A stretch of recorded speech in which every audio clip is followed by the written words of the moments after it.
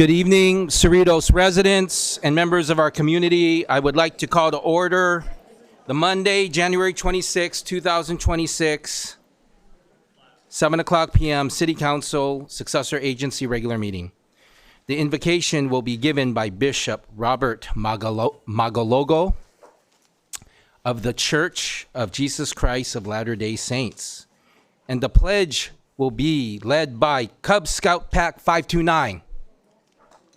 Please rise for the invocation and remain standing for the Pledge of Allegiance.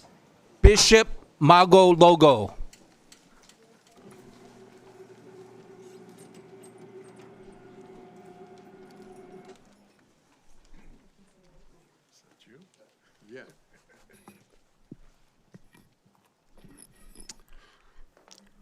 Our dear Father in heaven, we are grateful for this opportunity that we have to gather here together as a community to resolve issues and also to plan for our city. We ask for a special blessing upon our community leaders and our community, that we may have the Spirit to be with us, and also our leaders, that they may have the Spirit to guide us in this upcoming year.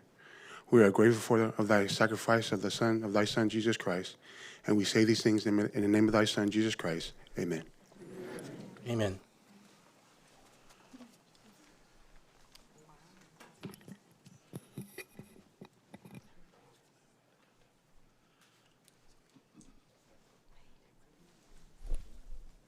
Cub Scout Pack 529.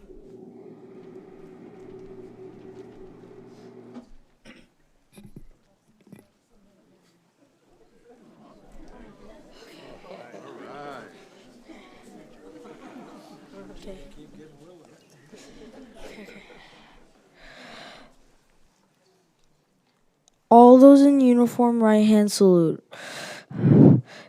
All other, place your right hand over your heart. Please join me in the Pledge of Allegiance. I pledge allegiance to the flag of the United States of America and to the republic for which it stands, one nation, under God, indivisible, with liberty and justice for all. 2.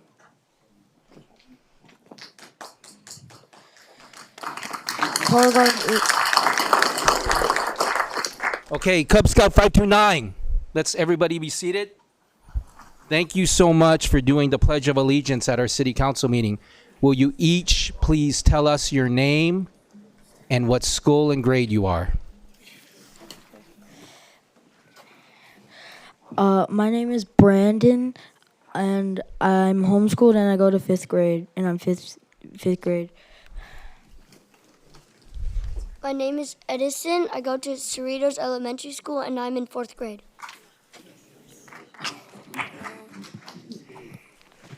I'm Jeremy. Wait, I don't want to do it. I don't want to. I'm not. Okay. What school do you go to?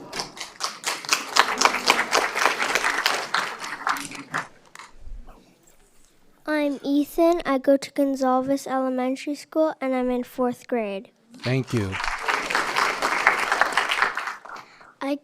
I am Sophie, and I go to Gonzalez Elementary School, and I am 1st grade. Thank you. I'm Liam Wada, and I go to Whitman Elementary, and I'm in 1st grade. Thank you.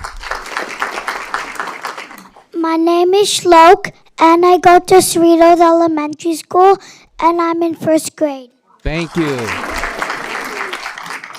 My name is Anindita. I go to Carville Elementary, and I'm in 4th grade. Thank you. My name is Lillian, and I go to Nemus Elementary, and I'm in 4th grade. Thank you. My name is Tasfia. I go to Leal Elementary, and I'm in 5th grade. Thank you. Thank you to Bishop Robert Magalogo and to Cub Scout 529. Let's give them a round of applause.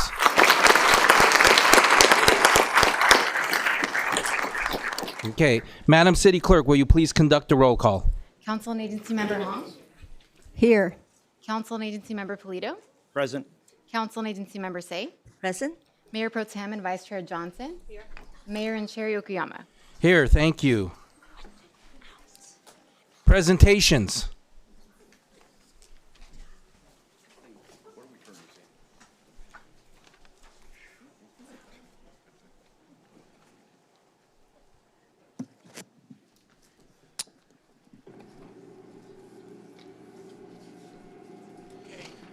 Okay, this is a really special presentation tonight. City employee retirement. Mike Taylor. Mike Taylor, come on, please come on.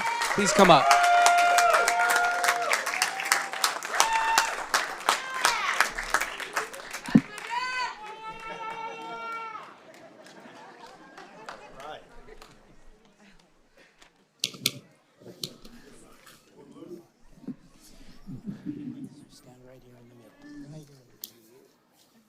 Mike Taylor. The Cerritos City Council and the City of Cerritos is honored to present a plaque to Mike Taylor in recognition of his retirement from the City of Cerritos after 34 years of service.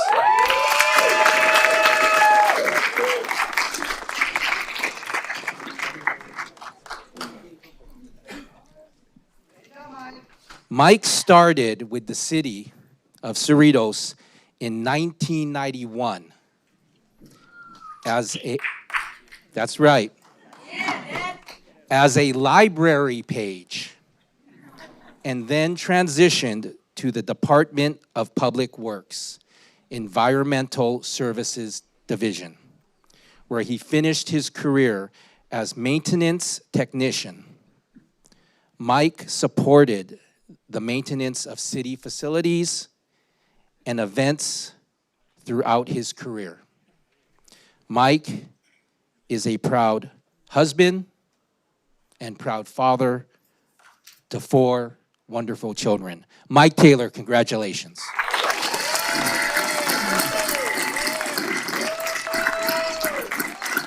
So I'm honored as the mayor of Cerritos with my council colleagues to present you Mike Taylor in recognition of your dedicated service to the city of Cerritos and to acknowledge your outstanding work in facilities maintenance, January 1991 to December 2025. Congratulations, Mike.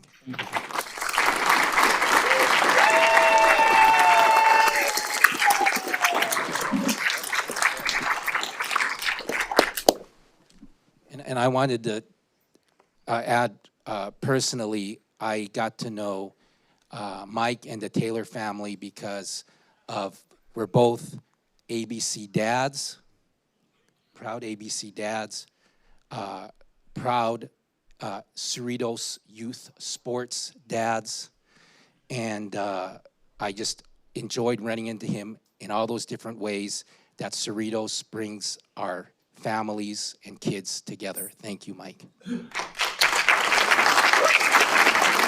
So, Mike, I told you, I didn't surprise you. I told you I'm going to give you the mic. I'm going to give you the mic, Mike. So, we'd love to just, hear what your thoughts are as you're going off into greener pastures for a well-deserved retirement with your wife and your kids. Thank you, Frank. Thank you all for coming to my retirement giveaway. Thank you. Thank you. No, but seriously, I would like to thank the City of Cerritos for giving me the opportunity to work here and have so many memories, and I will cherish those forever. And I also want to thank my family and friends for also supporting me. Thank you. Thank you all. Okay, so my council colleagues, can we please take a photo with Mike Taylor, and then we'll take a photo with the family as well. Thank you for the service. Congratulations. That's awesome.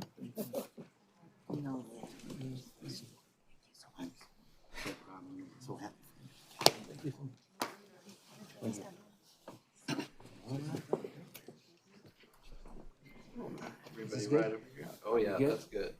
Everybody over here on three. 1, 2, 3. 1, 2, 3. 1, 2, 3. Couple more, please. 1, 2, 3. 1, 2, 3, and one more. 1, 2, 3.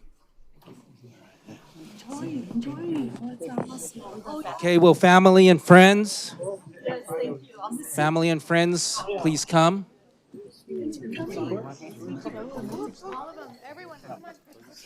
Co-workers,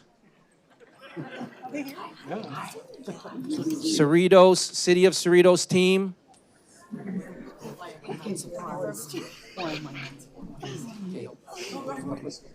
Mila, you go in the front because you're smaller. Mila, or go behind Zach.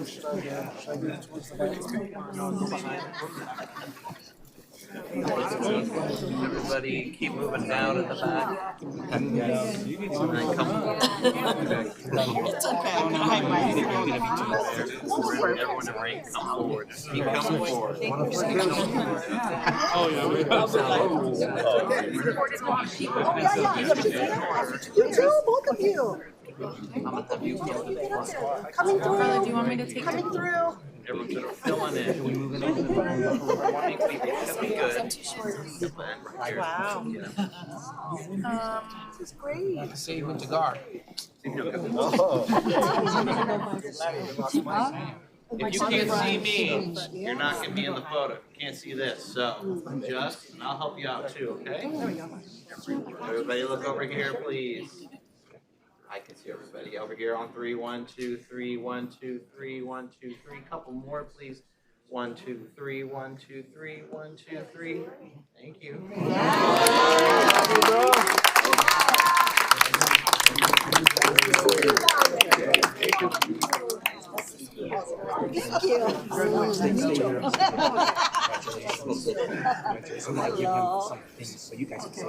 Hey, I'm so happy you're here. Yeah.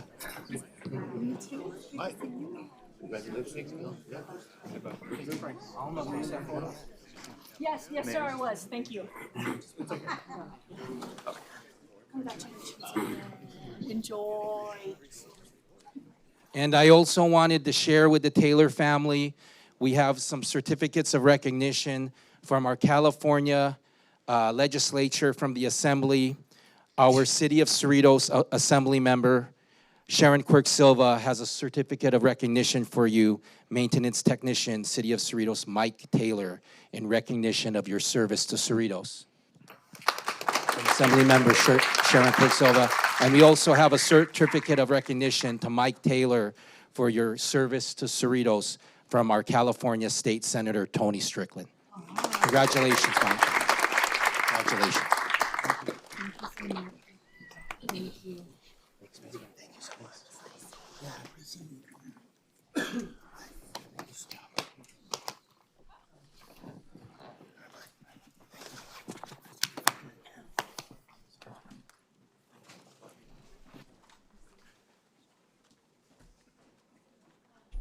Let's give Mike Taylor a round of applause.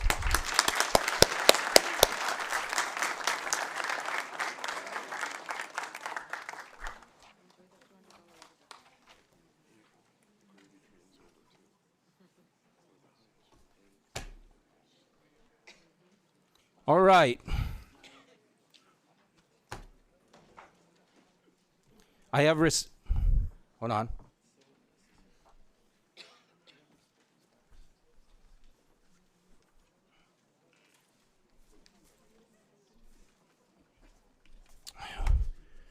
All right, I have received numerous comment card, public speaker cards for item 8A.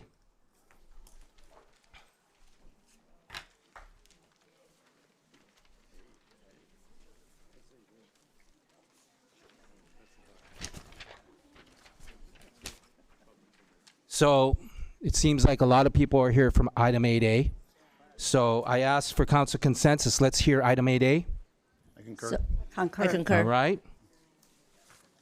So, Mr. City Manager, item 8A, do we have a report on this item?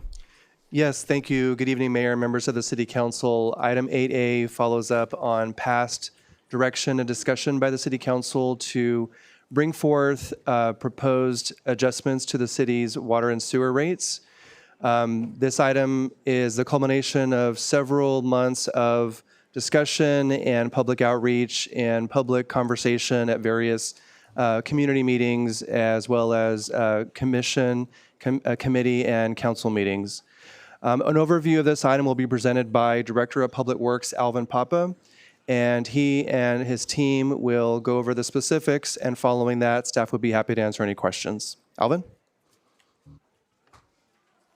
Thank you, City Manager Lopez. Good evening, City Council. My name is Alvin Papa, Director of Public Works.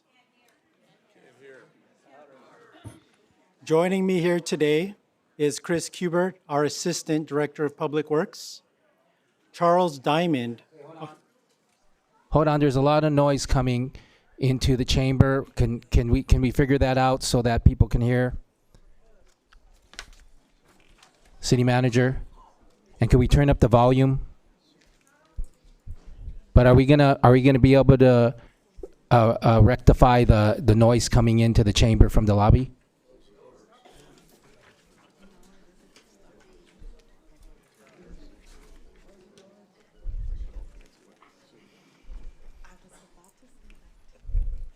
Okay, Alvin, go ahead. Thank you, Honorable Mayor and members of the City Council. My name is Alvin Papa. I am the Director of Public Works, City Engineer. Today I have with me Chris Kubert, Assistant Director of Public Works, Charles Diamond, our rate consultant who works for Water Resources Economics, and joining us later will be Christine Carson, Special Counsel from our City Attorney's Office. She's currently at a different meeting right now. Will be making her way to this meeting shortly. Today, we have a public hearing to consider water and sewer rates, adoption of updated rate schedules, and adoption of a low-income water and sewer utility assistance program. The structure of the presentation will be as follows. The first section, I will talk about water and sewer infrastructure, the current system condition, and critical projects that are needed. The next section, I will talk about rates and the rate study and some comparisons.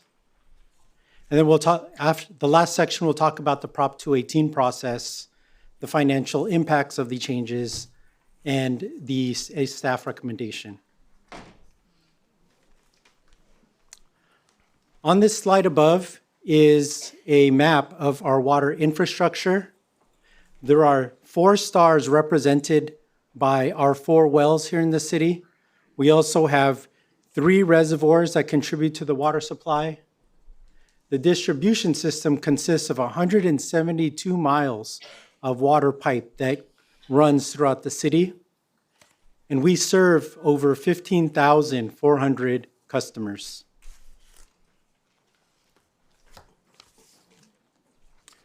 On the slide above, you see photos of our 3 currently active wells. Well, actually, we have 3 wells that were active until about October late last year, where the C4 well went non-operational. And I'll talk about that a little later in the future.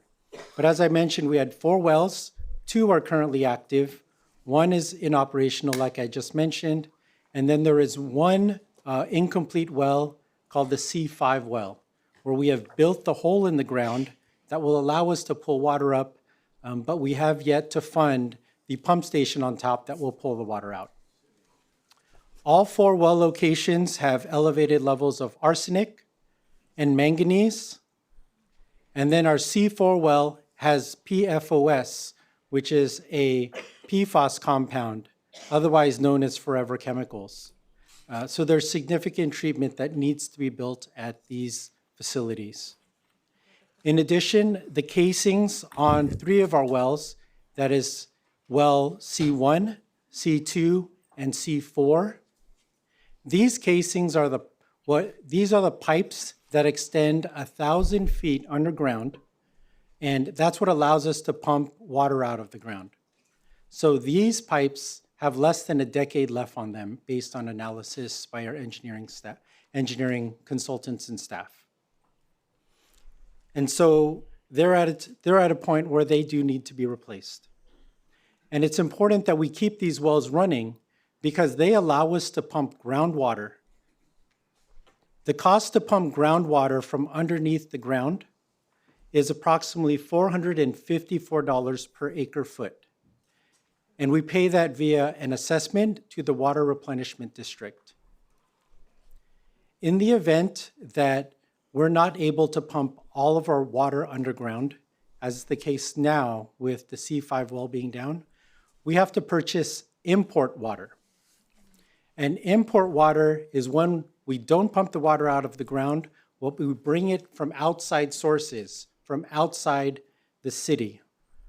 And so that water comes from the State Water Project, which is from Mount Shasta coming through the San Francisco Bay Area, all the way down from Central California, and also from the east in the Colorado River, and that brings it all the way to California. As you can imagine, bringing that water here is not cheap. So the cost of that water as of January 1st, 2026 is $1,698. So that's a stark contrast to the $450 per acre foot we pay for the groundwater beneath the ground. Our water infrastructure consists of 3 reservoirs. The reservoirs are all over 50 years old. They have cracks in them. Some of the reservoirs have cracks in the floor and are experiencing leaks. Some have cracks in the roof. Some have cracks on the sides of the walls. Ultimately, we need to start repairing them so that we can extend their useful life. We have 2 booster stations that ensure we have water pressure in the city. At each of our booster stations, those stations are also aged. We need to replace the pumps and all of the VFDs at those stations. VFDs stands for vertical frequency drives. And so that's electronic equipment that allows us to speed up or slow down the speed of the pumps and the speed that we're pumping to ensure that the pumps are working efficiently.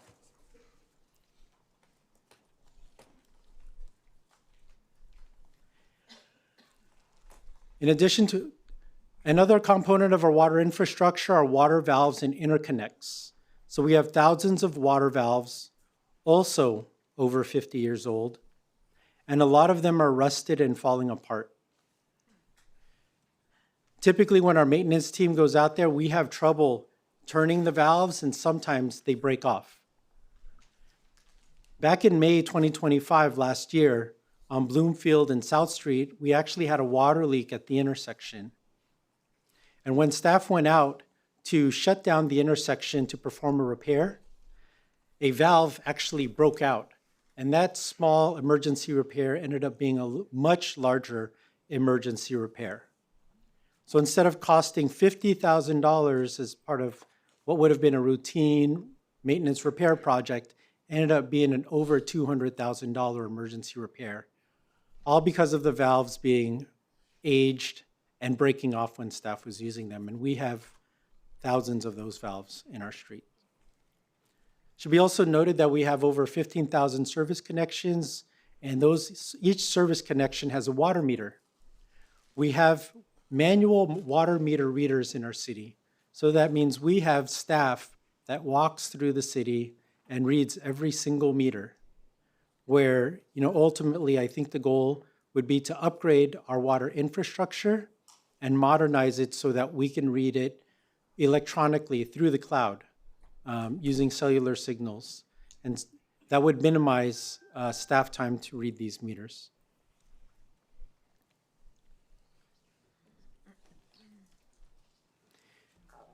On this photo is a photo of our pipeline infrastructure. As I mentioned, we had 176 miles of water pipe. You know, since the city was built in the 1970s, these pipes have been sitting in the ground for over 50 to 60 years old. And that's about 70% of our pipe that is around that age. The pipe was only made to last approximately 50 to 60 years old, so they need to start being replaced now. We're beginning to see signs of stress on the system through water leaks. Our staff responds to an average about 4 to 6 water leaks per month.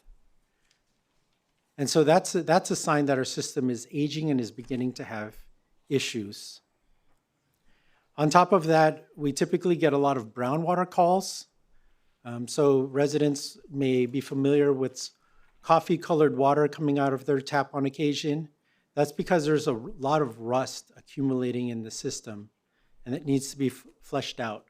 But that rust is indicative of iron and steel pipe that have corroded and is aging and needs to be repaired. A best management practice would be for us to replace at least 1 mile per year of our water pipes, which we are not doing now. And as I had mentioned, you know, much of our system is aging, and we're beginning to see issues in the system, like the broken water valve I described, the brown water calls, the service leaks. But these repairs are beginning to become more and more significant. Quite recently, in October of last year, our C4 well started experiencing sand and gravel coming out of the sand and gravel separator. You see photos of that above. That's not normal, and when that rock and gravel enters our pumps and equipment, it damages them. And that's $1 million worth of equipment that we need to protect. As such, we ended up turning that well off at the end of October 2025, and we conducted a camera inspection of the facility in November. What we found is that there was a hole in the casing several hundreds of feet deep, and that warranted an emergency repair. On December 22nd, city staff brought an item to the city council for approval of an emergency repair. That repair cost over $600,000. The contractor is tentatively scheduled to start that work next week. Since the time that well's been off, from October to December, the city has paid an additional $196,000 worth of additional imported water cost. And so this is the cost above and beyond what we would normally pay for water, and this is the cost of the well being down. Oh, I should mention that with the C4 well, work is starting in February, and we anticipate the repair to be complete by early May if everything goes well.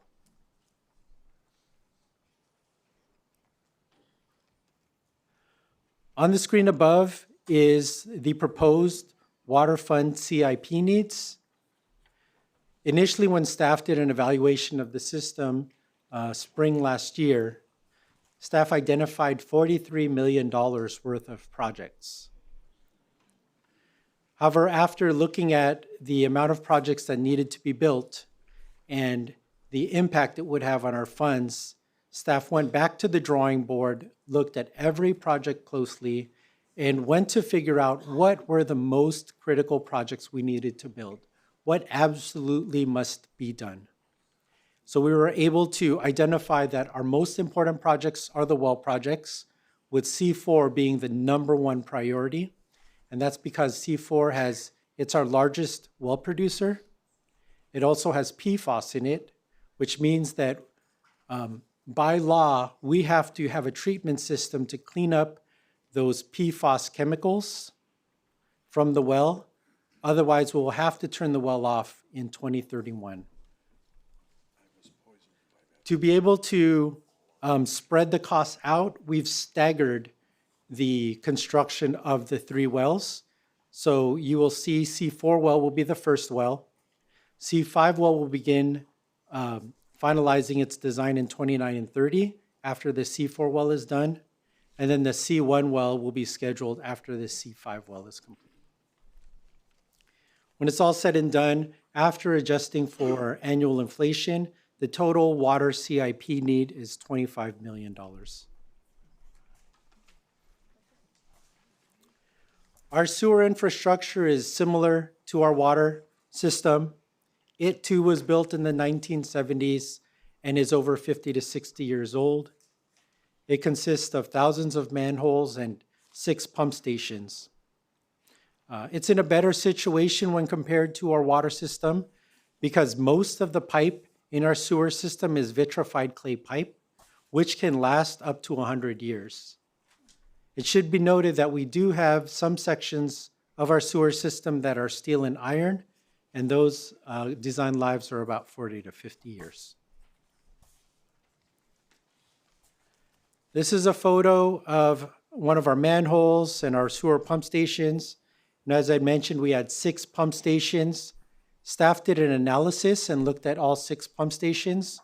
The recommendation is to replace all 12 pumps at those stations because they are aged and they need to be replaced. One other major thing we need to do is to CCTV our entire sewer system every 5 years. That is the best management practice. CCTV stands for closed circuit television. And so for those of you at home that don't know what that is, it's basically where we clean out the pipe and we have a camera that sits on a skateboard and goes through the sewer pipe. And it allows us as engineers to review every single piece of pipe. We get to see where the cracks are. We get to see where the tree roots are. We get to see where the grease blockages are. And it allows us the opportunity to fix problems before they happen.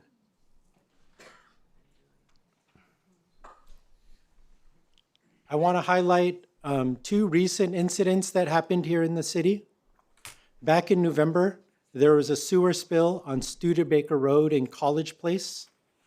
This was considered a Category 1 sewer spill, which is the most serious because that means the sewage entered our catch basin system, it entered the San Gabriel River, and then ended up making it to a water body. And that is the most potentially harmful to public health because that wastewater carries with it bacteria, viruses, and diseases that could get people very sick. This is just one sign that indicative of a sewer system that is beginning to have issues. We also had a second sewer spill just recently, and this was in early January, about 2 weeks ago. Same place, but a little farther north. This is at Studebaker Road, about 200 feet south of Alondra. Fortunately, at this time, staff was aware of an issue because a call came in, and there were calls from the Starbucks saying that their sewage was backed up. So our staff was able to be on site early to be able to block off the system or block off the road to ensure that we could at least minimize entrance of sewage into the catch basin. So what you see on the photo is that we ended up having to close 3 lanes of traffic to address it. And then there are also pieces of what appear to be concrete, plaster, or clay. We don't know what the material is, but it looks like it's accumulated. This is a photo of the sewer spill, which you can see is a little more severe versus the other sewer spill, but fortunately we were able to catch it. And as I'd mentioned in the previous slide, with regards to closed circuit television, that there's a picture of a TV up on the screen on the right side. By running a camera down the pipes, we'll be able to see what's in the sewer system and what's accumulating, and it will help us address problems. Up above are our critical sewer CIP projects that staff has identified. Similar to the water, we identified a much larger list of CIP projects, but we've brought it down to only the most critical. And our number one recommendation is that we sewer CCTV all of our pipes, find out where all the issues are, and reline every eligible pipe in the city. And relining is important because it's we can basically put a new pipe inside the existing pipe with minimal impact. That's done by running a liner from manhole to manhole, and we don't have to shut down traffic, we don't have to dig up streets, and the cost is 1/10 of what it costs should we choose to replace pipe by digging it up. The second priority is to perform sewer main replacement upgrades. So that's as part of the CCTV. Any pipe that we don't reline, we also want to do some spot repairs on critical sections.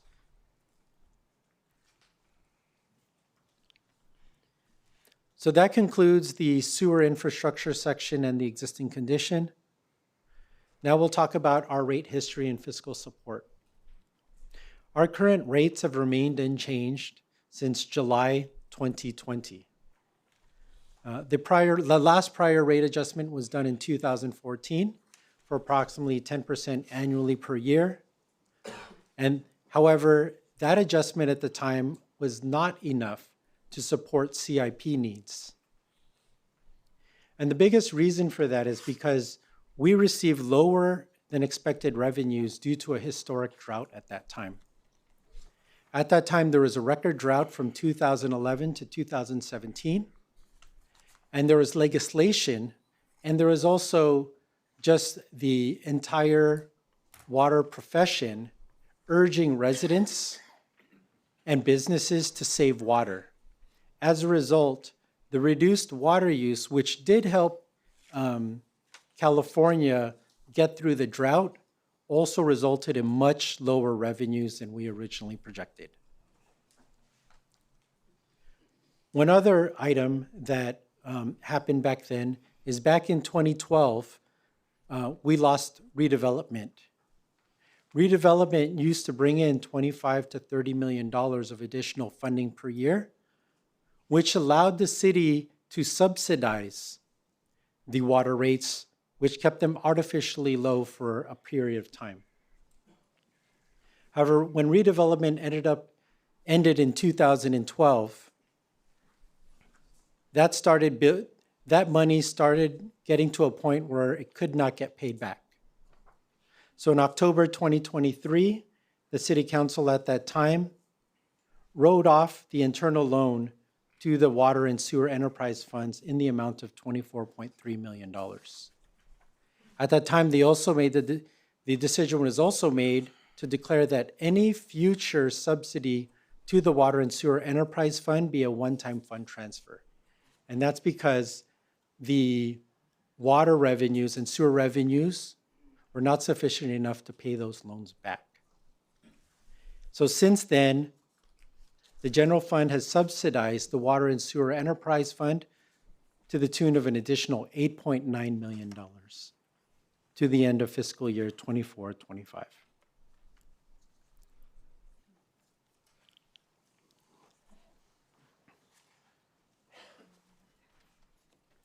Did I ask? Am I missing a slide? Oh, there we go. So as part of that action back in 2023, the City Council directed staff to conduct a water and sewer rate study. And as part of that, to make sure that part of the study is ensuring that the water and sewer funds are self-sufficient and self-sustaining.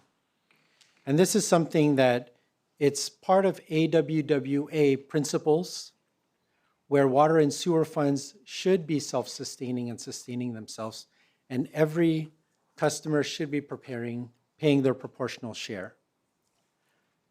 So in spring 2025, staff hired Water Resources Economics to conduct a water and sewer rate study. They looked at all of our expenses, they looked at our current revenues, they looked at our proposed projects, and they also looked at key inflationary factors and a lot of other analyses. And they ultimately came up with a water financial plan and a sewer financial plan, which is included in the water and sewer rate study, also appended to the agenda report. Highlighted in the boxes above, this is in the report, but I'll just highlight the key data, which is we currently pull in $10 million worth of revenue based on rates as they are set today. We have over $16 million to $27 million of projected expenses over the course of 5 years. If you're looking at operating expenses alone, it's $15 to $20 million. But ultimately, $10 million of revenue is not enough to fund $15 million worth of expenses. So the water fund, in essence, has been operating in the red.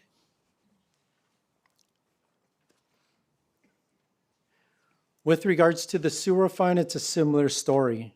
If you look at that first line where the red line is, we currently bring in $85,000 of revenue, yet we have $1.3 million worth of operating expenses, $1.4 million worth of total sewer expenses when you consider the projects.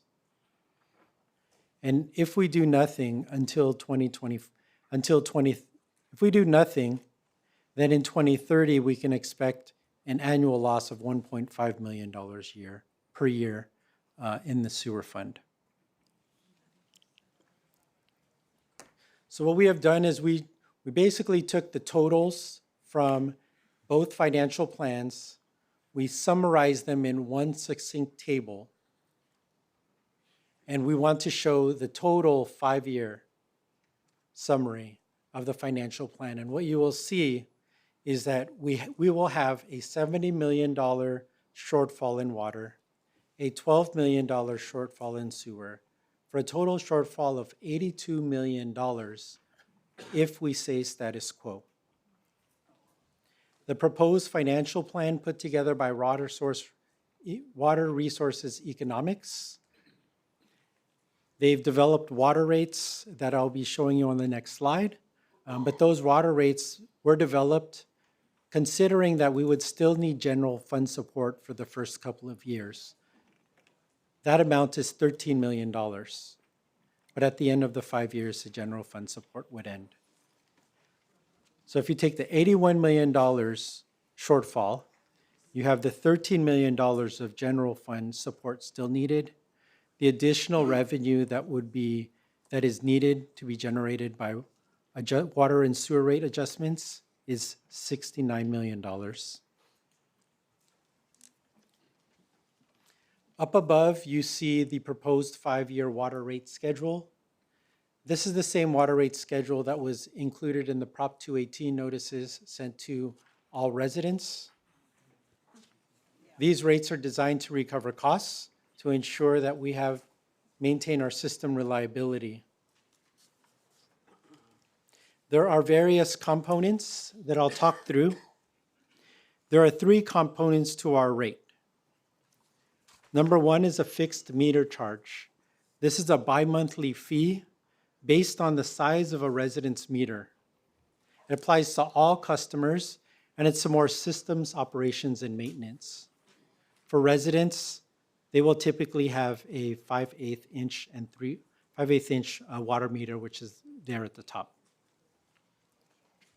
In the second category, we have the volumetric rate.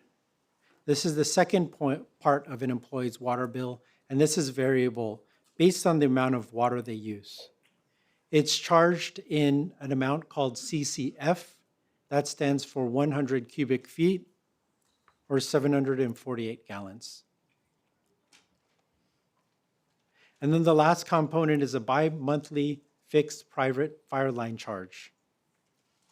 And this is a fee based on the diameter of the meter, and it covers the billing and maintenance for fire protection demands.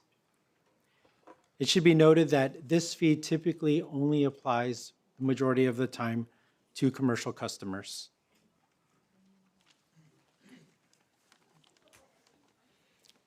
Above, you'll see a copy of our 5-year sewer rate schedule. This is the cost for the City of Cerritos system where we collect wastewater and deliver it to the Los Angeles County Sanitation Districts for treatment. It's based on actual water use, and it does not vary by meter size.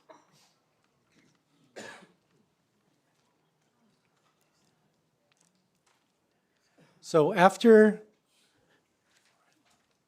the water rate adjustments, if you look on the screen, we have a summary of the comparisons with our regional neighbors. We are there in the yellow. And after the rate adjustments, Cerritos would be towards the median. It should be noted that we are now the lowest rates in the region, with Downey recently adjusting their rates 2 weeks ago. And while having low rates sounds great, it also means that we are not collecting enough revenue. So it's important that we get closer to the median.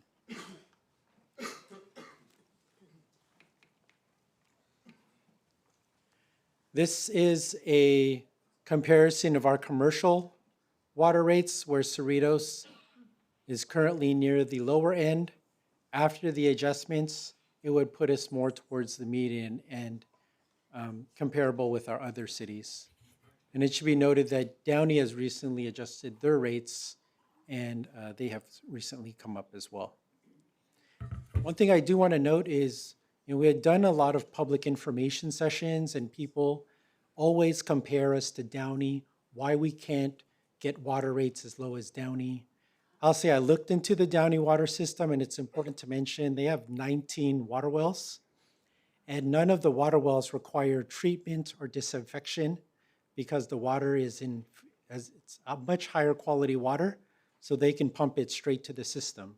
So their operating costs are much cheaper.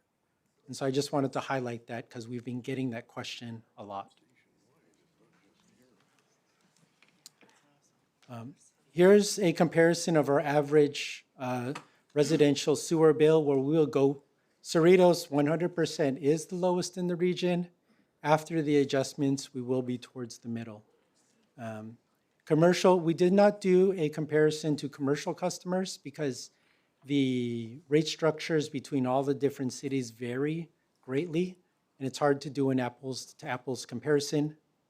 We also did not include the city of Downey because they did not adjust their water rates as part of the recent council action.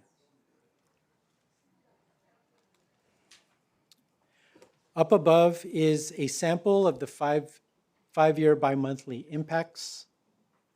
So currently, residents pay a bi-monthly average bill of about $65. After the first rate adjustment next year, they can expect to pay $124.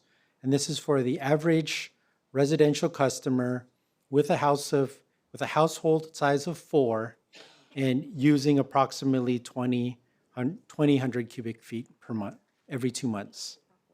For our commercial customers, the bill will go from approximately $465 every 2 months to approximately $705.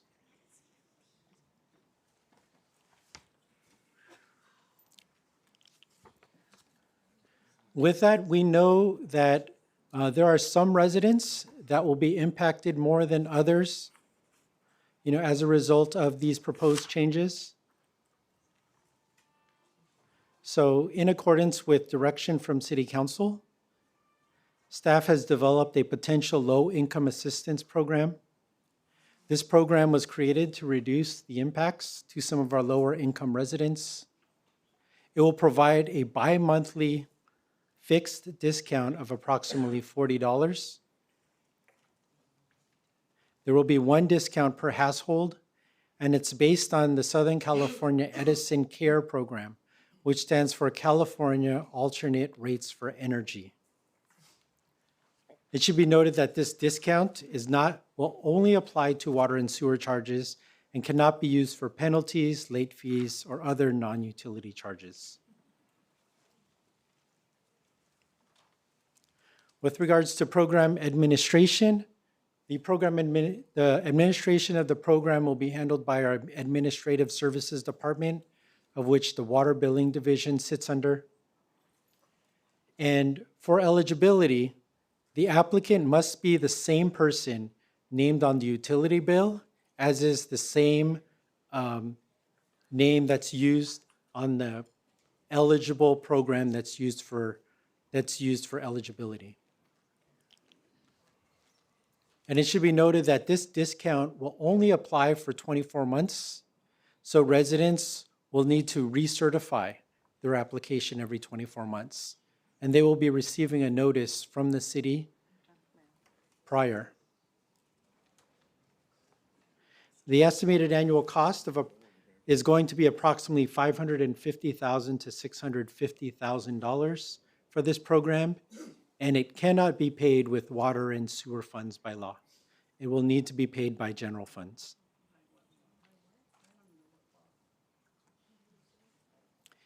Next, we have the Prop 218 process. The Prop 218 process is something that was put in place in the 1990s and is required by law.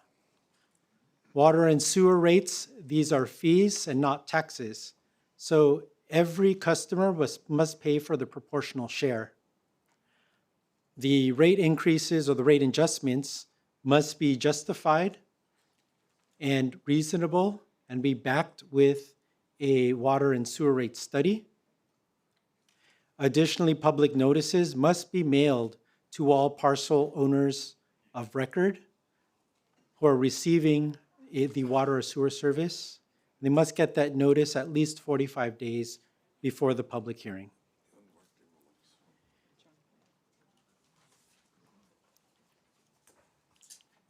With regards to our process, we mailed 21,600 notices on November 13th, which is over 60 days of advance notification, well beyond the 45-day minimum requirement.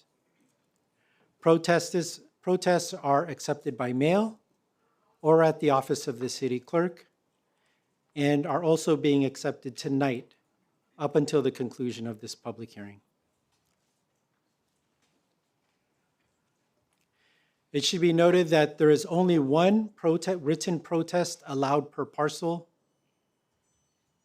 The majority protest thresholds are 7,575 for water, 7,500 for sewer. And if protests are below the threshold, then the City Council may adopt rates which would be effective February 1st, 2026.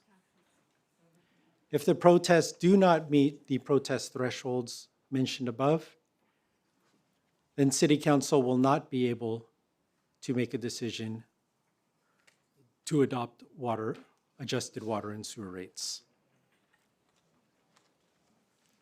I do want to note that we did an extensive public outreach. If I may, just to clarify the last statement, Alvin, if you can just go back one slide.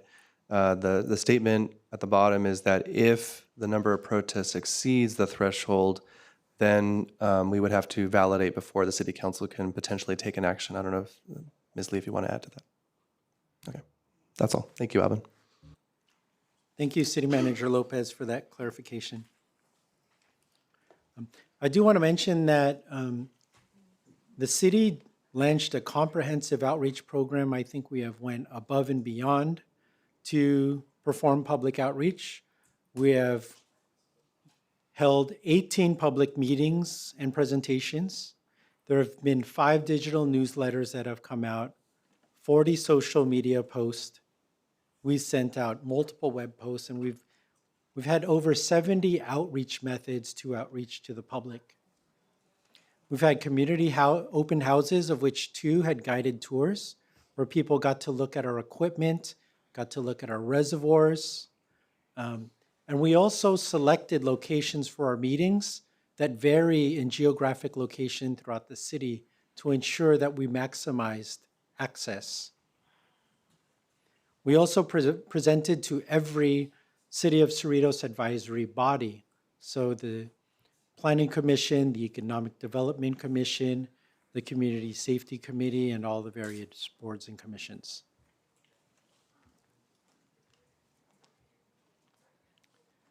On January 6, 2026, we also sent out a public information mailer to all of our residents to ensure that we were able to reach out to them in a hard copy manner for those residents that did not prefer to use digital platforms. This mailer included information about our water and sewer infrastructure, the condition of our infrastructure, but most importantly includes a QR code and the URL to the city's website where they could get more information about the water and sewer rates and learn, get a copy of the rate study, and also look at all the frequently asked questions. Up above is a list of all the meetings that we have attended. As I mentioned, they are through every single way that we found possible to do outreach in various locations through various times, and we've been communicating with residents since September. I also do want to thank all of the committee members, the commissioners, and to all our residents who have attended these sessions, provided feedback. A lot of it was very helpful, and we thank all of you for coming out.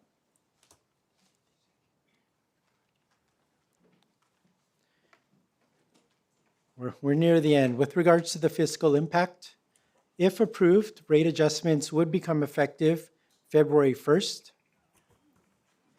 If approved, enterprise funds would be self-sufficient and general fund subsidy would no longer be needed by the end of July 2029.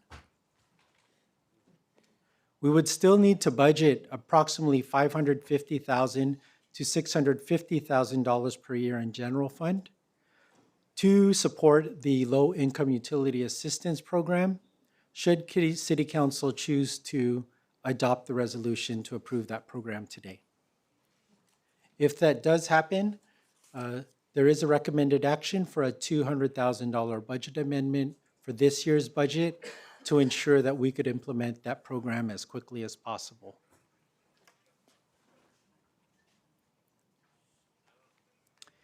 Up above is a summary of the recommendation. Number one would be to conduct a public hearing on the proposed water and sewer rate adjustments. Number two would be to receive public testimony and written protests. Number three, to determine that if a majority protest exists, and if no majority protest exists, then adopt a resolution updating the water and sewer rates. If a majority protest does exist, then verify the protest and continue the hearing as needed. And if no majority protests exist, then also consider adoption of a resolution for a low-income utility assistance program with the $40 bi-monthly discount. And then also consider authorization of a $200,000 general fund budget amendment to support implementation of that program from now through the end of the fiscal year. And so with that, I know this was a very long presentation. That concludes my presentation, so staff and I are available to answer any questions.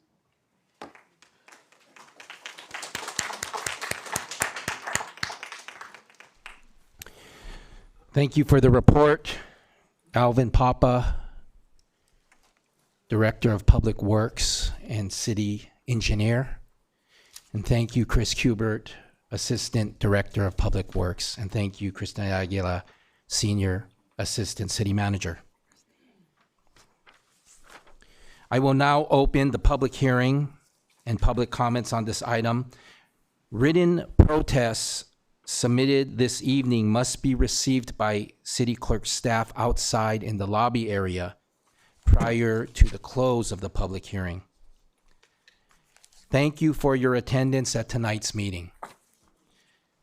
State law and our local rules do not support the use of profanity, hateful speech, or activity that disrupts the conduct of this city business meeting. If necessary, I will issue an initial warning and call for a recess to restore order. After that, the chamber may be cleared if disruption continues. Disruption means any behavior that materially disrupts, disturbs, impedes, or delays the orderly progress of a public meeting, including but not limited to shouting, interrupting speakers, using threatening language, refusing to follow meeting rules, or causing a physical disruption. A disruption or a disturbance or disruption also includes the definition under Government Code Section 54957.95. The following comments pertain to this public comment period and all public comment periods on tonight's agenda. I will open public comments at the appropriate time on the agenda. Please be prepared to approach the podium and begin your comments at the time you are called. Public comments should be directed to the City Council and made only from the podium during your turn. Please respect each speaker and refrain from any disruptive behavior or speech during their comment time. Public comments may be limited to 3 minutes per speaker. I will talk about that shortly. So I will now open for item 8A, public comments. I have received 33 public comment cards, and those of you who come to city council meetings since I've been the mayor know that I have been giving 5 minutes to each speaker. And you also know that I have not been in, hold on. See, I'm getting 2 more. So I now have 35 cards. So those of you who have been coming to city council meetings where I've been the mayor and presiding over the meetings, I've been giving people 5 minutes to speak on these water and sewer rate and water and sewer infrastructure agenda items. And I have not been enforcing the 45-minute time period for an agenda item. So I have a difficult decision. If I give these 35 speakers 5 minutes each, that equals 175 minutes, which is 3 hours. And if I enforced the 45-minute time period for an agenda item, that would prevent some of you from speaking. And I and the city council are very glad to have our community come in and engage in the democratic process and a transparent public meeting where they get the opportunity to speak. So I have a tough decision where I have been giving 5 minutes to speakers and not enforcing the 45-minute time limit. So I am going to allow everybody the opportunity to speak. And I received now 36 cards. But I am going to give each of you a maximum of 3 minutes, because giving each of you 3 minutes would mean the 36 speakers could speak for up to 108 minutes, which is almost 2 hours. So I hope those of you who have come to my meetings in the past and have seen that I have been giving people 5 minutes to speak, especially recently on the water and sewer rates and the water and sewer infrastructure. I just can't do it because I can't let the public hearing go on for 3 hours plus. Now that I have 36 cards, times 5 minutes would be 180 minutes, which would be 3 hours. So we are going to please understand, in order to give everybody the opportunity to speak, you will be getting 3 minutes maximum. And then I will have to kindly ask you to please stop your public comment at the 3 minutes exactly.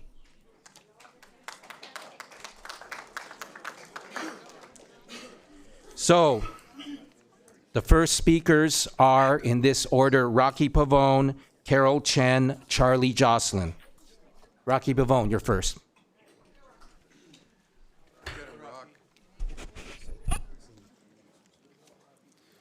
Good evening, Cerritos Mayor, council members, city government, my fellow Cerritos neighbors joining hands tonight.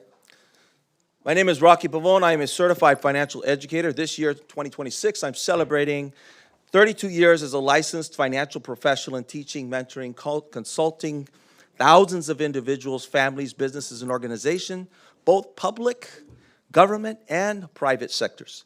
I am trained by one of the biggest financial coaches in all America who has built organizations producing billions of dollars over the past 40 years, my personal coach. Due to the fact this month is January, National Financial Wellness Month, I'm going to share with you financial wisdom in hopes that you will embrace the information and make better financial decisions for our beloved city of Cerritos residents. First of all, most Cerritos residents agree, as the presentation tonight showed, that there is a problem with the old water line system that is in need of replacement to be upgraded or repaired. However, the huge disagreement lies in how this major infrastructure overhaul is going to be paid. We, the Cerritos residents, want to know a few questions. First of all,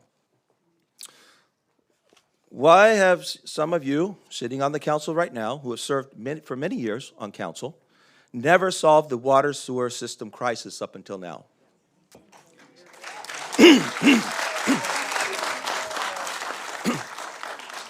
The second question that we have is, we, the Cerritos residents, want to know if Cerritos is supposedly hurting so badly in such a big financial crisis with not enough money to afford to fix the water sewer lines before they burst, an actual desperate need, then why did the Cerritos City Management recently give new promotions and pay raises to city employees at a time of dire financial straits? We, the Cerritos residents, want to know why we are being attacked by such an astronomical water increases up to 300%. If you look closely, and even our nationwide, the current inflation rate is only up about 3%. Most of us would probably agree with the Cerritos water increase of about a maximum of 10% a year. But a 300% increase over the next few years is just asinine.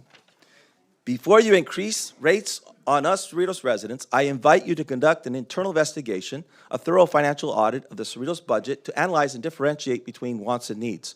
I guarantee you'll discover millions of dollars in Cerritos government overspending, and I'm going to jump. We want to fix the financial leaks in our Cerritos government, where we have a very big problem before we go and fix those pipes. So number one, we have this beautiful, I love this beautiful calendar of 2025. But guess what? It's last year. This is a waste of money. That's a total waste of money. I would rather have lower rates than another calendar. And the other thing is, in terms of political propaganda, we receive this. How much does this cost? I ran for city council. I'm planning to run again next year, but I know that these are not cheap. This is cost money. The other thing is CCPA. Thank you, Rocky. All we need to do is shut that down for the next 4 or 5 years, and we'll have the money Rocky. to afford to pay for the sewer rates. Thank you very much for your time. Thank you very much. Okay, Carol, we have Carol Chen, Charlie Jocelyn, Mel Cortez. Good evening, Honorable Mayor and City Council and City staff. It is not an easy position to be in your seat tonight due to lack of money. This is what really is all about. Our city was built with a unique advantage. As a new master plan community, we benefited from the modern infrastructure and thoughtful development. For over 60 years, residents and businesses have enjoyed reliable services and relatively low maintenance costs, an advantage many older cities never had. However, today we are entering a new phase. That same infrastructure that once required minimum attention is now aging. Our population is aging, I included. Roads, utilities, and public facilities now demand increasing maintenance, and in many cases, full replacement, such as our water wells and sewer system. These rising costs make it clear that maintaining our current service levels will require stronger, more sustainable revenue sources. Meeting this challenge begins with expanding our economic base. A diversified mix of business creates stability, resilience, and long-term growth. By attracting retail, service, hospitality, healthcare, and advanced industry, we reduce dependence on limited revenue streams while creating jobs and investment opportunity. This, in turn, directly supports sales tax growth. As we all know, sales tax is generated when people shop, dine, stay in our hotels, and spend money locally. A sales tax increase was previously proposed by the city in 2016 and again in 2020 as a ballot measure, but did not pass. Now, with rising infrastructure costs and changing economic conditions, it is time to seriously revisit this option. Any consideration of a half cent or 1% increase, sales tax increase, should be a part of a comprehensive long-term financial strategy, one that ensures the cost of city services is shared fairly by residents, by visitors, and businesses while protecting essential services and infrastructure. Grant funding must also play a key role in supporting these efforts. Federal fundings, the state, and large city grants can offset the cost of infrastructure replacement, transportation improvements, housing initiatives, and workforce development. By strengthening our grant readiness, aligning projects with funding priorities, we can leverage outside dollars to reduce pressure on local revenues. And our population has dwindled down to, from our 2024 census shows that we're down to 47,000. That's, again, is a way of reducing in our revenue, sales tax revenue. To reverse this trend, we must also increase our housing. Honorable Carol Chen, your 3 minutes are up. Can you finish your point? Yes, please. And then in closing, our master plan beginning serve us well for decades. Now, as infrastructure ages, population shifts, and costs rising, proactive planning is essential. With that in mind, I respectfully ask the council to consider postponing the proposed water rate increase until additional revenue-generating strategies have been evaluated and implemented. As decisions are made, please remember that residents' wallets are not the government's ATM, and affordability must remain a central consideration. I thank you for your time.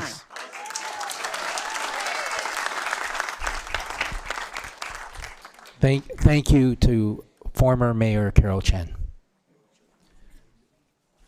Okay, Charlie Jocelyn, Mel Cortez, Amanda Teneyck, Teneyck. Good evening, Mayor and council members. Definitely glad we're at this point to have a room full of many people who are, I'd say, is high percentage of the people in this room opposed to the water rate increase as the number is the same percentage that we've seen knocking on the doors. This is truly a grassroots effort. We don't have the ability to go out there and print these beautiful color brochures that talk about nothing about what rate increases are going to be happening. The newspaper didn't have anything about the rate increases that would be happening, so very disappointed. I thought there was a tie-in that would alert the whole community about the coming rate increases. But fear not, you can still change that because you don't need to get 7,575 votes tonight because the choice is yours. You can decide whether you go forward with this or not. That's your decision, no matter what the count is. Even if there's 20 votes in favor of the water, you can still decide that it's not for the people that you're representing.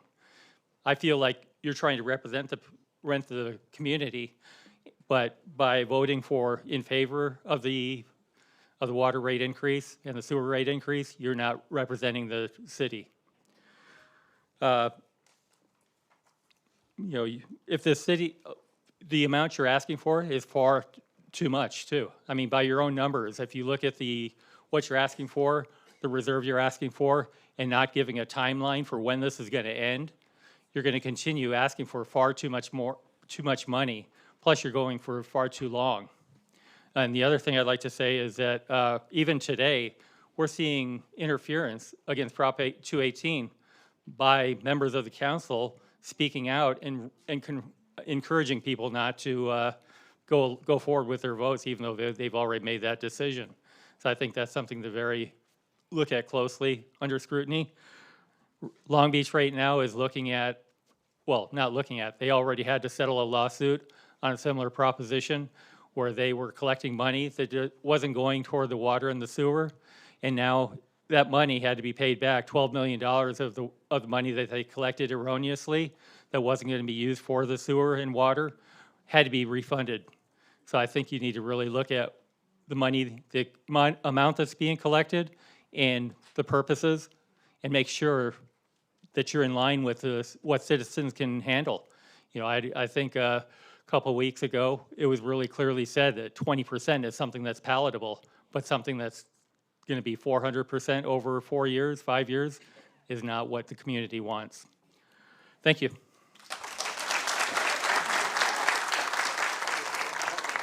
Mel Cortez. Good evening, everyone, especially people behind me. You care about residents. I know you do because last year you made sure to notify residents when there were 2 elections back to back. You spent thousands of dollars to notify us about the election and then one the week after. You want more voter participation. That's why you want to move the elections to November. The city ballots to elect you were translated into 6 languages. You made sure there was a ballot drop box outside City Hall for voters' convenience during regular elections. You made sure to accept ballots postmarked by the date of the election, and they were still counted. You called residents with small discrepancies in the ballot, such as signatures to match, to make sure that was their ballot. Yet, you sent the protest form in a plain white envelope that most people confuse with junk mail. You did not include a return envelope. So it looks like you don't care about voters or us. Walk-ins could only turn protest forms during business hours, even though most of us work and you're closed on weekends. And there's no drop box outside, so you don't care about voters. You only send English protest forms knowing that Cerritos, 57.1% of us speak another language besides English. 26% of the people in Cerritos don't speak English well.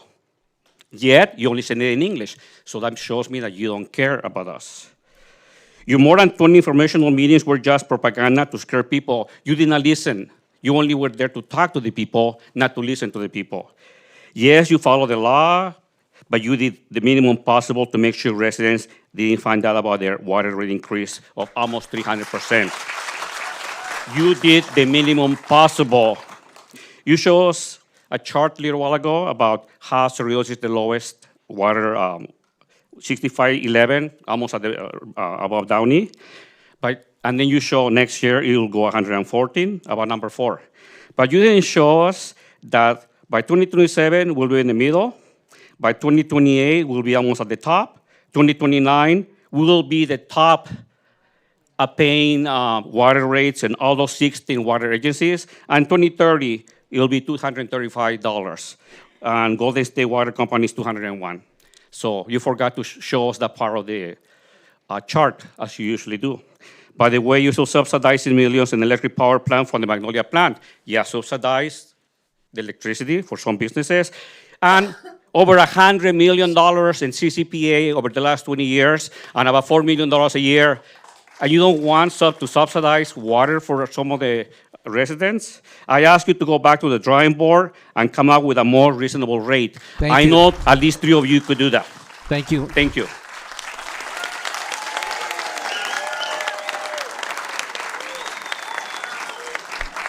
Amanda T.E. Tenick, and then Robert Chavelle, and then Mary Wheaton. It's Tenike. Tenike. Thank Hi, you. I'm here tonight to speak about the proposed rate increase. And first, I want to thank Ms. Johnson for reaching out personally to explain the situation. I genuinely appreciate that and respect the effort to communicate directly with residents. I understand that there is some level of increase that is necessary. That said, I'm concerned about how aggressive the proposed plan is, especially over such a short period of time. When this is coupled, we're talking about tax increases and other things. I mean, the people of California are being squeezed locally, statewide, from every direction. And so I'm asking the council, all our local representatives here, to pause and seriously consider the volume of feedback and protests that you receive, because you will note after you count tonight that thousands have been submitted. And the number of residents speaking out is significantly higher than during similar discussions. I think it was maybe 10 or 12 years ago, Mr. Polito, you may recall. Very few people protested that time. So this is unprecedented. I urge you to consider the residents you represent and take this back to the drawing board. Please explore an alternative, less aggressive schedule that balances the city needs with the financial realities facing our community. Again, I feel it's important to mention again, this level of civic engagement cannot be ignored. Please do not ignore your constituents. People who usually stay out of local politics are now paying very close attention, and they probably won't forget this. I lived here 17 years. This is my first time stepping into this building, so I'm here. So, okay.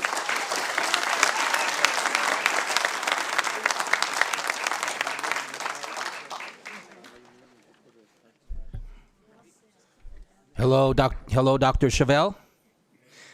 Good evening, Mr. Mayor, council members, staff, ladies and gentlemen. If I may, I would like to begin with a few thank yous. First, thank you to our mayor for the professional way he has run the council meetings and for being so polite to the citizen speakers. Secondly, since last November, I've met and spoken with various city council members and staff. They have been unfailingly kind and helpful. Thank you all. Third, I've been educated, encouraged, and gently corrected by a number of people. You know who you are. About 2 months ago, I received a rather plain envelope from the city. It was a notice of a public hearing. My first thought that there was no way I was going to attend a boring hearing. I have since gotten off the couch and knocked on 850 doors, some of them 3 or 4 times.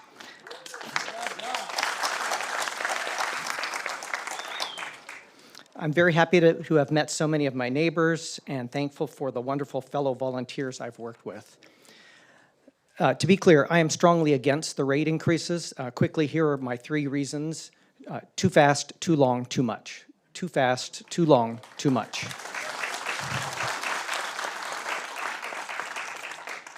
Too fast, the rates would double next month and then double again over the next 4 years. That's a quadrupling in 4 years, or as math people know, a 300% increase. By comparison, the last increase was only 10% over 7 years. Too long, the rate increases are apparently permanent, and as you know, forever is a long time. Too much. For the average home, the increase amounts to about $100 extra per month. This is harsh on those with limited or fixed incomes, especially our seniors, and so that's an extra $1,200 per year, and that's too much.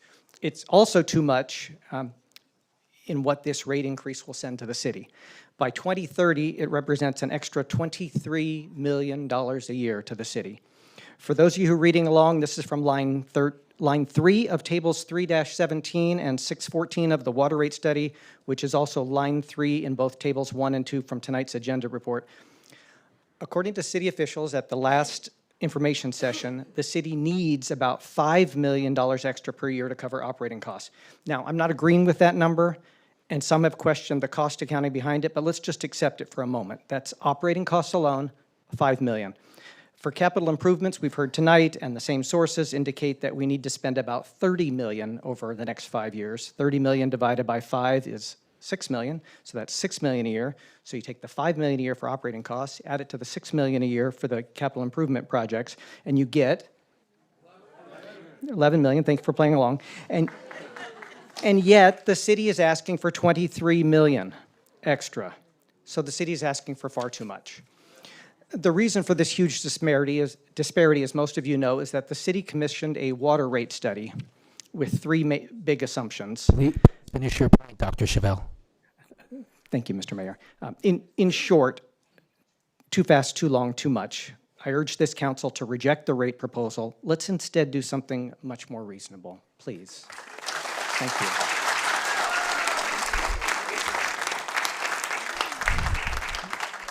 Thank you. Mary Wheaton, and then Teresa Gutierrez, and then Deborah Berry. Thank you. My name is Mary Wheaton, and I've lived in the city for 55 years this August. I'm sorry, but I'm having an AFib attack, so I can't do too well right now. But I can understand maintenance. I can understand things you have to get fixed all the time. But something seems to be terribly wrong that everything was left to the last minute. I do believe there should be priorities. For instance, the one well that's not working would probably be a top priority, but I don't think it should all be done at the same time. And I have another question to ask. Who in the council voted against this? Raise your hand, please. No, I thought somebody did, didn't you? Raise it like this.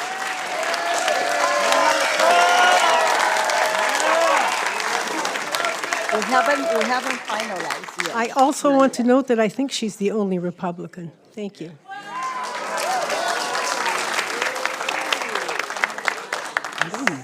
She asked me to raise my hand. Like, God, yeah. Raise your hand? No. Oh, just now, yeah.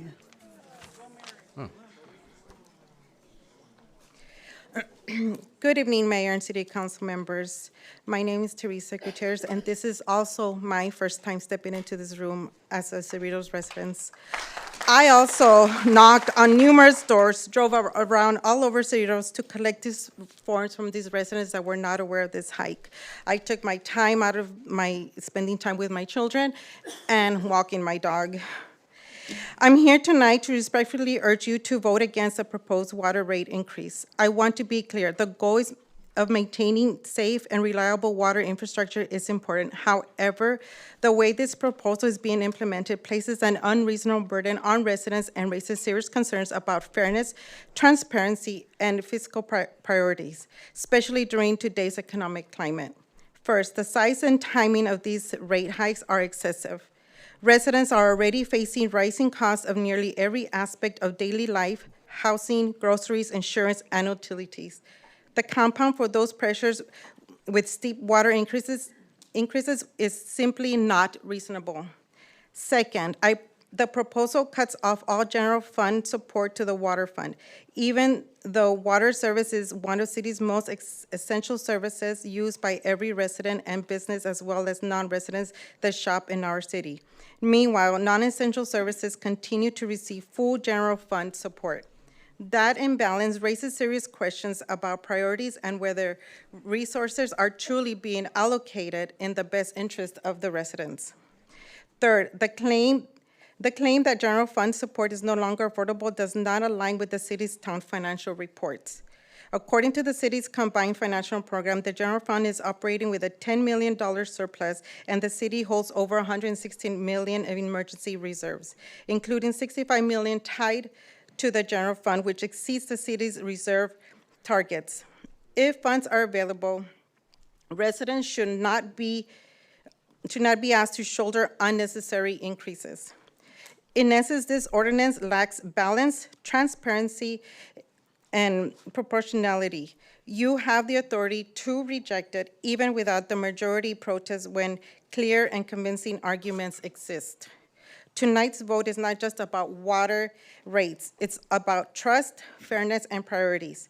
Cerritos residents are not asking for perfection. We are asking for reasonableness. Please do not balance the books on the backs of the people you represent.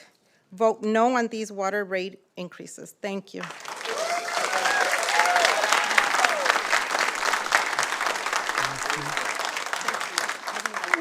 Okay, Deborah Berry, Maria Melendrez, and John Quitos.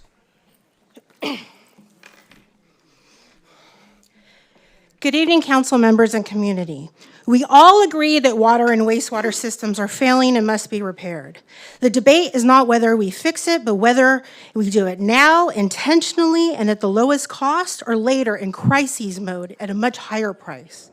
Infrastructure does not get cheaper with time. Delaying repairs doesn't save money, it guarantees that future repairs will cost significantly more. Planned upgrades become emergency failures, and emergency projects are always the most expensive way to do the work. If we underinvest today, all we are doing is ensuring that larger, more painful increases later for the people who inherit this system. Increasing rates now is the only way to reduce the total cost over the long term. I want to be clear. I want to be clear about what is not a solution. Every speaker needs to be respected. Please, everybody. Please, let's be respectful. We've been respecting each and every speaker. What happened? Thank you. Deborah, go ahead. I want to be clear about what is not a solution. Continuing to use general funds is not a solution. Property and sales tax are meant to support general services that everyone uses: parks, libraries, road, and public safety. Water and wastewater systems are different. They are paid for by the people who use them through service fees. Using general funds to subsidize water rates drains resources from essential city services and shifts costs to taxpayers who may not be using the system at the same level. That approach is neither appropriate nor sustainable. Issuing a bond is also not a solution. But more importantly, bond has to be paid back with from water revenues, not from the general fund. If the water fund cannot even pay its own bills today, it can't realistically borrow money. And even if it could, a bond doesn't solve the problem. It just delays it. It makes it more expensive in the end. And if this rate increase is not approved tonight, then what is the solution? No one has presented a sustainable legal plan that fully funds the system without raising rates, because there isn't an alternative, real, legal solution. I recognize that many residents opposing these increases are on fixed incomes, and that concern is real. But it is not a responsible decision to make long-term infrastructure decisions based on minimizing short-term impacts while knowingly increasing the cost long-term and the risks. Some of today's opponents will not be here when the consequences arrive, but the future residents will be. They will be the ones who will be alive to live with the results of the decisions made tonight. Raising rates to spend more now is not reckless, it's financially responsible. It lowers the total lifeblood cost, presents system failures, subsidizes future rates, and ensures a safe, reliable water for decades to come. Can you finish your point? Delaying this decision doesn't make water cheaper, it just guarantees future costs more, and someone will else. Thank you. If I'm...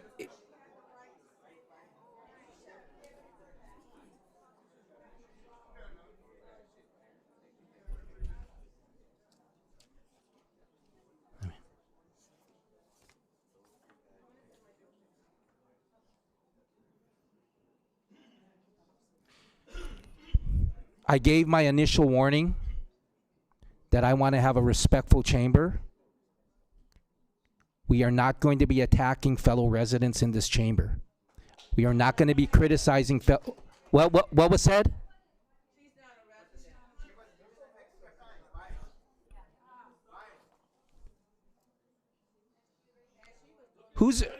Don't accuse people of not being residents or being residents. Just let's not accuse people of things. I don't know how anybody knows that someone's not a resident or a resident when they come up to speak. Let's just be decent to be decent to each other and be respectful to each other. Everybody gets 3 minutes to speak. I ask people to wrap it. You know what? Let's try just to be reasonable and fair with each other. Okay, let's not pile on people, please. There's a lot of people in the room shaking their heads. Okay? So that was my warning. Like I said at the beginning, you know, if we don't have respect for each other, I will clear the chamber. Who said that? Okay. If you disrupt the hearing one more time, I will ask that you be removed. Okay, Raymond? Just like at a previous meeting where you were disruptive. So I'm giving you a warning.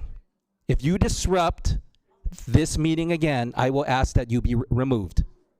Okay? Be respectful to the council, to the staff, and to the residents. Just if you don't disagree, if you don't agree with someone, you shouldn't. That doesn't give you a right to be disrespectful to them. Maria Melendrez, and then John Quitos, and then Judy Chu. You will get 3 minutes. Please wrap up your point at the 3 minutes. Maria Melendrez.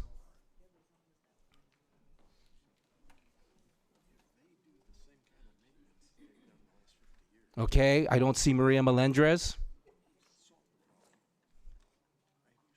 Maria S. Melendrez. John Quitos. Judy Chu. And then Carla McKerney. Thank you, Mr. Quitos. Hello, friends. My name's John Kaitos. I live in Cerritos. Can't hear? No. Okay. Is it on? Okay. All right. My name's John Kaitos. I live in Cerritos, and I agree. Let's be respectful and not shout anyone down, including me, please. That lady made some very good, valid points I agree with, although in the total, I'm going to make a case for the opposite. I was interested in this meeting, several things that came out, like talking about lining pipes to extend the life. I think it's a great idea. You talked about the number of outreaches. I believe you, but somehow I didn't get any. And then I looked at this when he held this flyer up.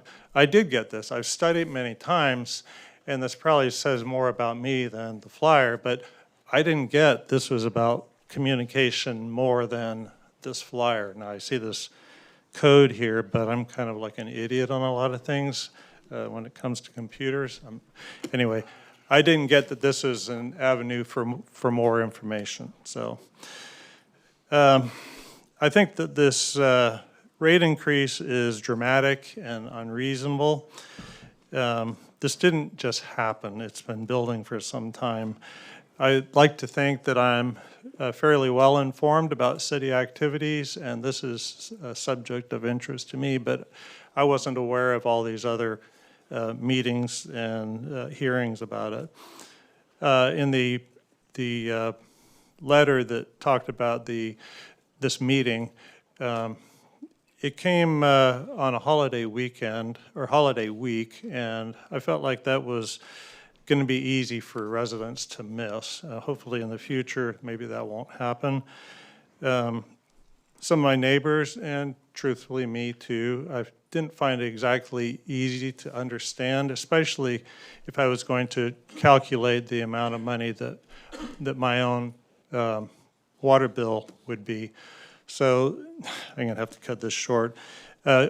A proposal for helping the city to get their way through this, although it's not the complete answer, is to bring in-house many of these maintenance capabilities, not CIP, but hire machinists, mechanics, millwrights, welders, electricians, and then specifically coatings department and corrosion control, specifically cathodic protection and electrolysis, look to the Metropolitan Water District and the Department of Water and Power how to use these programs. They will extend your infrastructure for decades beyond their useful life. And I know because I used to work at least one of those places. Thank you. Thank you. Thank you. Thank you, Mr. Kaitos, Judy Chu, and then Carla McKerney, and then Samuel Padachi.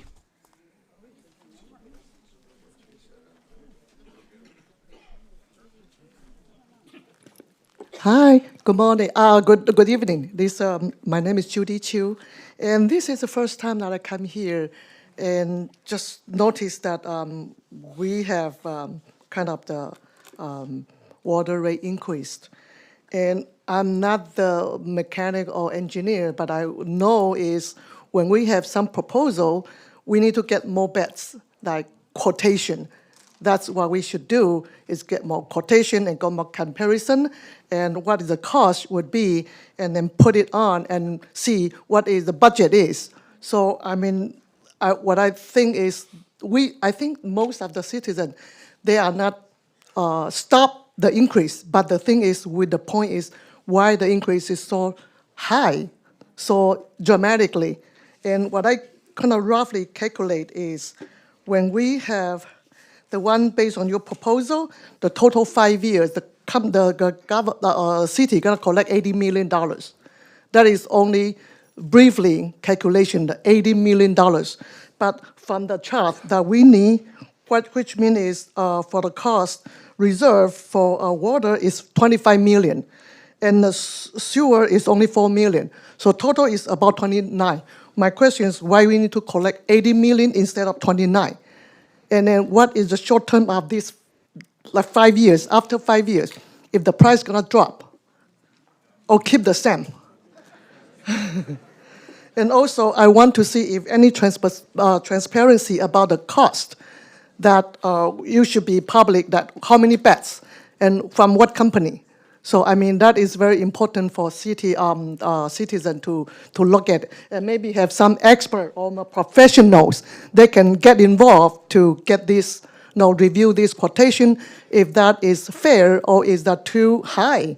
That is what a point of view is based on the financial state. And besides on that, I want to see if a city member can review our city spending. If something was wasting or something is not necessary to be spent, that is most important to budget balance, check and balance. So it's not just expending and increase all the salaries. That is unacceptable.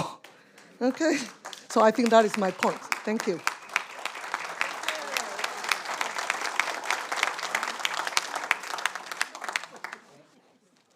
Thank you, Ms. Chu.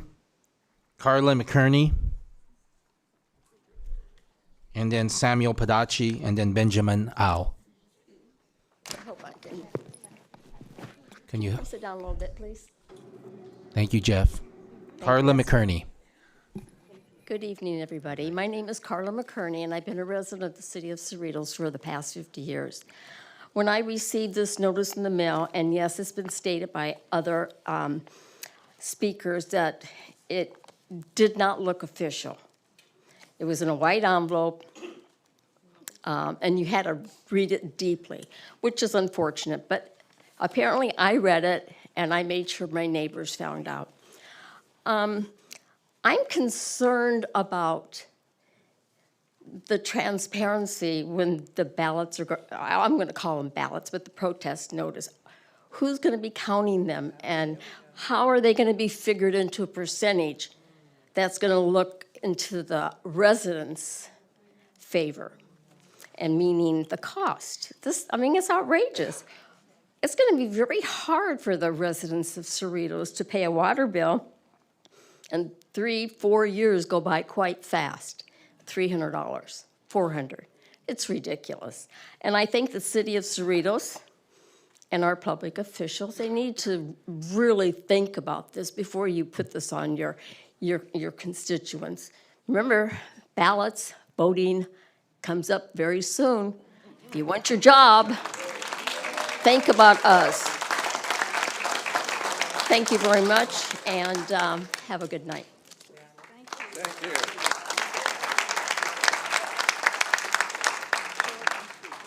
Thank you, Ms. McKerney, Samuel Padachi, Benjamin Al Barlevy. Good evening, council members, Mr. Mayor, fellow Cerritos residents.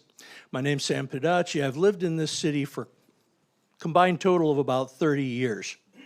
Back when I was a young man living here at about age 12, this city made unbelievable progress and was a banner for everybody else when we set up a recycled water system to irrigate the greenery in this town. The city council back then had a vision, and it's lasted all these years. This current city council seems to have squandered that vision. 3 of you have served previously. Suddenly, we have this monster of a water problem that can only be addressed by tripling our water rates. This is one solution, and it is far from the best.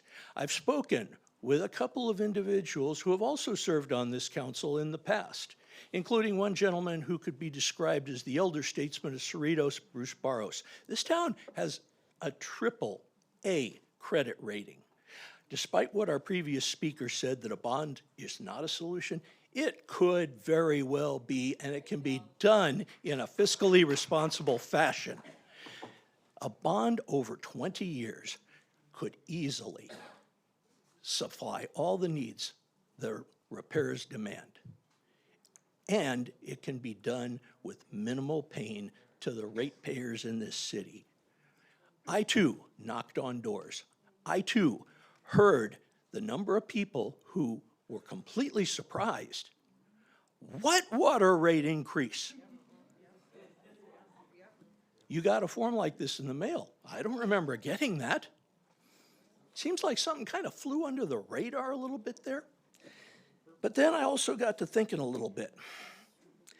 This rate increase would be really a nice piece of change coming in, and it can only be used on the water system according to law. How long is it going to be before I see a city council member jetting off to the Philippines to look at how some town solves their water problem, where just coincidentally the family reunion for that councilman's taking place?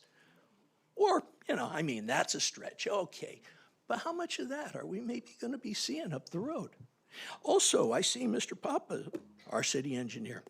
His previous tenure includes Long Beach, Huntington Beach before coming to Cerritos, both of those places where rate increases and sales tax increases occurred.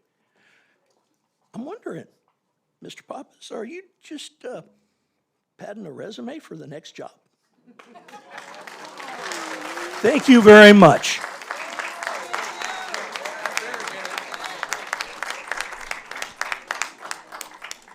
Okay, so we're going to have Benjamin Al Barlevy, and Robert Fields. I'd like to please respectfully remind the speakers to please speak to the city council.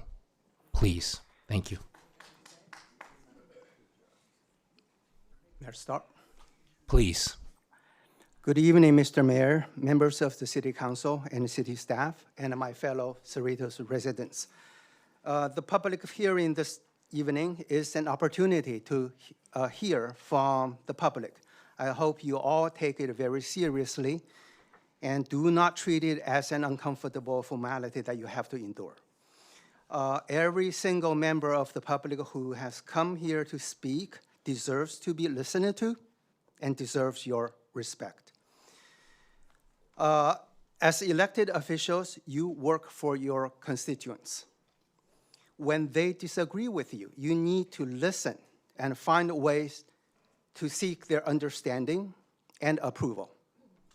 You don't hide behind a piece of legislation, take advantage of a loophole in it, and force your will upon your constituents.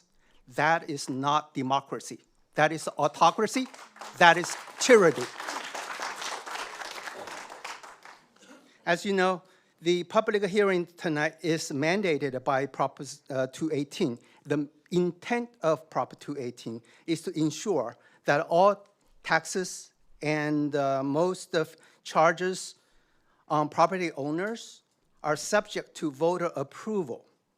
In Section 6A2, it states that if written protests against the proposed fee or charge are presented by a majority of owners of the identified parcels, the agency shall not impose the fee or charge. You know this is a glitch because no election in the United States is conducted that way.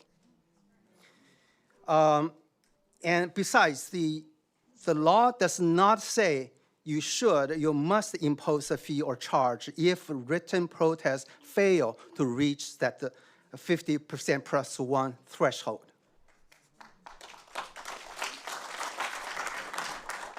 No one denies the fact that the city is facing problems with aging water and sewer infrastructure and insufficient funding for their operations and maintenance. However, you need to solve these problems with the right solution, not the wrong solution. It is wrong to collect the $25 million in 5 years for infrastructure upgrades that will last decades. And are mostly not used by or immediately available to water and sewer customers during those 5 years. It is wrong to collect $10.4 million in 5 years to build a reserve for potential and future use of water and sewer services. It is wrong to inflate operation and maintenance expenses. Finish your point, Mr. Au. In order to extract more money from the water and sewer customers. I urge you to vote against or at least table the this agenda item tonight and seek Please finish your right point. solution to solve our problems. Thank you.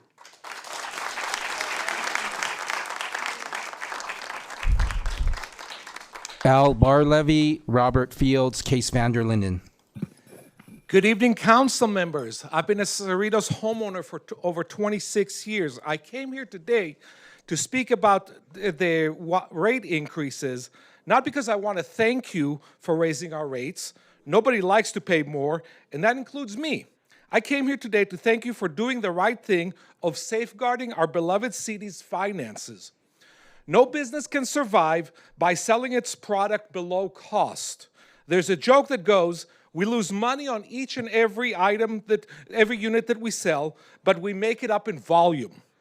It doesn't require deep mathematical background to understand the humor in that joke. Same goes for the city. We will go bankrupt if we don't raise our water rates. For those who say, we understand the need to raise the rates, but we just don't think the rate should be increased by as much as what is being proposed, I say we have been severely underpaying for our water, which is why a large increase is unavoidable. Think of it as we have been receiving a deep discount in our water rates, but unfortunately, all good things have to come to an end. The gravy train has reached its terminus. No elected official likes to cast an unpopular vote, especially one that could cost their re-election. And that's why I'm here to show my appreciation that you are willing to cast the unpopular vote of increasing our water rates in order to safeguard our city's finances and risking with it your own re-election. Thank you.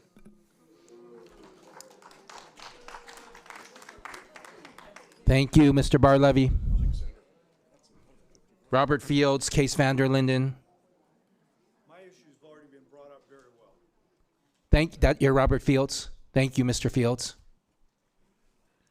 Case van der Linden, Lou Gentilomo, Jabed Zaman. Good evening. I see one of your council members is leaving. I certainly are against this rate increase, but my biggest concern is, where have you guys been in the last 10 years? There's been no, and I've been speaking over here at many times about the same issues. But it always went in one ear and out the other ear, because I never seen any action coming from the council, not the two outside, but the three inside, that would be structural for the city to be accountable. City right now, as far as I'm concerned, is not accountable because there is no maintenance. I mean, the doomsday predictions that we've been listening to the presentations is really sad. Because yes, we have problems, but at the same token too, does that mean now we don't do anything? We don't do no maintenance? Because I'm telling you, I have not seen. We had a sewer spill 10 years ago in front of our house. It was due to a blocked sewer line. We used to see once a year the sewer service come through and flush all the sewers out. It's not been happening. And you have, that's the last time probably I seen the maintenance trucks blowing the sewer lines out. And as far as the doomsday prediction about the broken valves, well, the valves got broken because the last time they were operated was probably 10 years ago. And you know, when you don't operate something, yes, it rusts out. And yes, you will have breakage. But you know, that is not an example to throw out there for your doomsday prediction. And the previous comments about your president, director of public work, I think I support that statement. There's a lot better action from some of the previous ones that we have. And I'm telling you, right now, it's a sad state of affair to go through with this increase. I'm totally against the increase. I know you guys will do your own math and decision, but I think I found it very weak.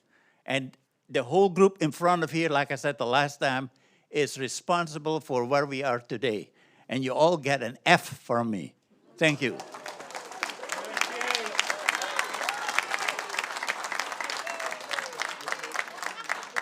Thank you, Mr. Van der Linden. Lou Gentilomo, Jabed Zaman. Good evening, City Council. My name is Lou Gentilomo. I've been a resident of Cerritos for 52 years. I've served the city for over 10 years on different committees and commissions, and I'm strongly opposed to this extreme water rate increase. At my age of 82, I'm on a modest pension. It would be an extreme, difficult thing for my city, my family's budget. I would have to dip into savings to pay all the bills, not only the water bill, but all the others, county, city, state revenues, taxes, day-to-day living expenses, etc. At my age, it's difficult. I would have to dip into savings. At my age, it's difficult to replenish savings. So for this reason, I am totally opposed. It would be very difficult for people of my age to take such an extreme 300% increase in their water rates. And there's many people in worse financial condition than me who cannot afford this. And a measly $40 doesn't do much for them, I don't think. Thank you.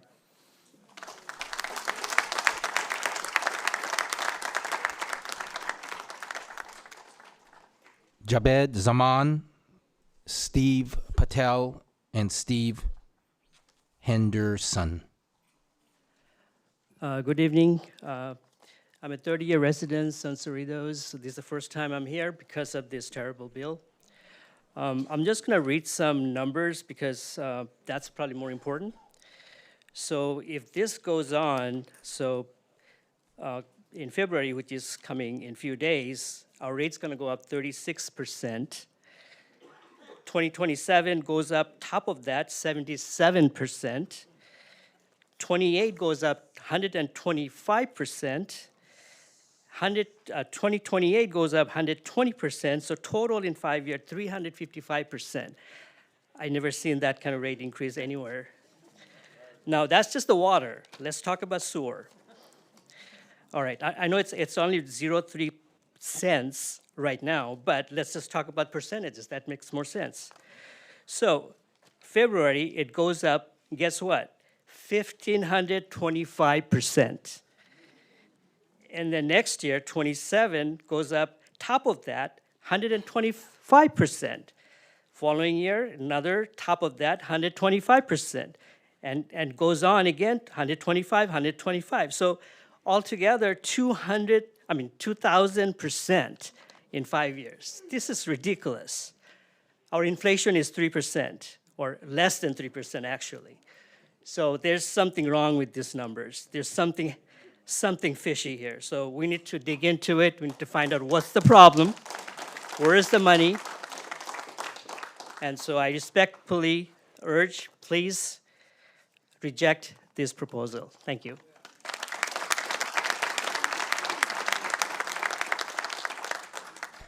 Thank you, Mr. Zaman. Steve Patel. Yep.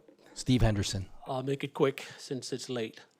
First of all, we got into this situation because somebody sitting at that podium there was sleeping. I'm not saying this administration, but the previous one. So now what happens in the future, we're going to nail the community with these rate increases. So then what? 3 years down the road, 4 years down the road, what our power grid is going to need upgrading, or some other something is going to be needing upgrading. So what are we going to do then? We're going to keep doing the same thing we're doing now, which is keep burdening the residents? I don't think that's a solution. What I expect this board to do is go back, find another solution to the problems we have, and then come up with the money in the budget and put a small increase to the community. But there's money in the budget. If I understand the paperwork that was received from the city, am I to understand that the Performing Arts Center, I mean, I'm just picking one because it's right here, 9.5% of our $131 million budget is going to the Performing Arts Center? And I'm just reading it from here. If this is if my understanding is correct, then we can fix this problem in 3 years by not why are we subsidizing the Performing Arts Center? First of all, the other lady who was advocating for rate increases, she said, if you use it, you pay for it. Well, guess what? If you're using the Performing Arts Center, pay for it, or any other system for that matter. So I think, I expect this council to go back to the drawing board and say, first of all, what is the problem? Not just what was presented. Is it like going to your car mechanic and getting 3 opinions? I think we need a lot more opinions. What is the real problem with our system? Find multiple solutions, figure out what's the most cost-effective, and then go to our budget and find some funds in our budget, because I'm telling you right now, there's waste in here. Thank you.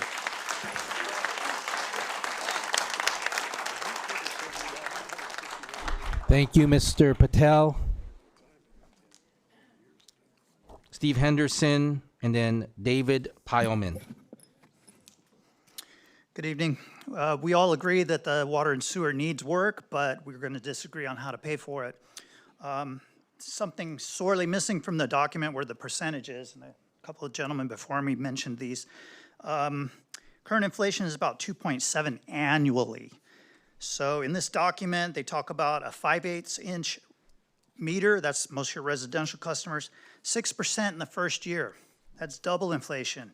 30% in year 2, 25% in year 3, 20% in year 4, and another 5% in the 5th year. That doesn't sound like keeping up with inflation to me. The typical residential meter is going to increase 216% over the 5-year proposal. I suspect none of the residents in this room have had a 30% cost of living increase. Anyone, myself included, on a fixed income is going to be slammed by this. Sewer rates will rise by 3,724%. Are you kidding me? These increases are going to make it harder on businesses to do business in Cerritos. There's another problem with this thing, And that's on page 2 where it says, these updates align changes with meter capacity, eliminate base minimum units, and improve fairness and Proposition 218 compliance. Fairness is a code word for socialism. That's where you take money from somebody and give it to somebody else that didn't earn it. And you're going to put that in the general fund. Meanwhile, you're going to make us pay for the rates. I disagree with that, and I hope you'll vote no on this. Given the current climate of waste, fraud, and abuse discovered at all levels of government, the city seems a bit out of touch by proposing anything that takes money from one group and gives it to another. This comes down to wants versus needs. Residents need water. It's basic to life. Residents don't need the Arts Center. The Arts Center is not even mentioned in the city charter, but water is. The Arts Center has a budget of around $12 million. For the year of 2024, the Arts Center sold $6 million in tickets. So where did the other $6 million go? Okay, so this is either a huge money laundering scheme or some crazy vanity project, okay? I suggest you shut down the Arts Center for 2 years and you've got your $24 million right there.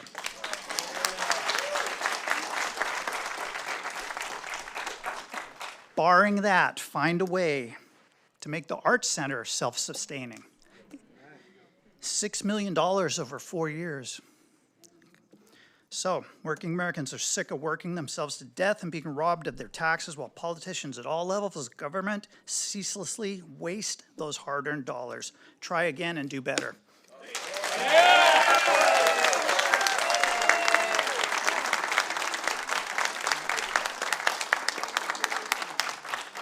David Pyleman, Denny McCartney, Zanas Tam.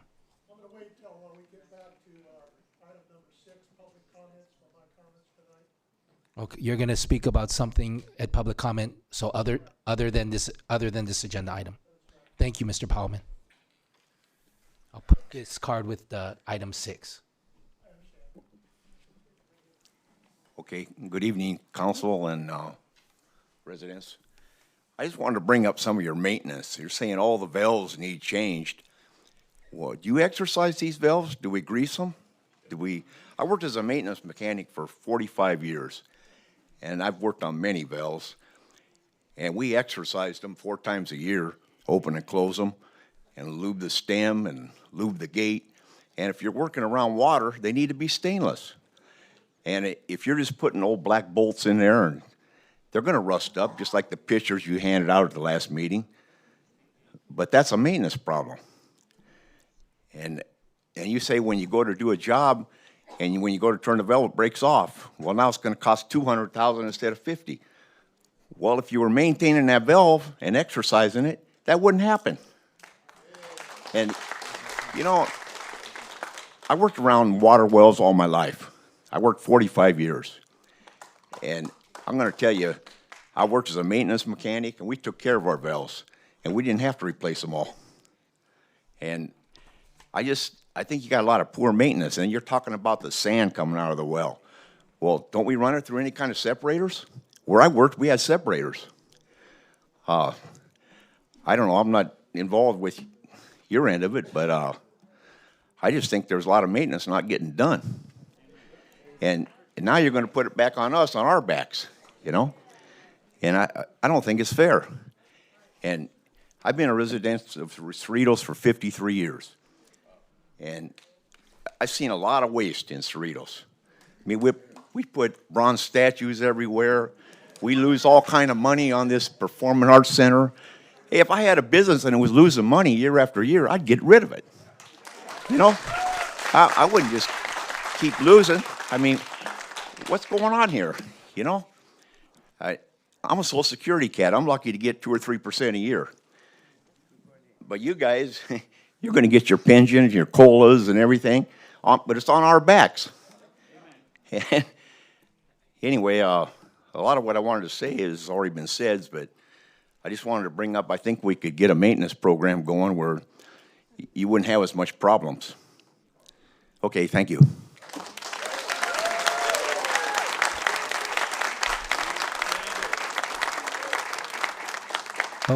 Okay, Thank you, Mr. McCartney. So we have Zenas Tam, and then Sam Desai, then Daisy Legasca.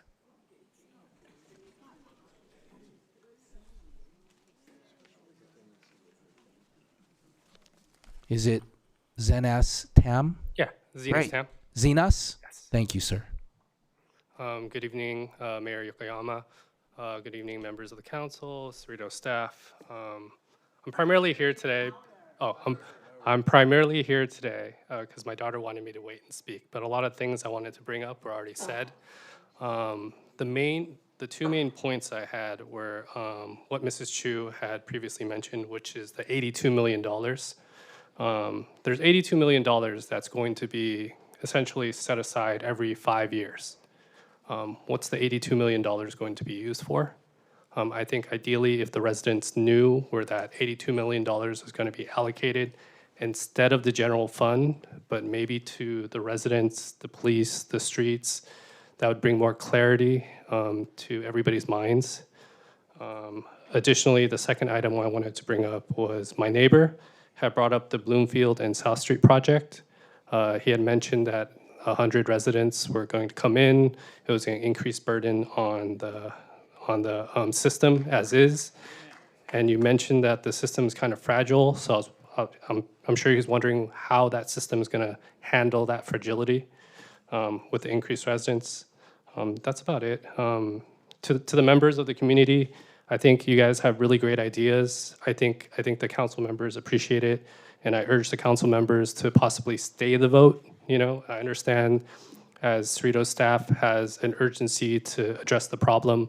Maybe possibly by pausing the vote for a couple months, we can think of really creative ideas to address the problem. That's it. Thank you very much. Have a great night. Thank you, Zenas Tam, and your daughter. Sam Desai, Daisy Legasca, Salem Gorawi. Good evening, Mayor, council members, friends. My name is Sam Desai. I am a long-term resident of City of Cerritos, and I want to address a statement made by Mayor Frank Yokoyama suggesting that residents who are protesting the water rate increases are misinformed and should consider withdrawing their protest. I respectfully disagree, Mayor, because I believe many residents who are here today are informed. Let me be very clear. The people speaking out are not misinformed. They are informed, they are engaged, and they are concerned. Everyone here understands that we have a problem. Infrastructure is aging. What residents here are speaking about and protesting and rejecting is being told that aging infrastructure excuses unaccountable decision-making. Calling residents misinformed implies the problem is a lack of intelligence or understanding. Mayor Frank, residents are intelligent and they are informed. In reality, the problem is a lack of transparent, digestible, and independent verifiable information. Residents are asking reasonable questions. Why this increase? Why this amount?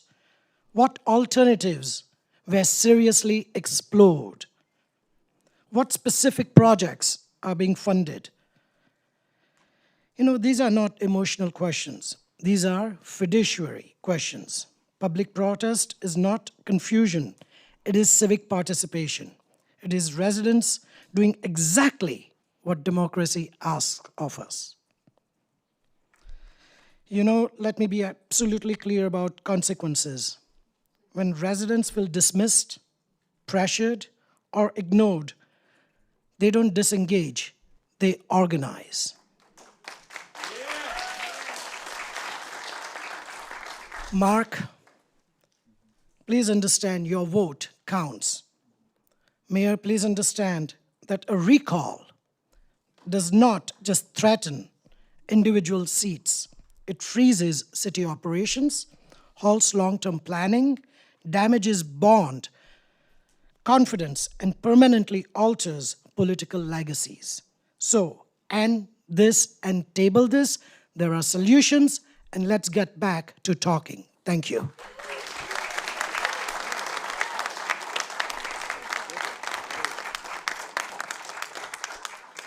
Daisy Lagaska Salem Garawi.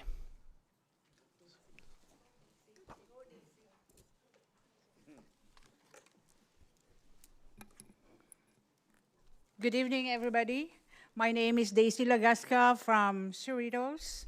Last time I was here, well, actually, how many weeks ago, the city council went to Sacramento, and I saw it in Facebook that they posted all these photos with different politicians, and I wonder what this council did in Sacramento. Last meeting, Mayor Frank said, if we, the resident, need help for the Prop 218, we have to call those politicians. As far as I remember, council members supposed to be our representative to Sacramento.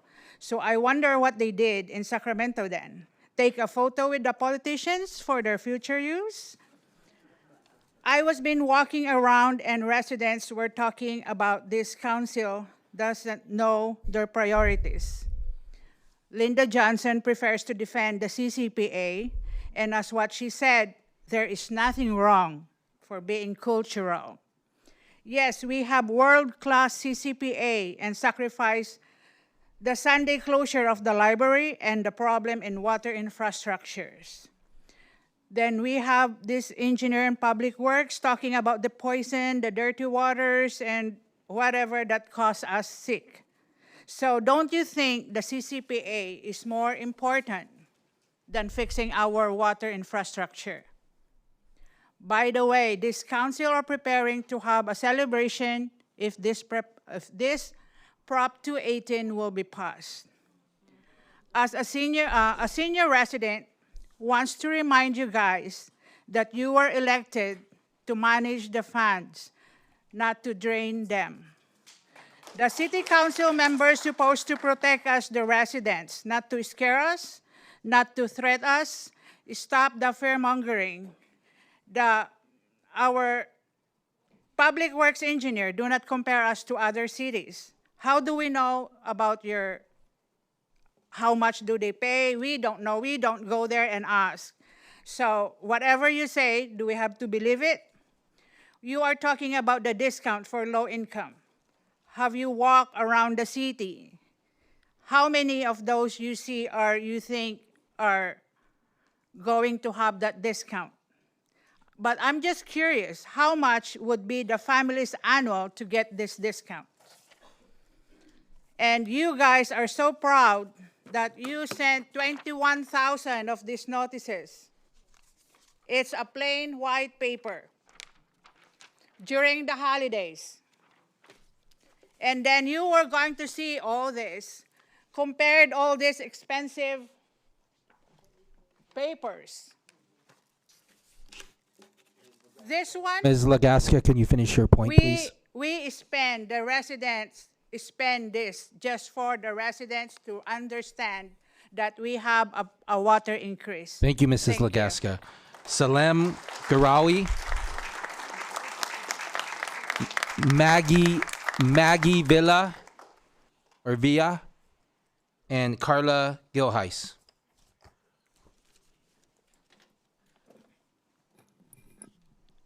Good evening. Good evening. I have been a resident of Cerritos since July 81. That makes it 43 and a half years. I love the city of Cerritos. Over the years, Cerritos was praised to be a well-managed city, flush with money. I met Mr. Alvin Papa at a professional conference recently, and I complained about the rate increase. He said, come to the meeting, maybe you'll get convinced. I'm not convinced. I'm not going to repeat what everybody else said. Everybody was eloquent, and they really made it to the point, especially Carol and Rocky. They hit the nail right on the head. I do have a few questions, and I'm not sure how you're going to answer them. I'll state them anyways. First, I really appreciate the report that Alvin Papa put together and the efforts. And the need to repair the system, the water, the sewer. However, this is up for vote. And if it doesn't go through, then what happens to these systems? How are you going to fix it? Are we going to get polluted water or brown water through the pipes? I don't think this is a point that was covered in the report, that if this resolution does not pass, then what's going to happen to the systems? That's question one. In this paper that we received, it states that in accordance with City Council policy, general fund supporting blah, blah, blah, is or will be gradually phasing out. Why is the general fund phasing out? Third question, in the recommendation of Alvin's report, item 3B, and I'm going to just state what I remember, not in verbatim. It says, if majority protest, then we will verify the number, and then we'll continue hearing as needed. I do not know what that means. Thank you.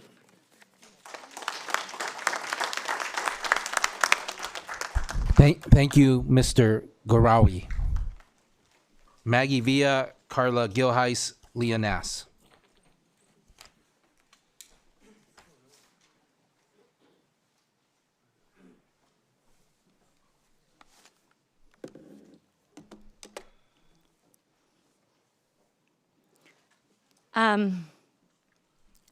Let me start off by saying public comment is the enemy of all corrupt individuals in power. I want to also say all words are free speech, Mayor. There's not too much to say, so I won't take too much time that hasn't been said already about our water. I've been listening to this for like 6 weeks. There were many good suggestions given over the past 6 weeks. I listened to many speak and express this and how it's been brought to our community, how it's frustrated most of us and brought us together. That's great. I don't applaud the people that say they lived here 18 or 21 years and they're just barely practicing democracy. That is not how it's done. Politics is local, always has been. Don't pay attention every 4 years. It is local. And we have to stop uplifting these corrupt, hypocritical politicians that sit there and then run for a higher office. It stops here. I take great pleasure, though, to know that this fiasco is under the thumb of you, Yokoyama. It was you who supported Assemblyperson Cristina Garcia for re-election while she was simultaneously, I don't know how many know this, moving to privatize our water in 2020. It was Yokoyama who voted his support for Gascon against the recall and against the families of victims of crime that showed up here in a full house in Cerritos. How many know here tonight or listening in May of 2024, Bruce Barrows wanted to permanently push back and amend public comment to the very end, keeping video and audio turned off, a violation of the Brown Act. It was Chung Vo who voted against that act. I've also listened to Linda place blame on previous council members and what they did and didn't do. You, shame on you. Essentially placing blame. And I observed your arrogance towards your council colleague. That was borderline bullying, in my opinion. Kudos to the following brave Tamara Glasser, the whistleblower who shared the unprofessional conduct that has been taking place here at City Hall and the use of retaliation against her. Resident Mr. Corals speaking out on the invasion of privacy in the city and what I call the surveillance state. Deborah Baring for calling you out, Mayor, and saying all the things I wanted to and giving you a public town hanging. I applaud her. We have been misled and forced to fix this city's negligence. I will close with water is life.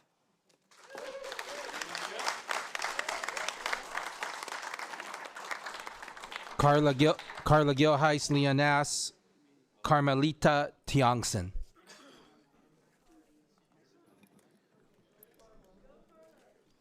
Hi, I'm going to tell you a story. This story is based on some of the cities that ignored their residents' protest. And what did they face? They faced lawsuits. They faced recalls. They faced court-ordered refunds. We're here tonight to ensure Cerritos does not become the next cautionary tale. Let's consider the precedent set by cities just like ours. Fresno in 2014 tried to double water rates to fund a $410 million project without voter consent. Residents launched Measure W. They fought all the way to a Superior Court victory, forcing the city council to rescind the hike themselves rather than face a humiliating defeat at the box office. Ballot box. Yorba Linda, 2016.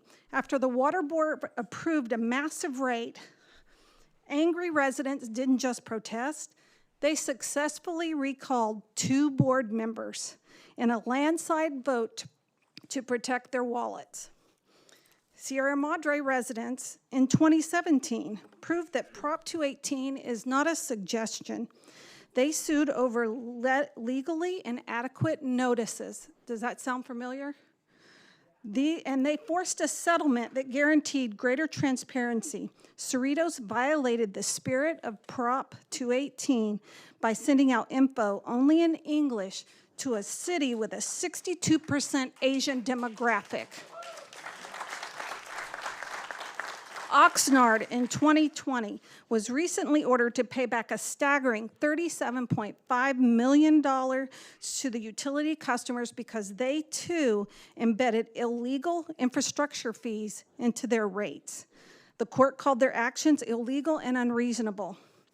In 2024, Pico Rivera, the city of Pico Rivera, is suing its own water district to block a 10% rate hike, calling it a significant financial burden that fails the legal burden of proof. Cerritos, you are following a dangerous roadmap. You tell us these hikes are for infrastructure, yet you already raised rates 10% annually from 2014 to 2020 for that exact reason. Residents want to know, where did that money go?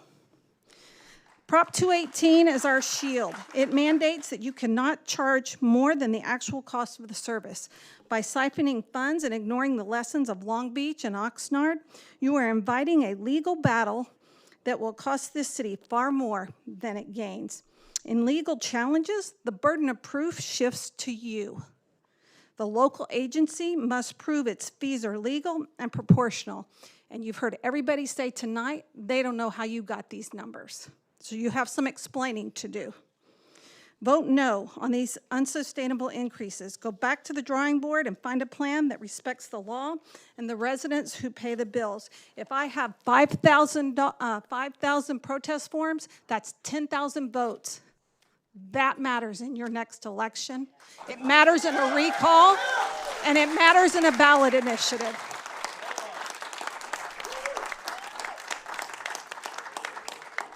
Leonas, Carmelita Tiongson, George Vara.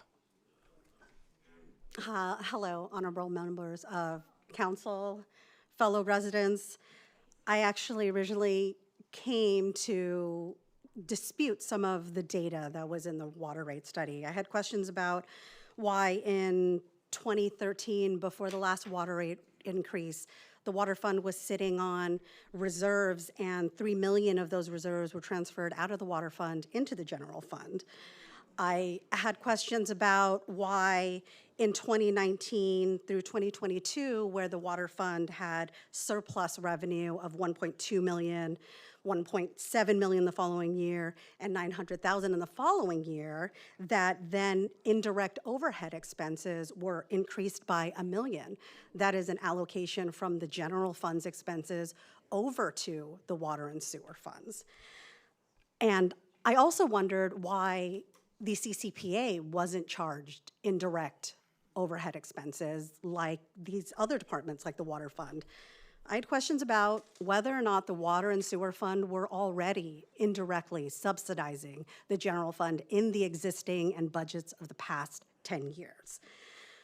And I could go on about that. It's a bit in the weeds, but really, I think all you need to see is that the response that you have gotten from residents here through protest forms, through public comment, and through this room being more full than I've ever seen since I have been involved in Cerritos politics, is that the residents do not want this rate increase. They are willing to work with a lower rate increase, but where it stands now is completely unacceptable.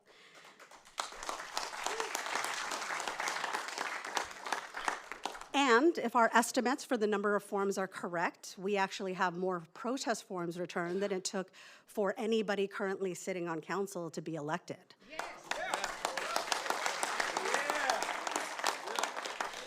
So really, I'm here to remind everybody that you were elected to represent us as voters. The voters are very clearly telling you that the rate increase is unacceptable, and we're asking you to do what you were elected to do and reduce this rate, no matter how the form numbers come back, verified, unverified, whether we meet the 7,500 number or less. You have a moral and ethical obligation to represent all of the voices that have spoken to you here today. Thank you.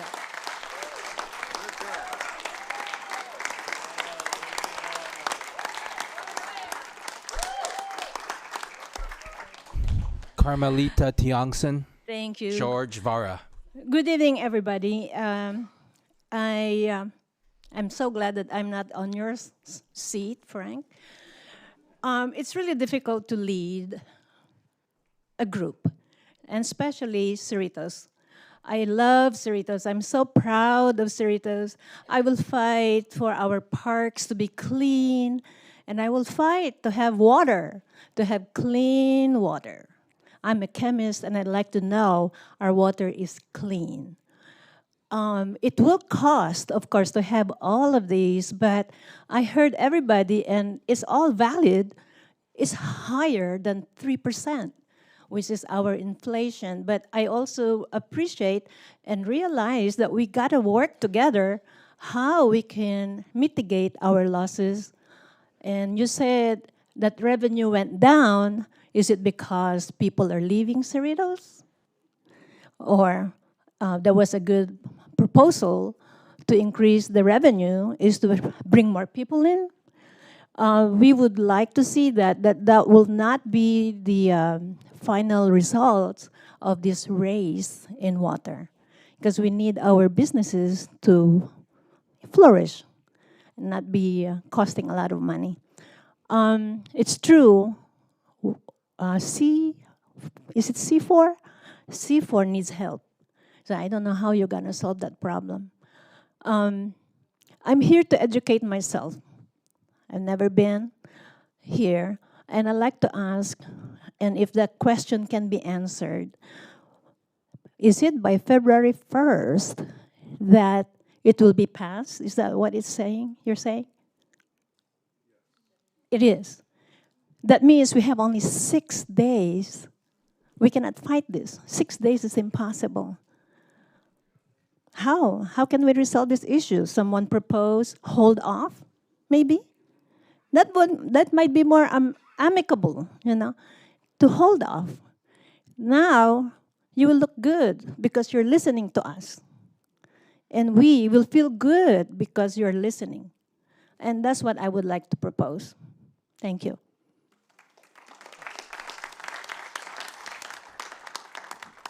Thank you, Ms. Tiongson. George Vara, Raymond Kim, Terrence Wu. Good evening, City Council and residents of Cerritos. My name is George Vara. I've been a longtime resident. Just a few comments. It's been a long meeting. I agree with a lot of the comments made in the beginning, especially about too much, too soon, and too long. These increases that you're proposing are outrageous. Just to emphasize that, excuse me, your current rates are going to double in 1 month.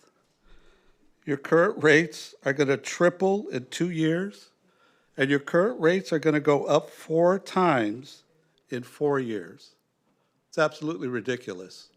No one can sustain those kind of increases. I unfortunately think you guys took the easy way to do this. You figured out there was a problem. I don't know how large, how small, that really is a separate issue. And you said, Public Works, go ahead. You guys are engineers. Figure out what it costs, put it in there, spread it out across the 5 years, and shove it down the throats of people. They'll have to buy it because we know that we need all this money down the road. Well, I think you guys took the easy way. Where is your planning? You guys, they mentioned that these systems were built in the 70s. It's 55 years ago. Where was your planning? Don't you guys do what all the other cities do, 5 and 10-year plans for capital improvements? Don't you look at those? And now all of a sudden you decide, oh my gosh, now we need 400% increases? It's ridiculous. Where were this? Maybe you folks individually might not have been here, but this is a problem that's existed for years. So the reason I say you took the easy route, just shoved it down to the engineers, is where was the management people? Where were the financial planners? Instead of just accepting all these huge increases, why didn't you let them loose and take a look at it and bring you back alternatives that you could look at? Instead of just one solution, look at several. Other people have mentioned that. They've talked about grants, but in particular, the bonds. Bonds are a classic way to cover infrastructure costs over a long period of time. You guys are talking about 30, 40, 50 years worth of infrastructure needs. That's where bonds come in, to cover those costs over the long term. And there's no mention of that. There's no discussion of that. I don't see any other alternatives other than just blasting in with these huge rate increases. I don't understand. I came here, I've been here more than 30 years, and Cerritos had a reputation of being a well-run city. I know some people that worked here, and I agree, that was then. But this, to me, you've taken the quick, slipshod way of taking care of this problem, and damn the residents. They're going to have to accept it because you guys are telling us that. I think you really need a much better approach to that and bring back some alternatives. Thank you, Mr. Vara. Appreciate it.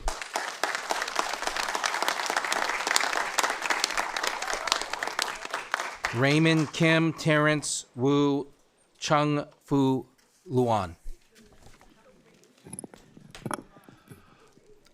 Thank you, Council, for having this meeting. I want to apologize earlier for my outburst.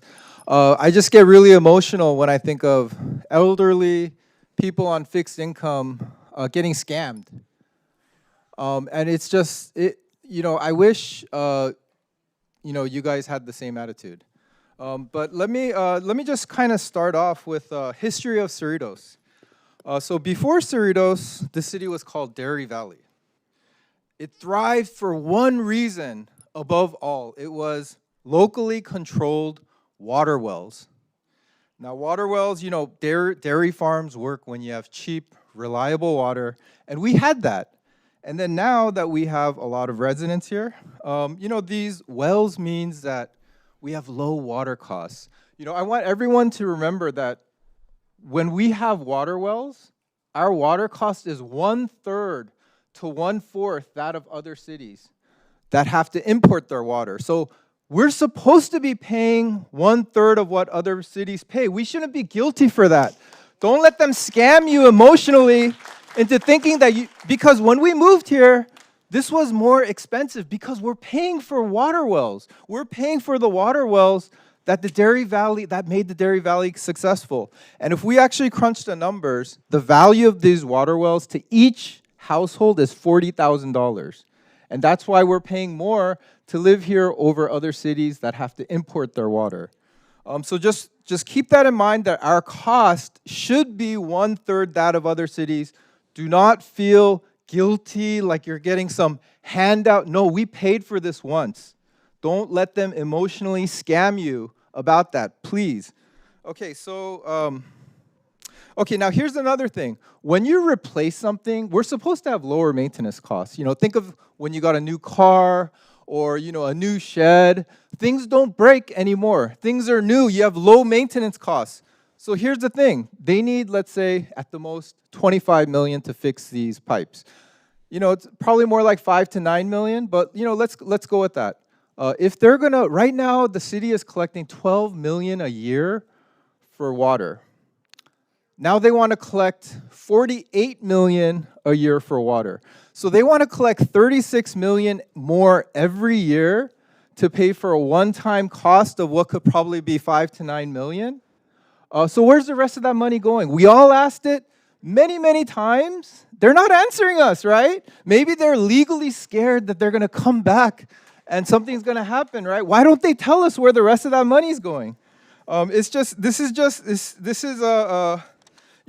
the thing. When we don't import our water, they're going to shift, so they want to shift all their administrative costs over. If we don't import water, we actually have less administrative costs because we don't have to pay for transportation costs, we don't have to pay for energy costs, we don't have to pay for trucking costs. Please finish your point. Okay, so Thank you. after the one-time payment of $5 to $25 million to fix all the water wells, everything, there should be lower maintenance costs than before, lower administrative costs than before, because you don't have to buy, transport, or bring that water anymore. Thank you, And I want to Raymond repeat what Kim. someone said, water is life, it is our water.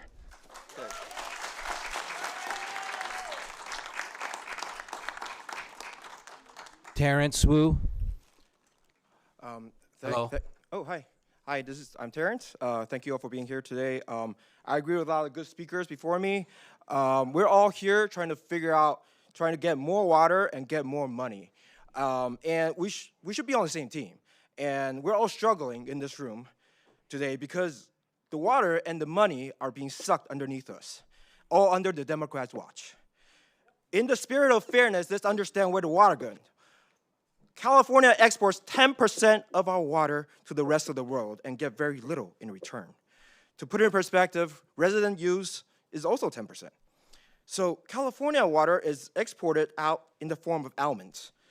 This bag of almonds, $5. Each almond take 1 gallon to grow. One piece of almond take 1 gallon. So this bag, if you just get like 100 gallons and sell it in Walmart, you get $100. But this is $5. So shipping more almonds out of this state only reduces water for residents and reduce our chance to fight wildfire. And our home insurance rate have went up like double in the past 4 years, seriously.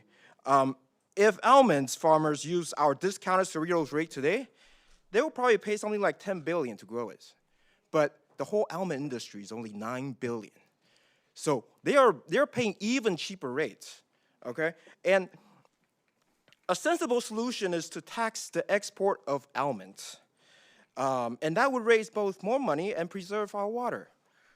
So why am I blaming Democrats? Because Gavin Newsom knew about almonds at least 2 years ago. Bill Maher asked him on an interview exactly around 2 years ago. And what has he done? Nothing in the past 2 years. Their action today shows that Democrats want to push the responsibility down to us in this room today. And the only way is to vote them out. Thank you.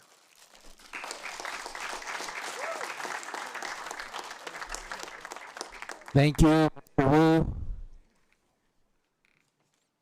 So we have Chung Fu Luan, and then we have Kirit Chauhan, and then we have Stephen Stallings. Good evening, honorable assembly member, I have a different approach to this issue. I'm now raising an ethical issue of this proposal.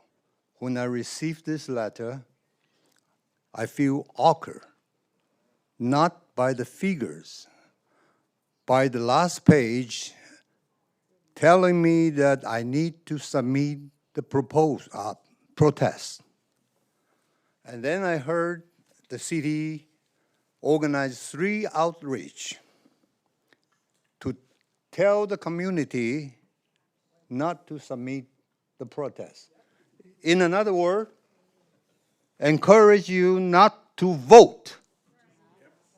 This is not an ethical approach.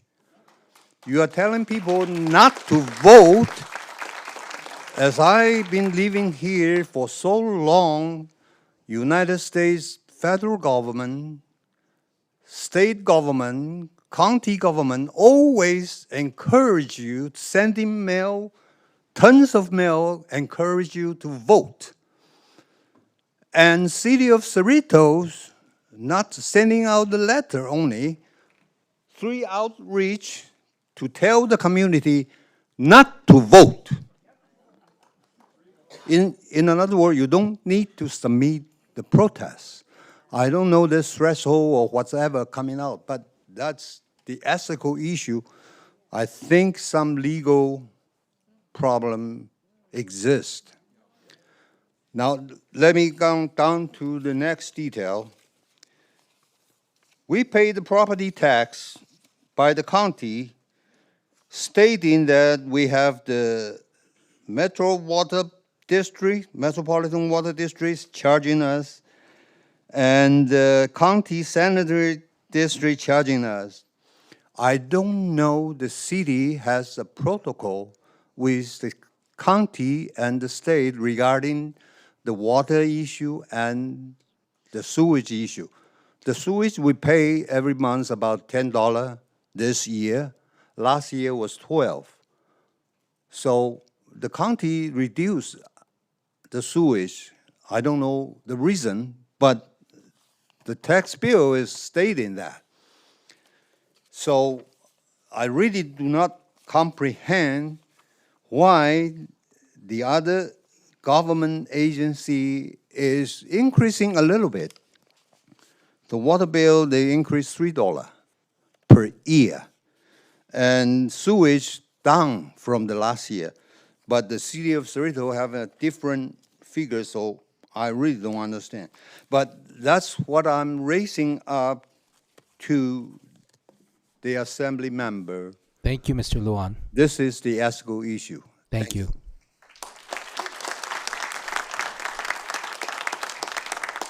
Kirit Chahan Stephen Stallings. Good evening, Mayor, Council, and Evening. people here. I do agree with the gentleman before me. That is my main concern. You took action. You said there will be an increase unless people protest. And then you actively participated in discouraging people. That's not acceptable. Because you should say, fine, we've made our decision, you guys need to organize. But taking that action really is unacceptable. The rate changes, we've talked about it. WRE may be a very respectable company, but they came up with 3 proposals, you chose one. There were no other options considered. In the proposed rate study, you have a plan where the meter rate goes up every year. You have a plan where the water rate goes up every year. There were no other options considered. How about a tiered approach? Tiered approach where the meter stays fixed. Why? Because that $40 means nothing when the meter fee is going to be $40 next year. And there's going to be no other water. So that the poor person who gets it is still liable for the water that they use. Perhaps that's fair. Why don't you take away the requirement that I water my front yard?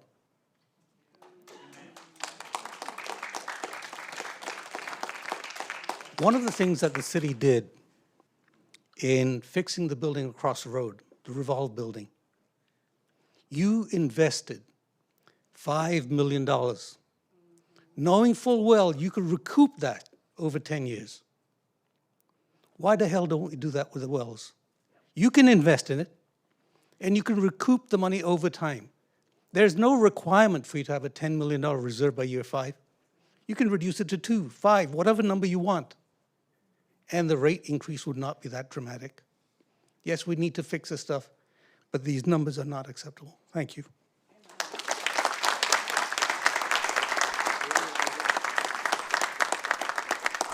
Thank you, Carrot. Mr. Stallings. Hello. Good evening, council, staff, and members of the community.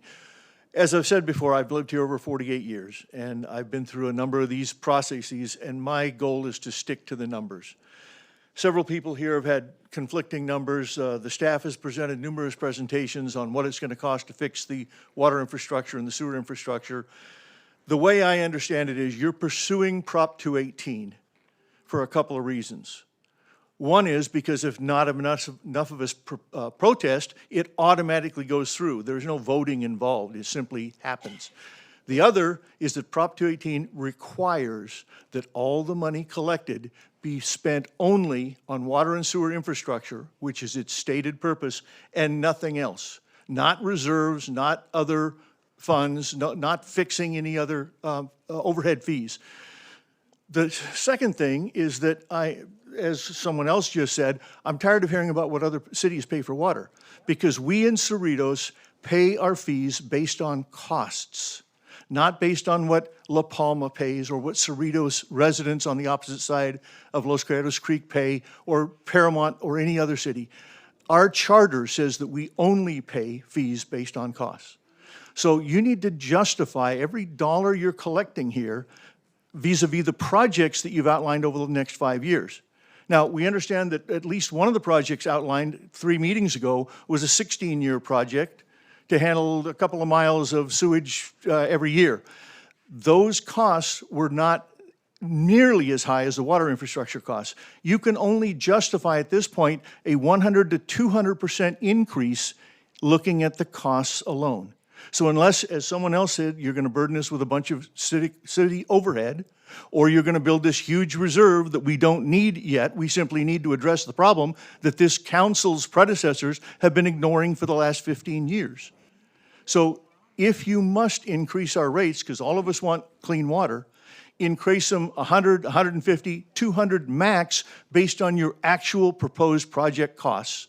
And then as the gentleman who's been here 45 years in the water industry said, start doing preventive maintenance, which I know all of your predecessors ignored for decades, so that our costs aren't this high, they're 1/4 of this.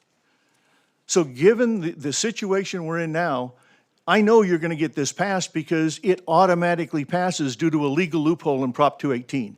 Not because we voted for it, but because you have a legal loophole. So great, you'll get your increase. But if you increase it more than the costs you're going to incur with the projects you've outlined, you will have legal action.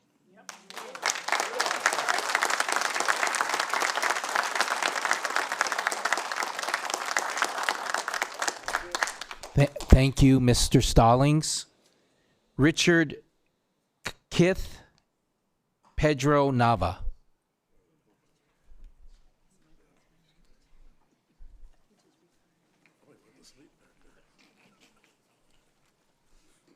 Is it Richard Kith?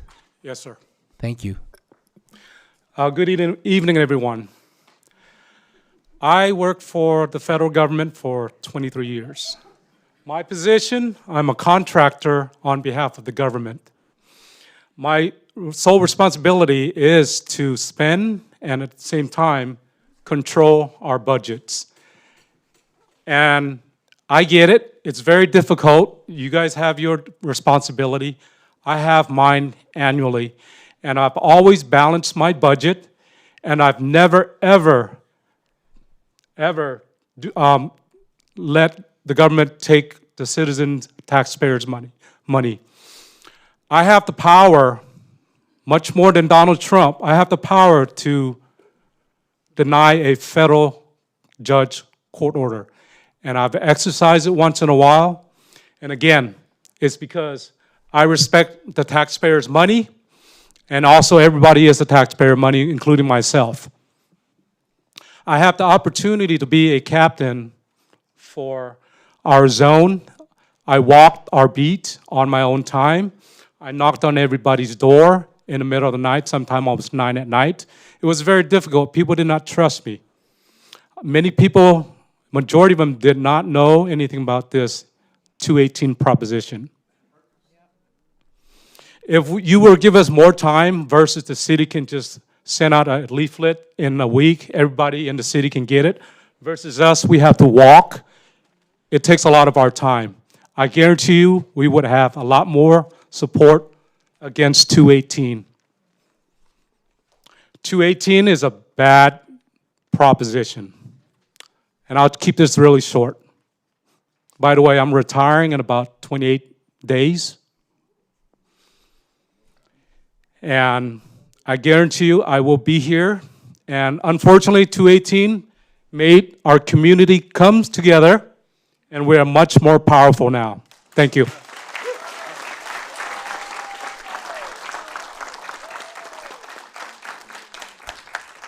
Thank you, Mr. Kith. Pedro Nava. Pedro Nava. Is Pedro Nava here?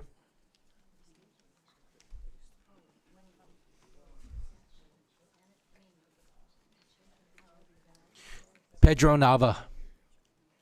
City Clerk, please announce for the record the written comments received for this item. Thank you, Mayor. Prior to the meeting, the City Council received full text, unredacted copies of the 16 comments submitted by the deadline for item 8A. Requests for copies of written comments can be made to the office of the City Clerk during regular business hours.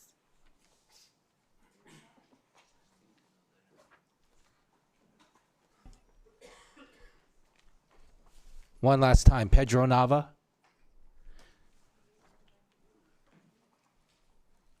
Seeing no additional speakers, I will close the public comment period and public hearing. The public hearing on agenda item 8A. Did you submit a card? No, I didn't. We've been saying that. Come on up. Come on up, please. State your name, please.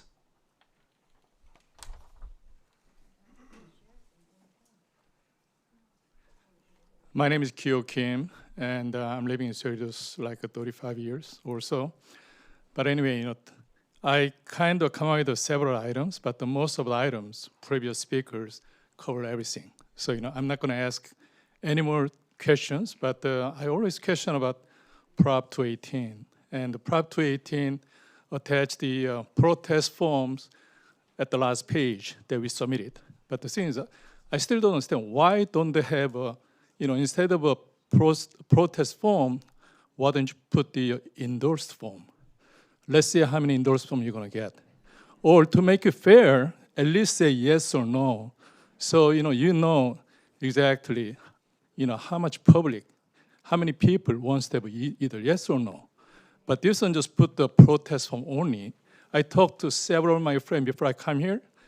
They don't remember getting this. So I explained to him about the, water increase. The guy said, oh, I have a swimming pool. My increase is going to be a lot.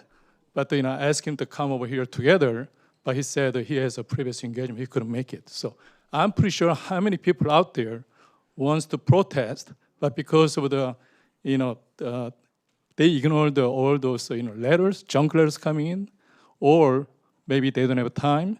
So in order to be fair, just like a voting process, last page should have a yes or no. So people can stamp on it, then you guys come and just count it.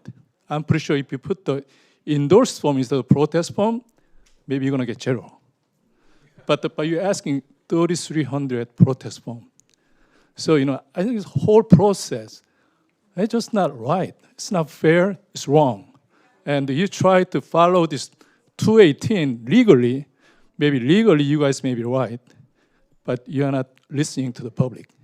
And that's my main concern. Thank you. Sir, Sir, can you please fill out a card? I'm just requesting if you could fill out a card and turn it in. Can you also fill out a card and Yes, turn it sir. in after you speak? Yes, sir. Okay. We've had about 30, almost 40 speakers. 10 seconds. I'll let you speak. Thank you. Okay. Thank you to the council and to everyone that's here. To assume that everyone, every resident is a yes, unless they say no, is un-American.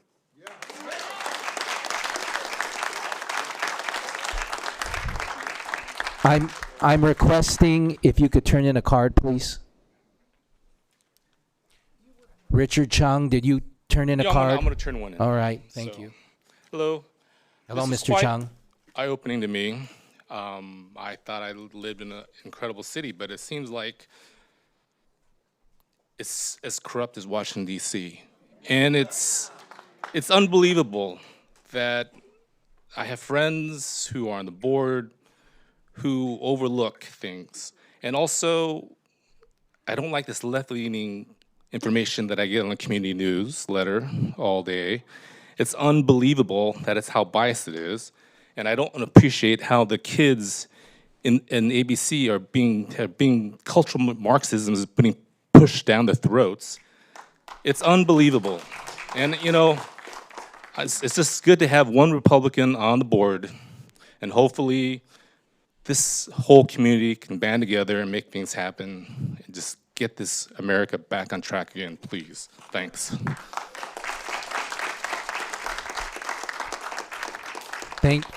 Thank you, Mr. Chung. And I'm just requesting if you could please turn in a card, please. So I will close the public comment period and public hearing. The public hearing on agenda item 8A is officially closed at 10:04 p.m. No additional written protests may be submitted. However, if anybody is in line in the lobby area to submit a form prior to the close of the public hearing, those forms will be accepted.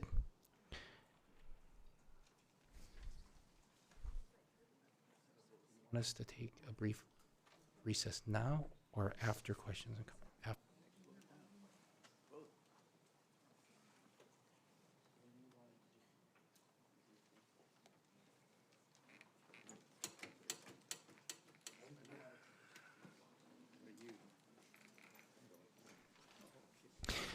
At this time, we will take a brief recess and direct the city clerk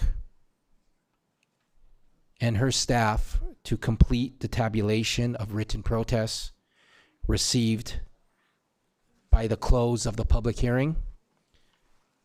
Prior to reconvening in the council chamber and resuming the meeting, we will give a 5-minute warning to allow time for staff and members of the public to return to the chamber. I have been given an estimate by the city clerk that the city clerk and staff need a total of a 10-minute recess. So let's take an estimate, let's take a 10-minute recess, but we will give a 5-minute warning before the meeting will restart. Thank you.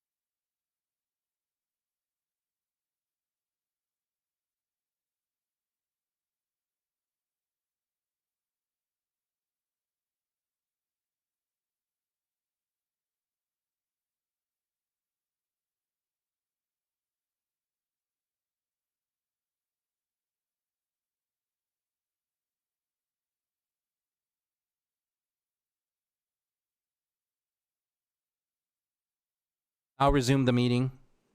I call the meeting to order. We are returning to consider public hearing item 8A.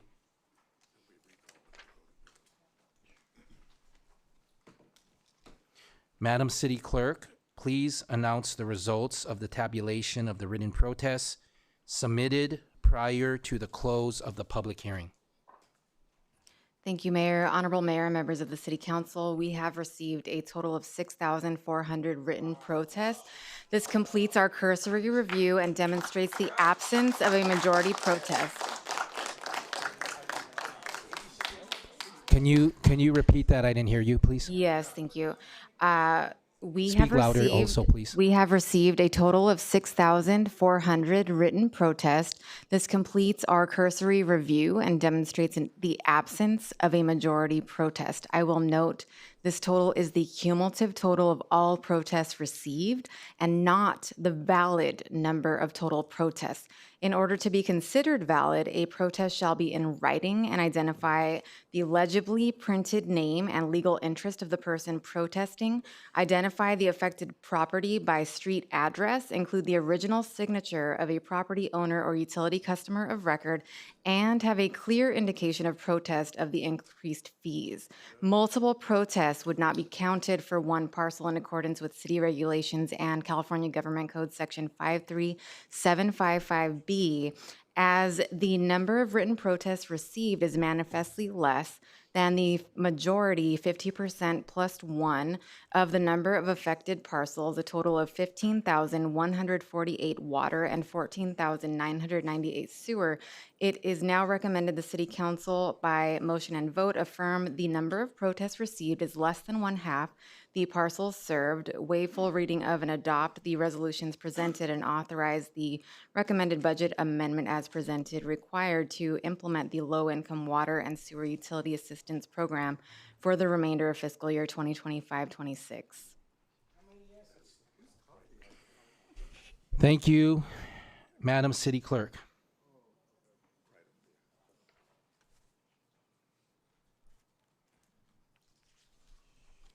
Does the City Council have any questions or comments on this item? Councilmember Hong. I probably have one question, maybe the manager and stuff that can answer me. I know about the Proposition 218, but is it possible that we can consider to hold off the CIP and the reserve fund at this moment? This is my question. Thank you. So the proposal that's before you, the rates that have been identified, incorporate certain expenditures and certain capital projects. And as was outlined in the presentation, there are several critical items that need attention, especially given that one of the wells is currently offline, given the age and condition of the existing infrastructure. So while deferral of projects could happen, the result would be then potentially additional increased costs to the city, primarily through increased water import costs for any wells being down for a significant amount of time. Thank you. Okay. I have another question. I just want to make sure to emphasize the Proposition 218, Section 6B4 stated that no fee or charge may be imposed for a service unless that service is actually used or immediately available to the owner of the property in question. Fees or charges based on potential or future use of a service are not permitted. Standby charges, whether characterized as charges or assessment, should be classified as assessments and should not be imposed without compliance with Section 4.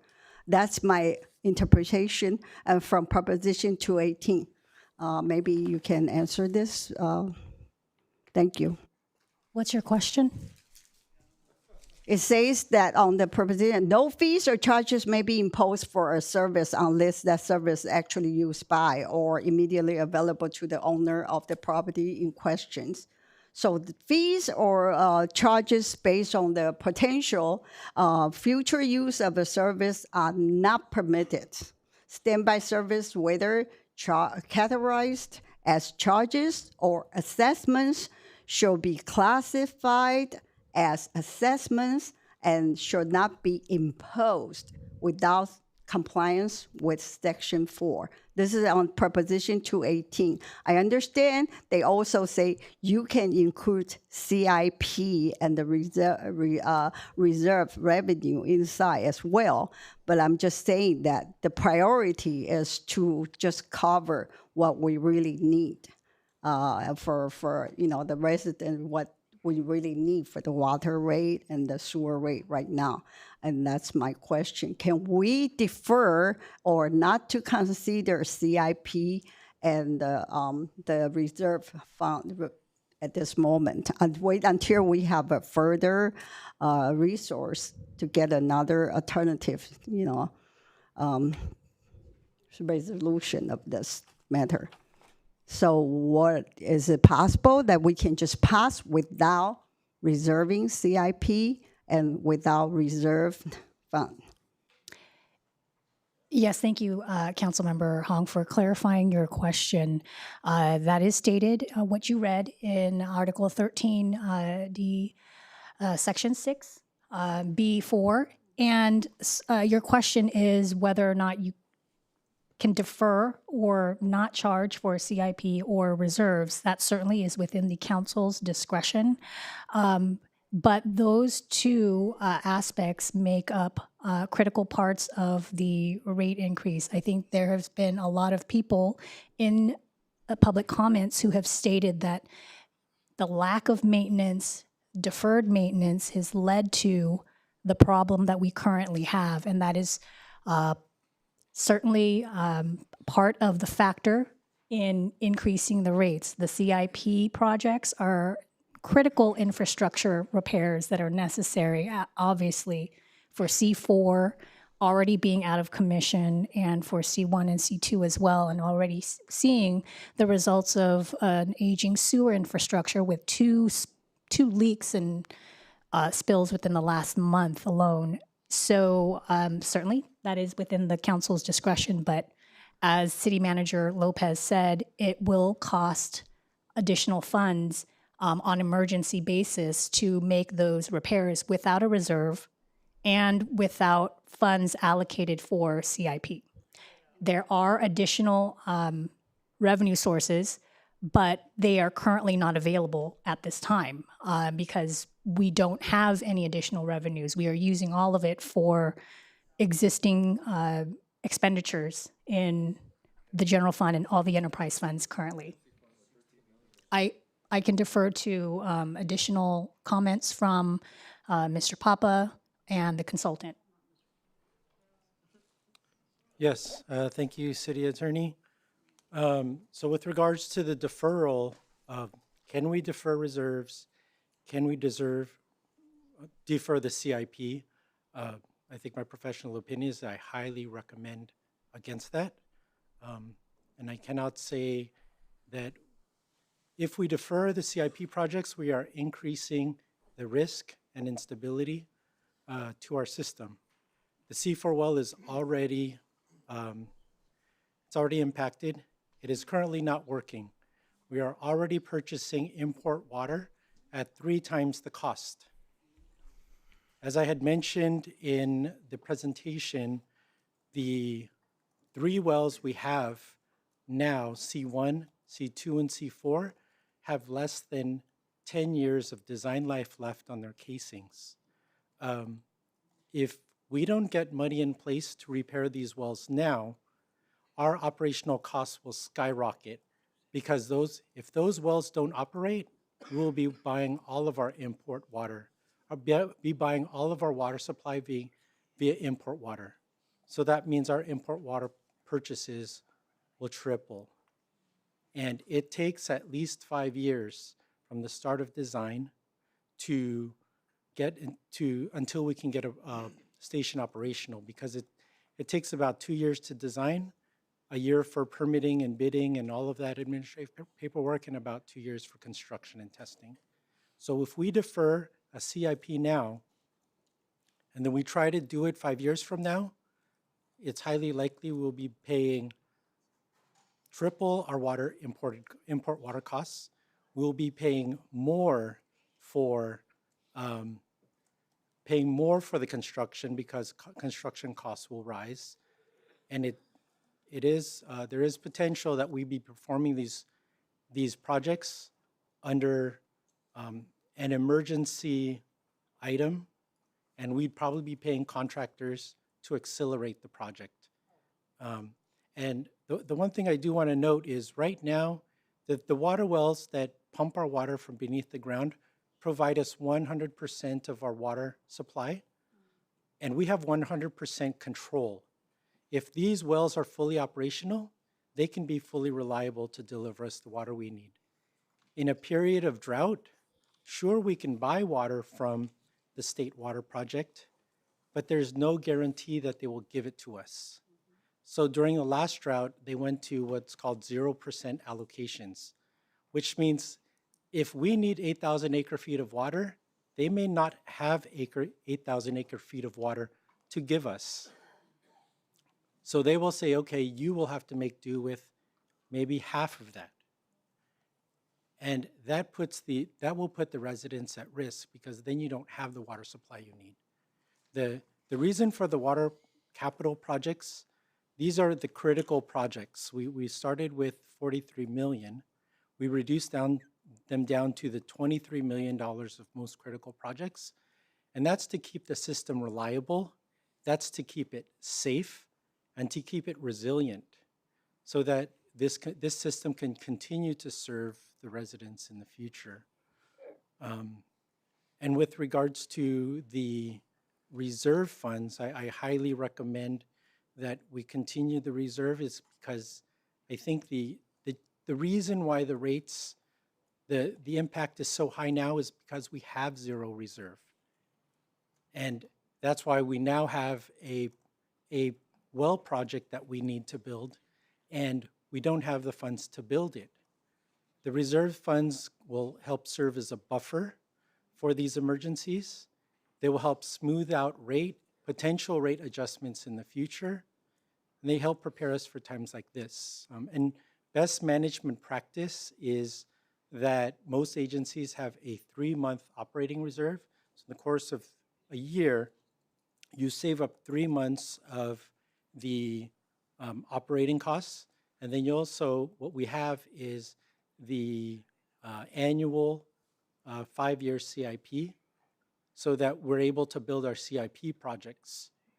And it's very important. So my professional recommendation is that we build the CIP, we include the CIP, we build the reserves, and this is all best management practice to have a well-run system.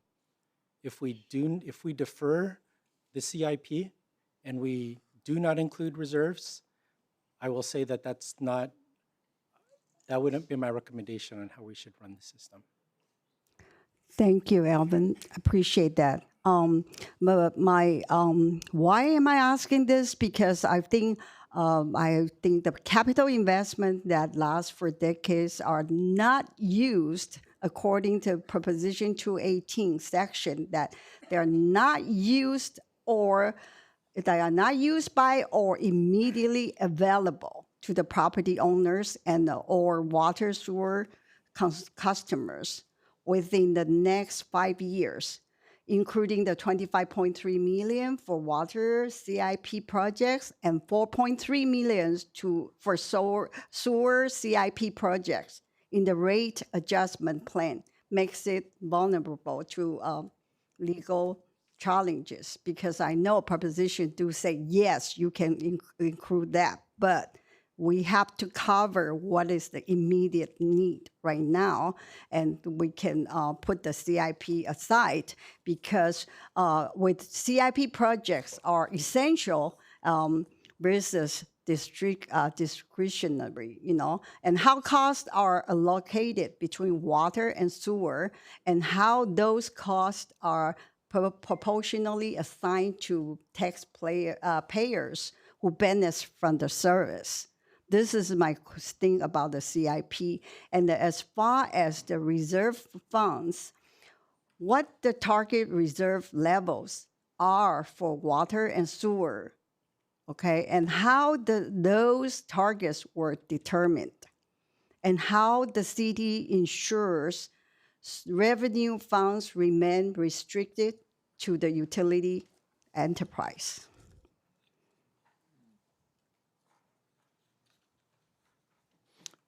Yes, thank you for the question, Councilmember Hong. With regards to the CIP, I can say that every project in the sewer and the water fund, they are critical CI projects and they are needed immediately, and they will benefit every resident of Cerritos. So these are not potential projects. These are actually projects that need to be done now, if not yesterday. With regards to proportion, the water rate study, by law, needs to allocate rates in a way that is proportional to every resident or every business according to their proportion of water use. So Water Resources Economics, they looked at our actual operating expenditures for the past 5 years. They looked at our water use. They looked at inflationary factors. They looked at our potential projects. They looked at a reserve policy. They put all those numbers together, and they determined based on the number of connections, the size of the connection, and the services they receive, whether or not they receive water service only or sewer service, or also had a private fire line service. They determined the appropriate rates to be set. And so I'm confident that the rates that they have set are in compliance with Prop 218 and the law. And lastly, with regards to the reserve, how we came about it, the reserve policy is set with a minimum reserve amount of 25% of operating for the minimum, plus the annual 5-year CIP. The target reserve is 35% of annual operating plus the annual average 5-year CIP. And this is in line with the minimum reserve levels that the majority of agencies in California have in place. With regards to how the policy was created, there was a group that was put together among staff where we developed the reserve policy and the CIP prioritization policy, and that was done in conjunction with budget last year. And then that policy was approved by the City Council. And so that item went to City Council on February 13, 2025. So that was reviewed, it was approved, and adopted by City Council via resolution. Thank you, Alvin. I want to say that I acknowledge something. This is important. We're maintaining safe, reliable water and sewer system is not optional. Aging in structure, regulatory requirements, climate pressures, and long-term system reliability are real challenges. And I appreciate the work staff has put into planning for those needs. But at the same time, water and sewer rates are governed by Proposition 218, which sets very clearly expectations. Proposition 218 is not about opposing infrastructure investment. It's about ensuring transparency, fairness, and accountability so that taxpayers are charged no more than the actual cost of providing service. And this is what I'm trying to emphasize on that. And maybe to conclude my final statement, maybe I would say that I would like to direct request city manager maybe to consider reducing the water sewer rate adjustment and seek for another grant funds or another bond when it's needed for CIP and the reserve bonds. I think I would like to have another alternative. I do believe we should all work together and we should listen to the residents' voice because they're the taxpayer and I'm also a taxpayer, but let's resolve this together and we listen to what our residents' voice, and we can. I think the city should take their voice and put into consideration and work out a better alternative, or maybe more alternative for them to say, hey, this is what we can work it out, and this is how maybe within 5 years we are not going to be like zero. We're not going to be perfect, but let's work on this, and we also want everything to be transparent. So all the resident knows where the money goes and where the money comes and where we spend it, and everybody is on the same page, knowing what we are going through and how we're going to get through this hurdle. And this is my recommendation. I hope my my colleagues can understand my standing point and where I'm standing at. Thank you.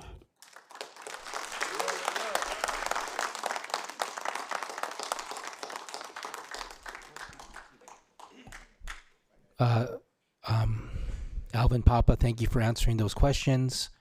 Pamela, thank you for answering the questions of Councilmember Hong. Councilmember Hong, do you have any other questions or comments? Not at this moment. Thank you. Okay, thank you, Councilmember Hong.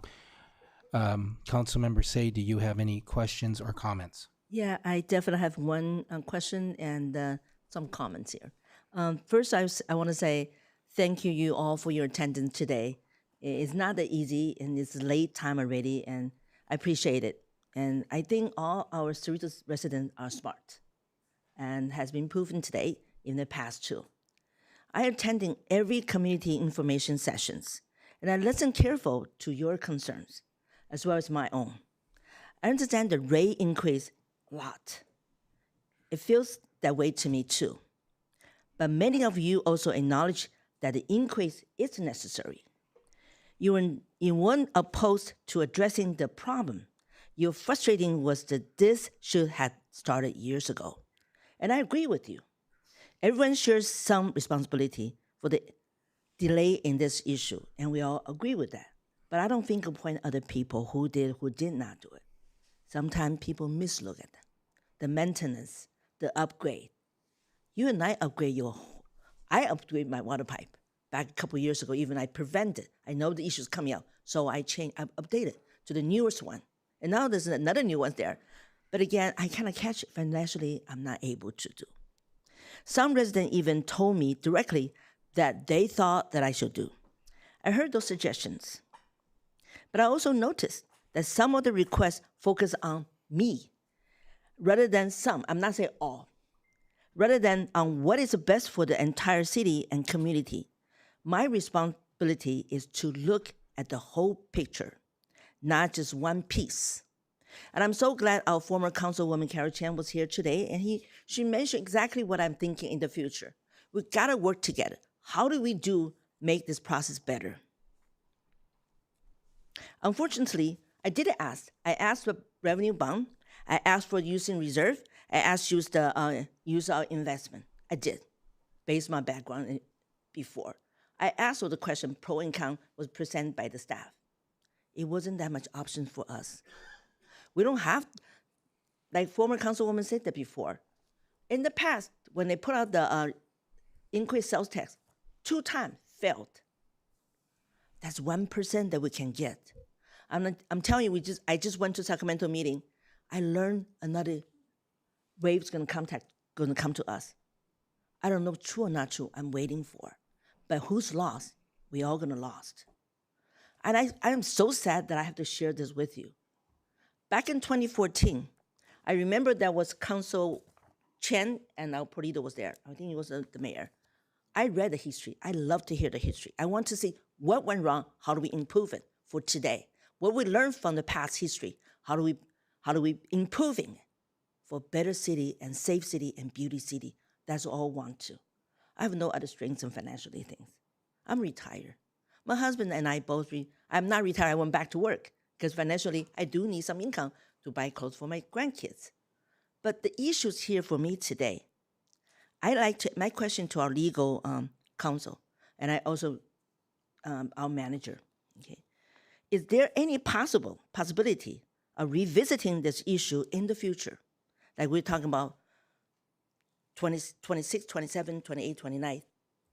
Those times I looked at last end, there was a 2B. It was a lot. When I calculated it, hey, I don't know what to do. I went home to tell my husband, this is the rate we're going to pay for. We better start conserving using water. So I started to do research. I walk outside during a raining day the past couple of weeks. I walk around the neighbor. Neighbor water is running it. It's running it during the rainy day.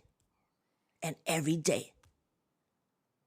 Whose fault is? I don't know. City say you got to maintain your grass green, right? But again, you decided, I want beautiful grass. There's a lot of things that we're looking back is, well, we can do better, but why we tried that? Everybody's busy. Everybody focuses different. You know, if you go to the meeting, that academy school that I went to for the city council, for the mayor, I listened, I took the notes. Guess what? I see that we all have the same issue, water rate, housing authority, housing issue, and more budget. The state say we have no money to give it to you. You got to handle your own business. Back in 2014, this is what would happen before. When city running increase the rate, school board running for Measure AA, and 10% they got it because nobody paid attention to the little rate there.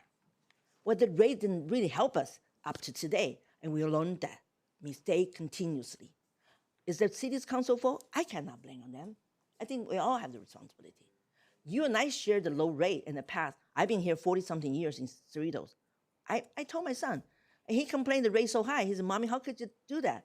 And I said to you, hey, you also enjoy when you were in my house. We all have the benefit of the low rate in the past years. But what do we do? What is it brought your attention? I'm not going to compare outside city. I'm going to compare yourself and here the city. $65 every 2 months. $30-some for your water, and you let the water run during the raining day. Sales tax.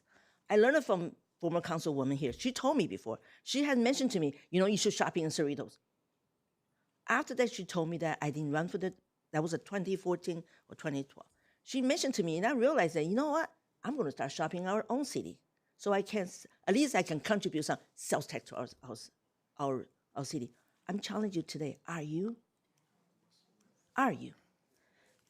So I really want to hear from the council or manager. Can you help me? I mean, can we bring this back, discussion, explore other options? As I mentioned to you folks before, such as identify new funding, you know, people say, well, you got to stop now. I can't. The horse running now, the issues that happen everywhere. At least the first year, I'm asked resident, work with us. And the next second years, if we can, like former councilwoman has mentioned a little bit about other options in there, go fund it. We can look for funding more, but we don't have a choice right now. Everything's broken, everything running behind. What do you want me to do here? Close my eyes, no more CIP, forget it. But the things that will come back again, like Raymond just mentioned about Raymond Kim, you mentioned, what is yours? It's mine too. It's all ours. We want to save water, we want a safe city, want a beautiful city. Can we have that? I don't know. Seriously, I don't know. So I do want somewhere to find a way to help slow the rate increase plan over the next 4 hours. Can someone answer my question for that, please? I can begin, Councilmember Tsay. I believe your question was related to other possible revenue sources that could potentially offset the water rate adjustments that are proposed. There are potential options. One that we are always actively pursuing is federal and state grants. In fact, earlier today, I received a phone call from our representative in Washington, D.C., who advised that there is a federal grant for water infrastructure specifically that we could potentially be eligible for, and our staff worked quickly today, and today submitted an application for that grant. And so We are always looking out for federal and state grants. We're in constant communication with our legislative representatives who are doing their best to represent the city's interest in that. So that's one revenue source that can assist, especially with the capital project expenditures. It's not guaranteed. We don't have access to those resources today, but certainly in the future, a federal grant could offset some of that potential future need. Additionally, there are other revenue sources that are available to the city, and I could come back with an analysis if you'd like. It could include options such as pursuing a sales tax measure to defray those costs. Sales tax today is paid mostly by non-Cerritos residents, outside shoppers who come to Cerritos, who make up the majority today of sales tax revenues. There are other revenue sources as well. We could look at a utility users tax, and an adjustment to our hotel tax and other revenue sources. So those potentially could be options for future consideration. Thank you. In addition, I'll add, and I think your question was, can we decrease the rate or lower the rate?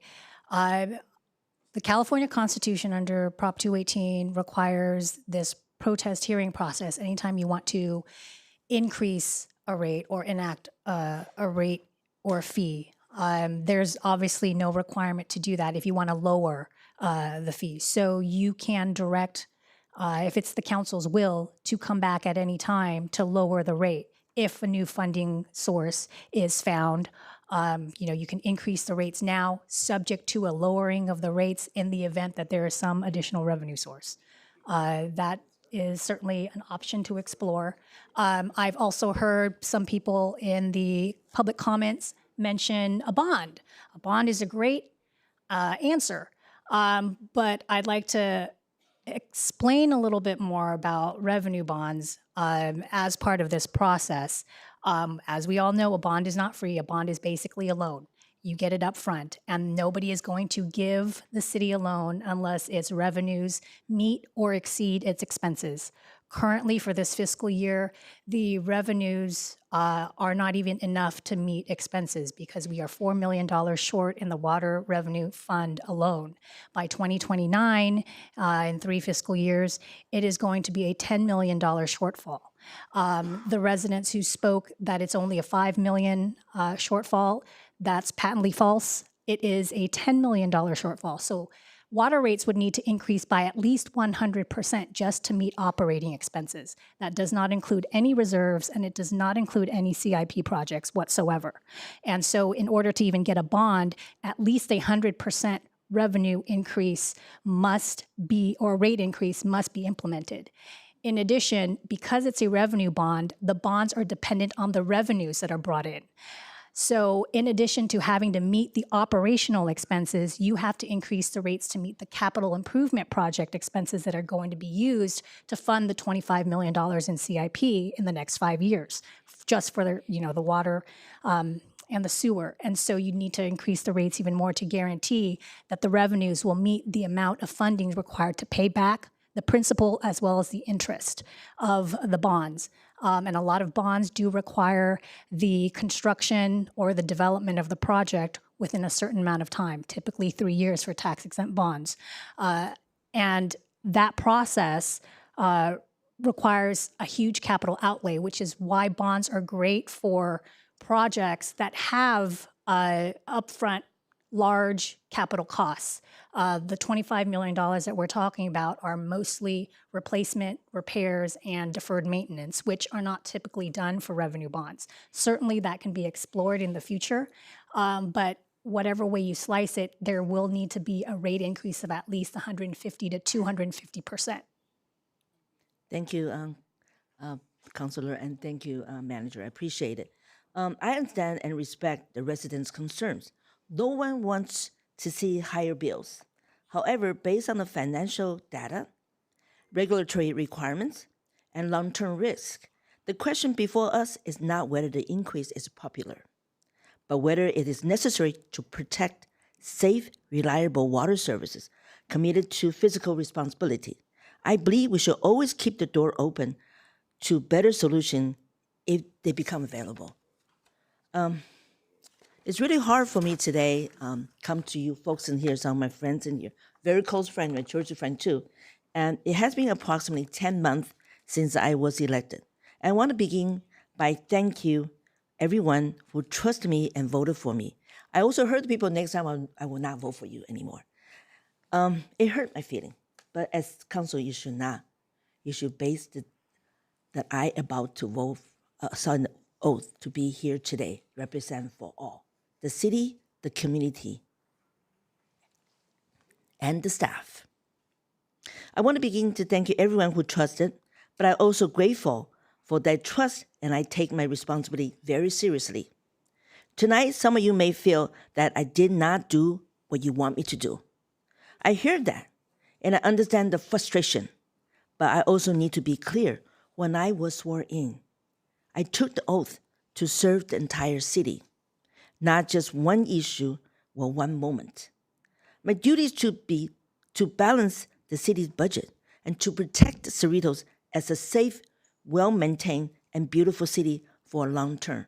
And that was when I running for election, that was my highlight there. Safe, beautiful city. Since taking office, I have attended meetings and conferences with other cities, visit many our own city facilities. What I have learned is that our biggest challenges are not only public safety anymore, but also serious maintenance and infrastructure issue. Throughout the city, I recommend you to go CPE, Cerritos Park East. Go to swimming pool. Go look, visit them. It's not maintained. And I had the mission with our new manager here, and we're all going to agree to do something improve. When you look at that, the entire city of Cerritos, everybody says it's a beautiful city, and I agree with you. But when you look deeply, you look the pipe, everywhere is digging the wall. You look in the next city, and you look the newspaper what other cities got about going to do. I compare. I hate to say I compare. I want my city's number one. I want APC schools number one. I want everybody want to move here because we have a good city, we have a good school district. Do we? When you look deeply, we see a lot of issue there. And that's my 10 months I walked many places, and I had to share with our colleague here too. So tonight, since take the office, I attend the meeting, like I mentioned, and conference with other city. I learned that we really need to work on a lot of area. This use has accumulated over time, and they cannot ignore it no longer anymore. 2014, water rate was increased 10%. 2014, ABC was running for Measure AA. They were asking $195 million, $30 for every 100,000 on your property. But guess what? It was hitting us, nobody paid attention to water rates. Guess what? They were against AA lost. You know what happened? They're back again on Measure BB. Most people remember that.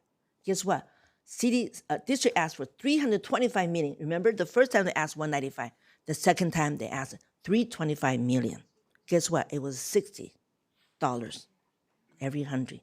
We all lost. We all pay more. We pay more. My son paid more because his youngest one bought a house. It was a high rate. They pay more. But they was not expecting that. I think some of the people moving Cerritos because water rate was low. I know some people was that reason. But however, I do want to, and it was, I first ran as a city council in 2020. I lost the race. You know why? Because I did propose. Our reserve money was $100,000 at that time. We're talking about 2020. Guess what? 2024, 2025. I run this time. It was right around 450, right? 450 million, huh? 450 million. That's what happened today. You tell me what happened. And I'm asking you, I asked everyone here today. We have former person here. We have a lot of commissioner people here. What happened? I don't know. But today, I really want to tell you my intention to work with you. The first month raise, 2025. Work together. Let's improve in some way, like former council has a lot of suggestions. It was good. That was what I want. Can we do that? Can we work together to make this better city? We all have to contribute something, but let's focus on what is the best for the city, not focus, give me the money more, take this away, take that away, and look what's behind that. 2020, I was against CTPA, I'm telling you right now, But again, I want to conclude my conversation. I'm ending my questions. Staff answer my question. And I also thank you, Mayor Public. I said, oh, thank you very much. And I made a long speech, and I thank you very much for you all coming tonight. I want to work with you. Thank you, Mayor. I conclude my.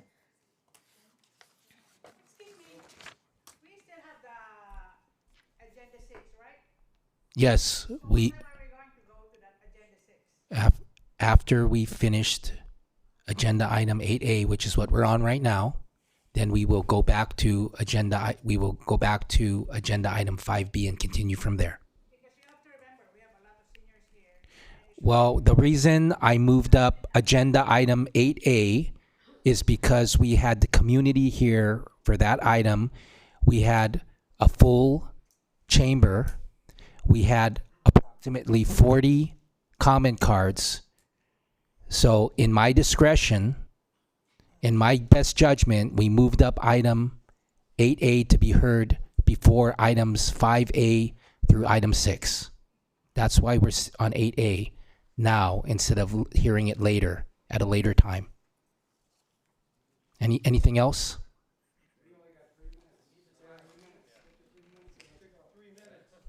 My council colleagues get as much time as they want. Okay, that's how I do it. I will not cut off my council colleagues. I respect them, and I want to hear what they. Just like I wanted to hear.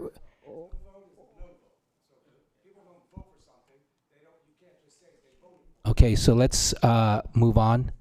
Councilmember Say, do you have any other questions or comments? No, sir. The conclusion tonight. Okay, thank you, Councilmember Say. Councilmember Polito. Thank you, Mr. Mayor.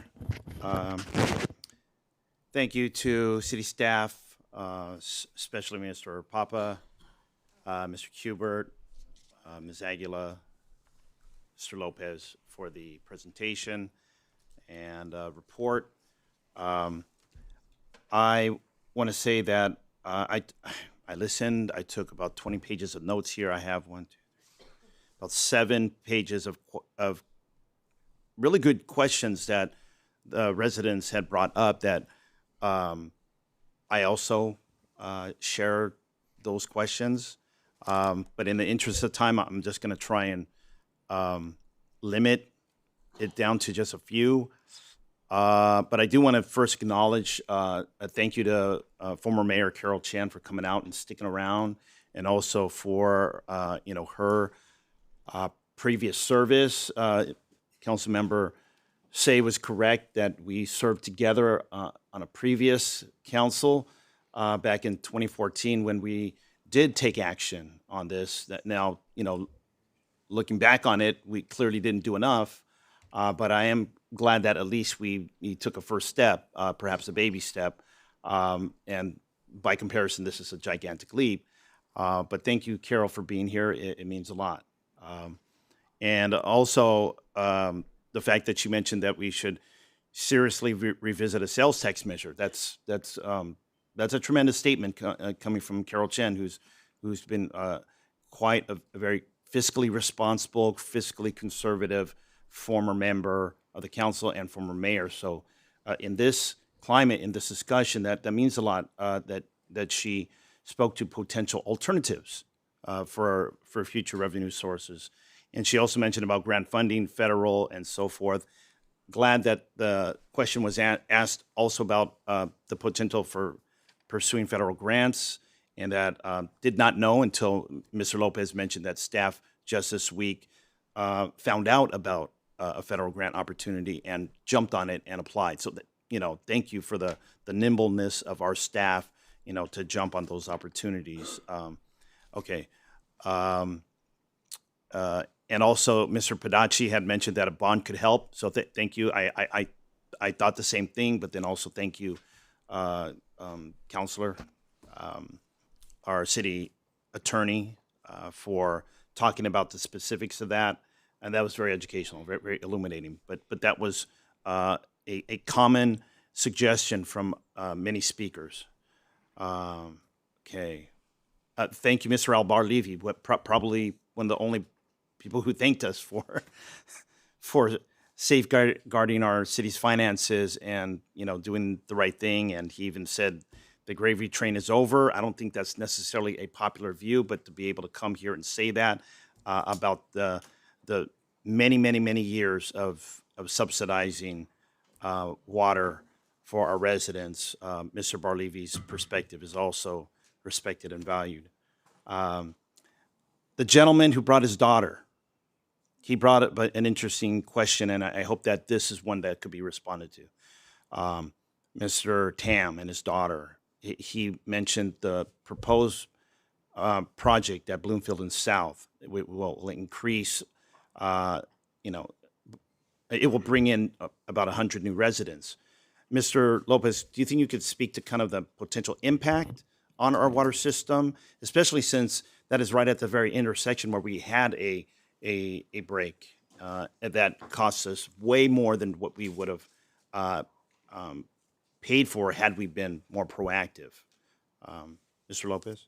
Yes, thank you for the question, Councilmember Polito. And the question has to do with impacts of new development on our water system. So under the California Environmental Quality Act, we are obligated to look at various potential impacts resulting from a proposed development. And one of those potential impacts that we analyze is impact on utility services that would result from the project. So in connection with not only that project, but other sites that the city looked at to rezone, which the city recently rezoned in connection with the housing element, that analysis was done. The issue in the case of all of those project sites is not an issue of capacity. There is adequate capacity within our water system to support that development. The issue at play right now in our water system is about the condition of the infrastructure itself. So we can actually pump a lot more to meet additional demand, but the wells themselves and the pumps associated with them are old and require replacement. So there's a distinction between capacity and then just the condition of the infrastructure. And the issue we're trying to address is the condition of the infrastructure. Thank you, Mr. Lopez. I really appreciate that. And I hope that Mr. Tam is not awake right now. He has to make sure his daughter gets to school the next day, but at least in the recording that his question was responded to by staff. I appreciate that, because I think it was Ms. Nass, Leah Nass, who basically said, Council, you have a moral and ethical obligation to listen to the residents. So I'm trying my best here and taking notes, and where there are some questions that could be asked, I'm doing my best to get a response. There was a very unique question, or perspective rather, from Terrence Wu. He talked about the impact, probably the unintended impact of our industry, in this case, agribusiness, the almond industry, on the demands of our water supply here in California. And us, where we're here, we're trying to address our water system, but right now we have to purchase it. There is I guess from his point of view, a disproportionate usage of the water supply in California by one particular industry, the almond industry. So let me just say, Mr. Wu, thank you for your creative thinking, and also, giving at least me, maybe others, a different perspective. I want to say this, that I think it's a standing agenda item, every council meeting, agenda item 10, legislative items. If there are some concerns about legislation that are going before the state legislature that this body could take a stand on, for or against, that might have unintended impacts on our city, then maybe that might be the best opportunity to proactively engage this council so that we could address, this future issues, as Mr. Terrence Wu had articulated here tonight. With that, there are many other notes I took, but I'm just going to wrap it up here and just say thank you to everyone who came out. This is very, very difficult. decision to make. I do want to say this: in the nearly 40 years that I've been politically active in my beloved hometown, your beloved hometown too, this is one of the most amazing, effective grassroots efforts that I've seen mounted in such a short amount of time. So kudos to all of you. And that's coming from someone who you probably see as an adversary. Respect. Okay, thank you. Councilmember Hong, do you have any additional questions or comments? I'm sorry, I forgot to mention one thing. Tonight, I see mostly are all the residents, but I do recognize there are two representatives from Sheraton Hotel, and they did approach me a week before, and they show their concern about water rate because tonight I'm surprised there's no one from the commercial area come over, but I think Sheraton Hotel is the most water consuming business in our whole city because they have more than 200 beds, so they're very concerned about this because according to their report, I'm going to make it short, the most important thing they analyzed, this year they pay $41,000, around, just a rough figure, $41,000 for their water rate. But if the new increased rate, 5 years from now, they have to pay additional $70,000 more. That means they're gonna pay more than $112,000 a year. What they're talking about, they're very concerned about this because as they say, as all the businessmen, they want to make the book stay in black instead of going to red. And they say they've been very, very cooperative and trying very active and very cooperative and very important to our city. And that's why they're very concerned about this issue. And I think they speak the voice for all the commercials. And they're a big company. Can you imagine those middle and smaller business with the rent increase, with the water rate, with the electricity? Thank you. I worry for them because it's really hard for them. Everybody wants to stay in business making money. If they cannot make money, either they have to move or unfortunately they have to shut down. And also we have to think about the consequences for new business investor or people when they try to come to move to Cerritos. I think they would put this also into consideration as well. I heard some people are talking about, well, if you have water rate increase this kind of rate, we might consider other cities first. And was like, no, this is not finalized. We're still working on it. But this is my concern. We want to have the good business to build our sales tax revenue. So this is very important. I'm very surprised that, Chamber of Commerce is not here, representative from Chamber of Commerce. Oh, Meraki, okay, you speak for that, thank you. But I'm talking about from the commercial area, I think in our city, more than 4,000 or close to 5,000? Yes, those we have to put into consideration too. They're like, 0.25% of our whole cities. So it's very important. We have to have our business survive and continue in our city. And they cannot be punished or, because of the water rate and put them out of business or when the lease is, expired, they want to move out of the city. I cannot imagine when that happens. So hopefully we can all put the whole thing into consideration. Thank you.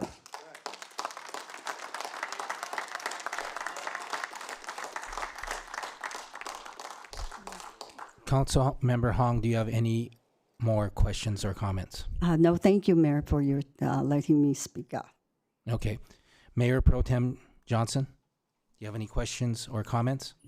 Thank you, Mr. Mayor. I do not have any questions. I think I have already been briefed over the last few months and months with our staff. So I want to thank each and every one of you for providing all the answers to the questions I have had. And I politely ask that residents here They may not like what I'm about to say, but I politely ask that you let me finish through my comments. I have listened to all of you without interrupting, and I ask the same of you, so thank you. I'd like to thank our residents for coming out tonight. Whether you support or oppose the adjustments of our water and sewer rates, I am pleased to see that many of you are here tonight and some have spoken, and it is good to see that you are engaged and that you have voiced your concerns. I also want to thank Kristen Aguila, Alvin Papa, Chris Kubert for the staff report.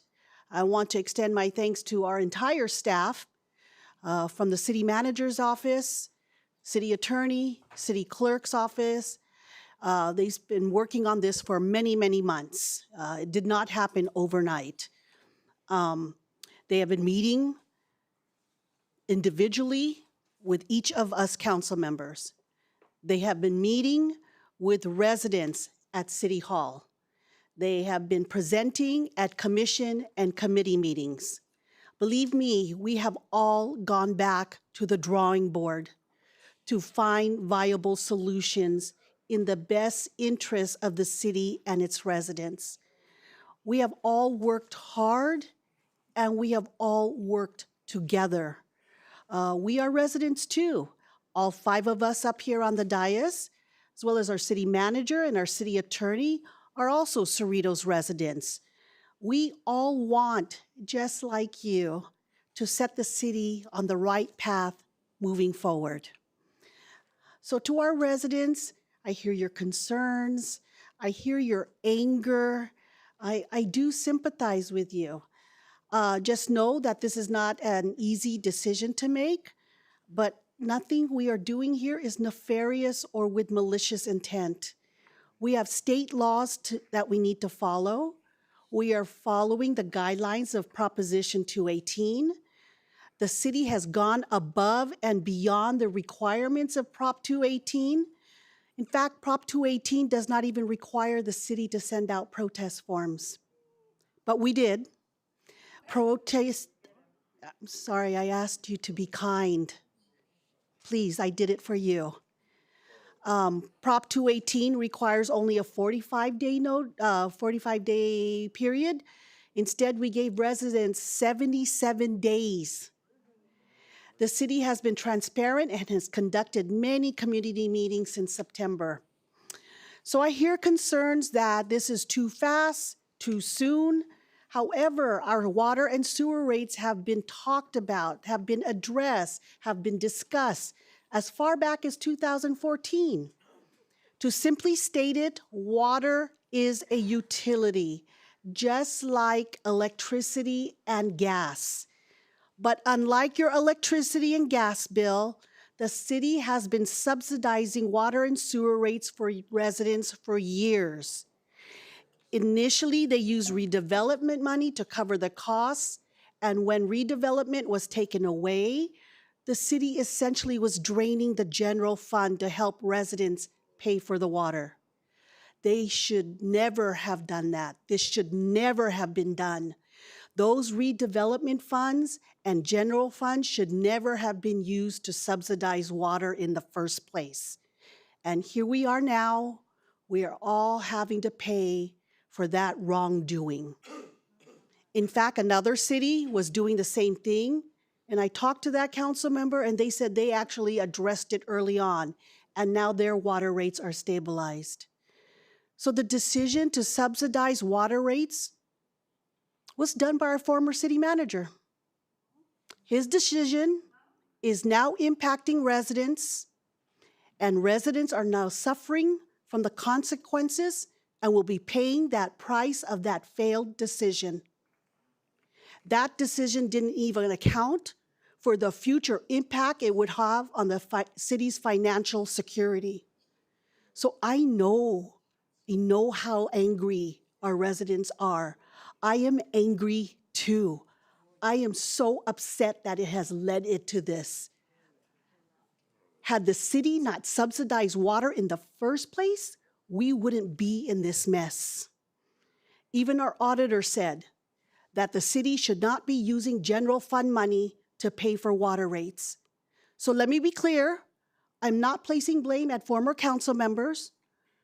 They were, again, I'm asking please to have decorum. I'm not placing blame on former council members. They were given bad direction and advice by the former city manager. And for those that think that this council doesn't care and just wants to raise the rates for the heck of it, we do care because we are the council that wants to fix it. And because we are left to fix it, unfortunately, residents are now angry at us. But I will say, mistakes were made, and the council is addressing and making those corrections.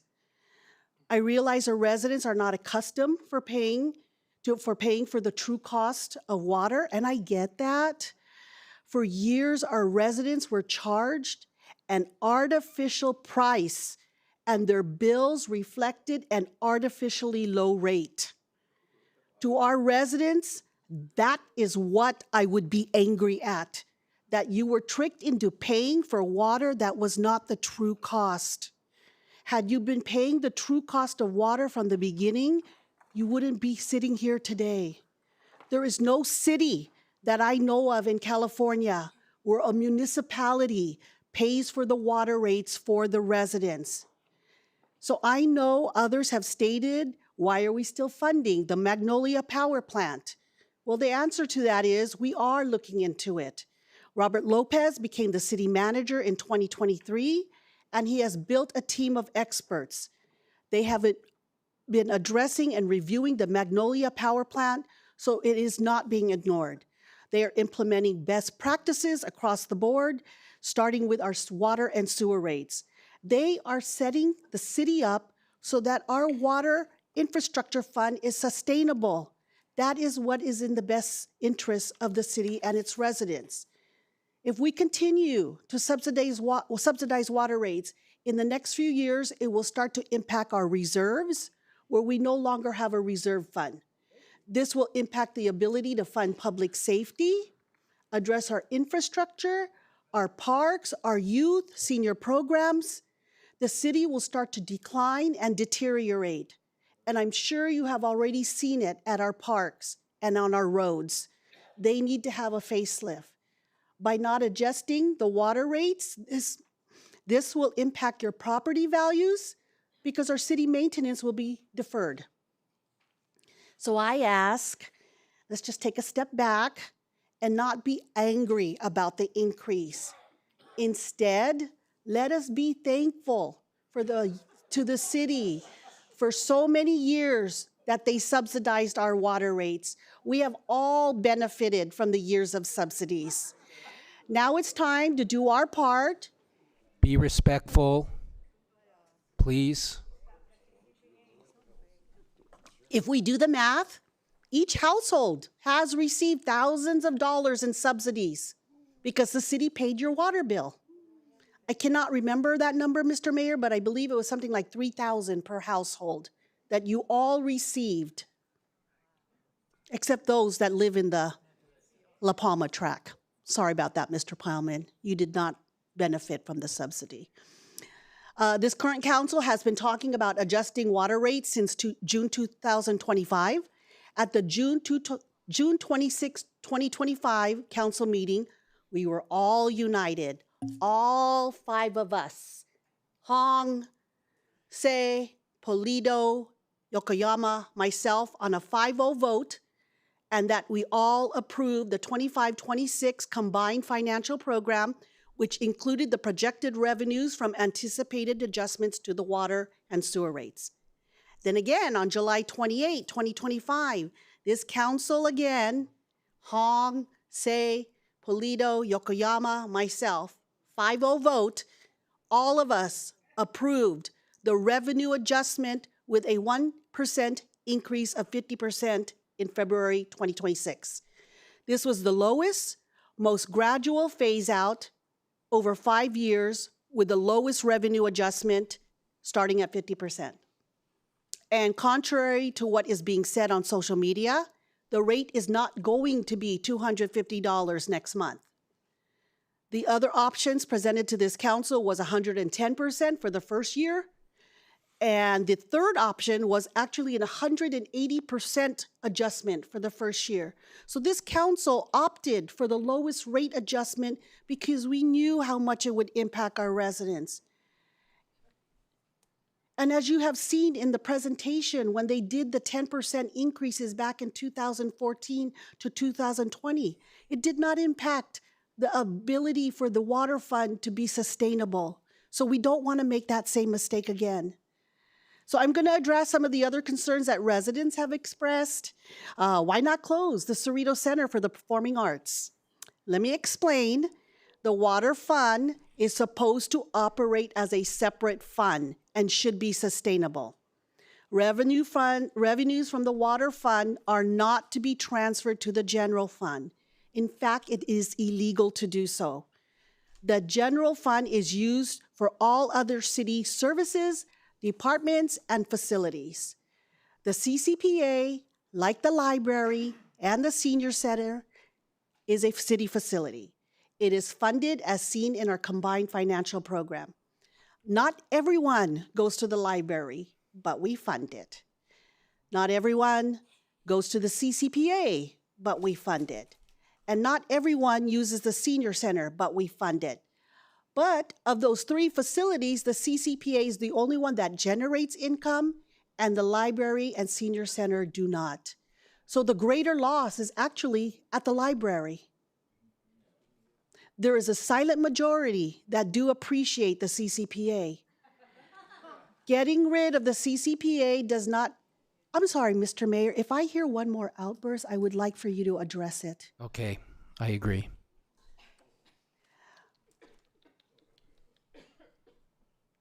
Getting rid of the CCPA does not help the water rate adjustments because they are two separate funds. I do appreciate that we have had many ideas and suggestions.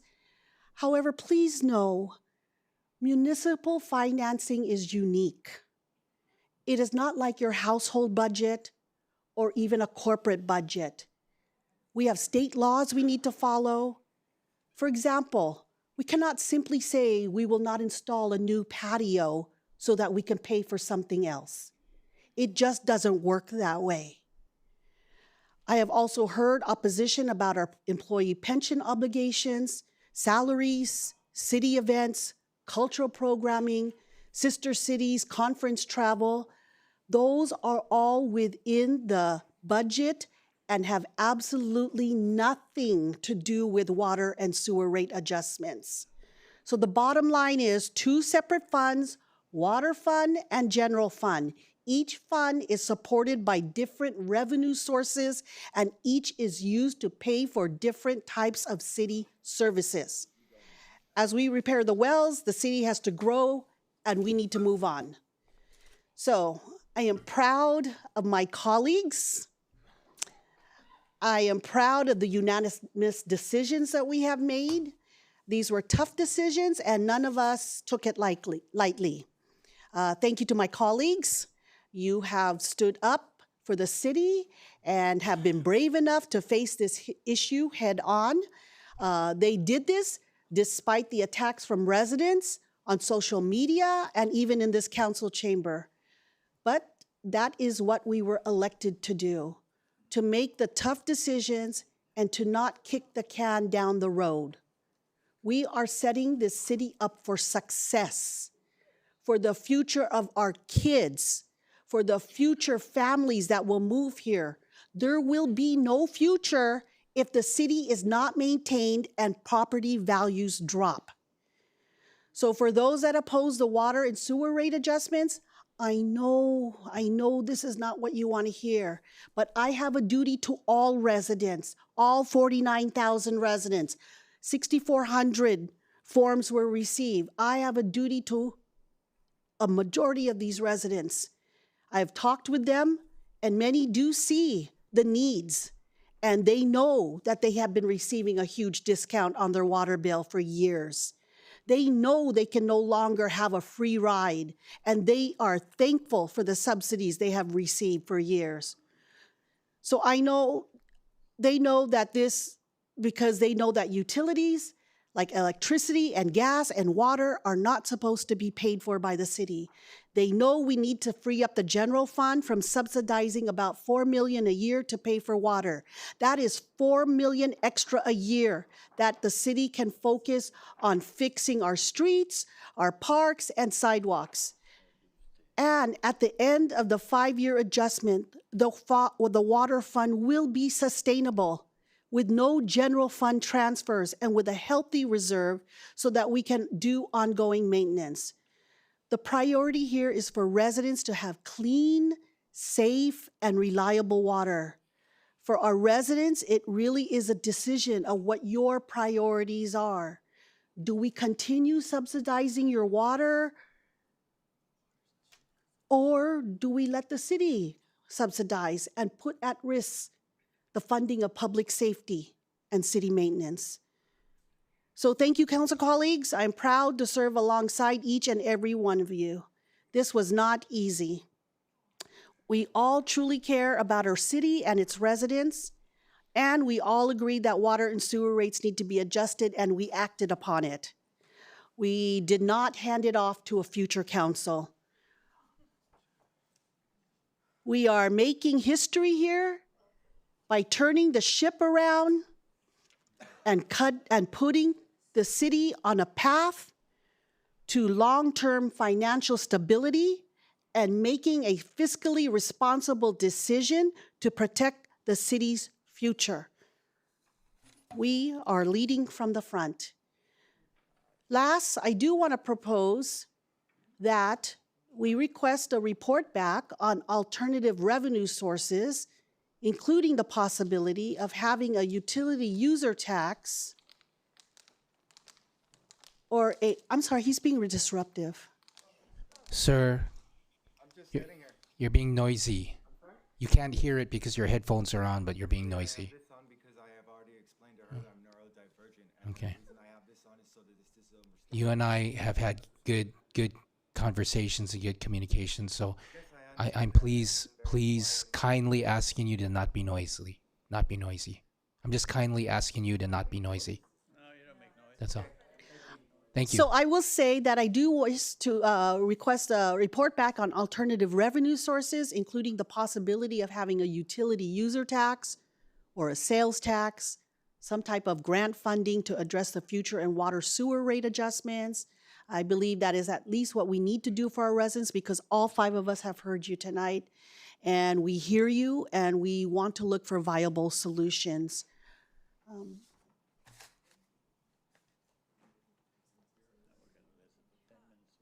You could ask for consensus on that. Okay, then I'd like to ask consensus from this council to direct the city manager to bring back a report on alternative revenue sources, including the possibility of having a utility user tax, sales tax, grant funding to address the future water rate adjustments. Then at a future meeting, I'd like to request that this council review the report and to revisit potential adjustments to the water and sewer rates and to account for the new revenues that will be disclosed in the report. I concur. I concur. Clarification? Yes. Okay, so what are you trying to say? The current rate that increased the first year, we are putting on hold? Is that how you No, my propose? request. I'm sorry for that. Yeah, no problem. Mhm. My request is simply to ask the city manager to look for alternative revenue sources. That's all. I concur. Thank you. So I do have a question. So with this proposal, so you're trying to say this is passed? Because my understanding, I have to clarify. At the beginning, as I say, I do understand and I do believe we need a water rate increase. But when I picked that scenario 2B, I thought that was not the done deal. I just proposed that would be probably the best way of increasing the rate. But right now, after I heard all the residents' voices, and that's why I come out with this kind of consumption. And so is this going to be what is the conclusion? We're gonna have reconsider that, or this is gonna pass and we're looking for other resources? Thank you, Councilmember Hung. So, Mayor Pro Tem Johnson made a request for consensus on the report back from the city manager on the report details that she asked for. That was a consensus request. We are still working with item 8A, and I'm going to look to Mayor Pro Tem Johnson. Are you done with your questions or comments? Do you have any other questions or comments? None at this time. Okay, thank you. So thank you for your comment, Mayor Pro Tem Johnson. I absolutely, wholeheartedly agree with the substance and spirit of your comments. So, thank you to my council colleagues for sharing your questions and comments. Thank you to the community, to the Cerritos residents for showing up and speaking at public comment. We appreciate hearing from the community, from our residents at our city council meetings. So I look to my council colleagues. Does anybody have a motion? I have a motion. Okay, you have a motion. What is your motion? I would like to make a motion to require the city manager, recommend the city manager to work with the finance staff to consider reducing water sewer rate adjustment and seek for grant fund or a bond needed for CIP and revenue fund. Thank you.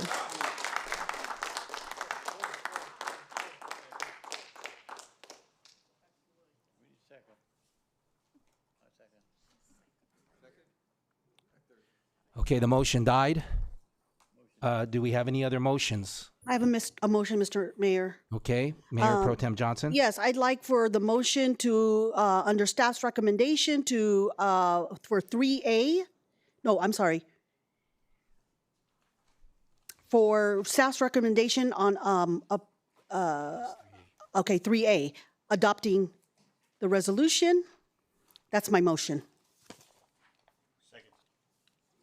Okay, so And I think I do believe there's another one for, okay, I'm sorry, we'll vote on that yeah, separately. so I heard from a motion from Mayor Pro Tem Johnson to approve the staff recommendation, which is, and she said, to approve the staff recommendation, number 1, number 2, number 3A, number 4, and number 5. And I heard a second from Councilmember Polito. Let's vote. I have a second amendment coming out. Say that again? I have a second recommendation to propose. There's a motion on We'll the do floor. motion first and then go to second on me? To Yeah, propose. we got a motion from Mayor Pro Tem Johnson and a second from Councilmember Polito. So Let's vote.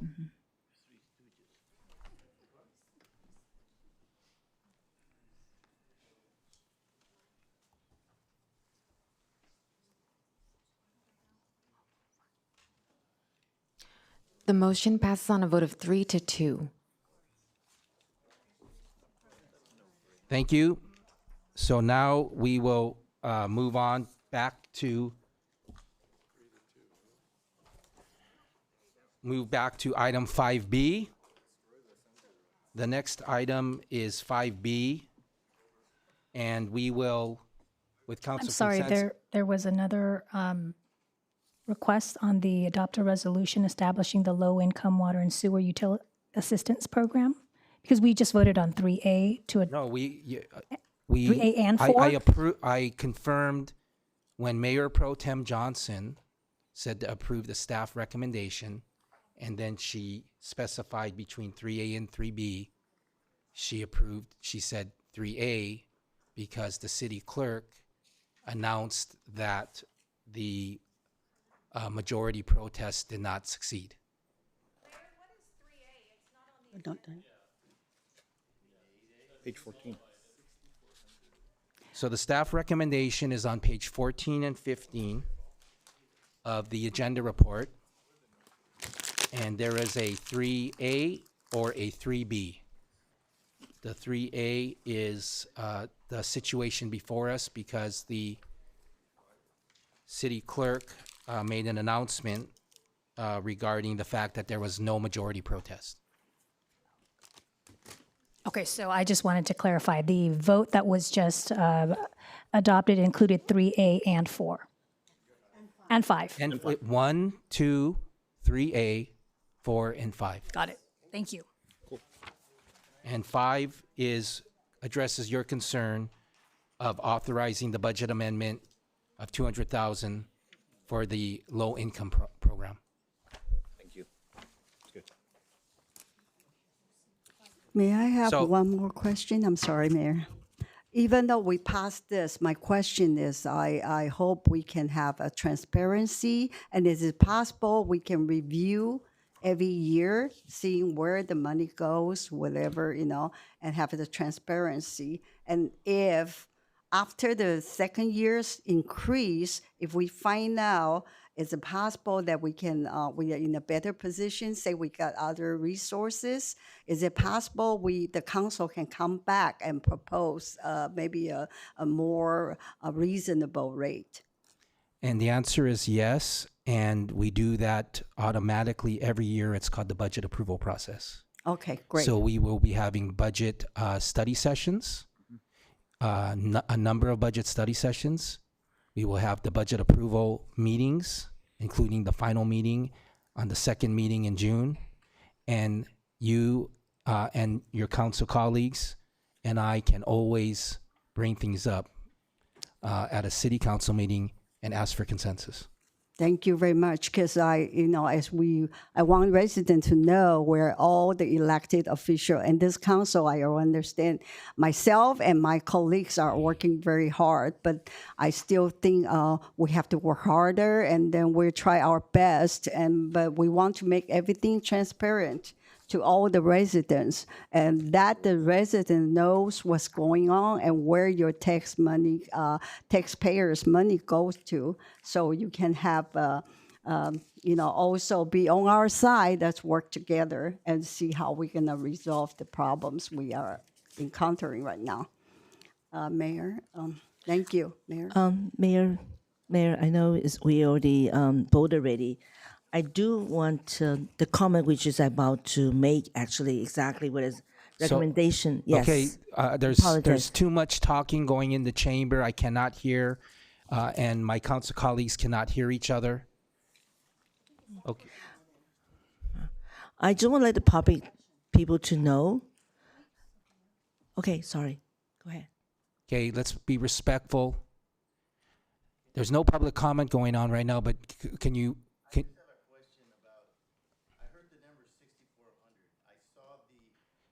Yeah, what,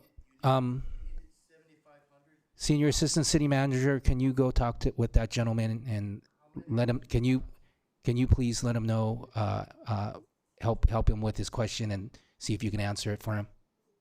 Thank you. Okay, the Senior Assistant City Manager can meet you in the back and answer your question, please. Okay, so council members say, you have a quick comment or question? Yes, I appreciate it. Allow me 2 minutes to express my concern when I vote for no.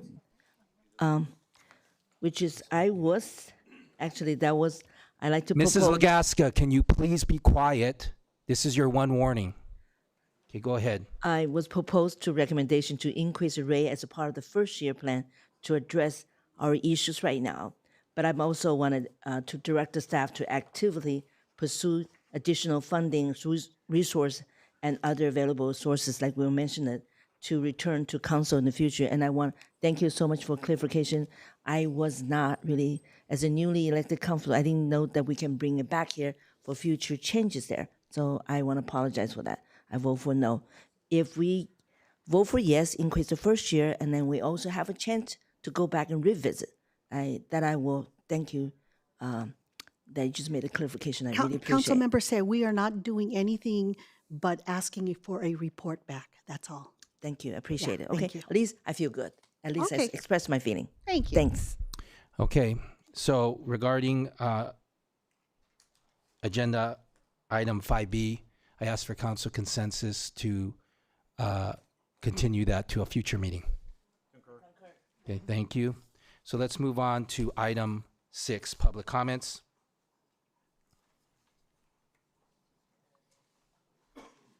Please respect each speaker and refrain from any disruptive behavior or speech during their comment time. Public comments will be limited to 3 minutes per speaker. Agenda item 6 public comments should be limited to items on the consent calendar, closed session, and items not listed on the agenda, but that are within the subject matter jurisdiction of the legislative body. I will now open for item 6 public comments. Al Barlevy.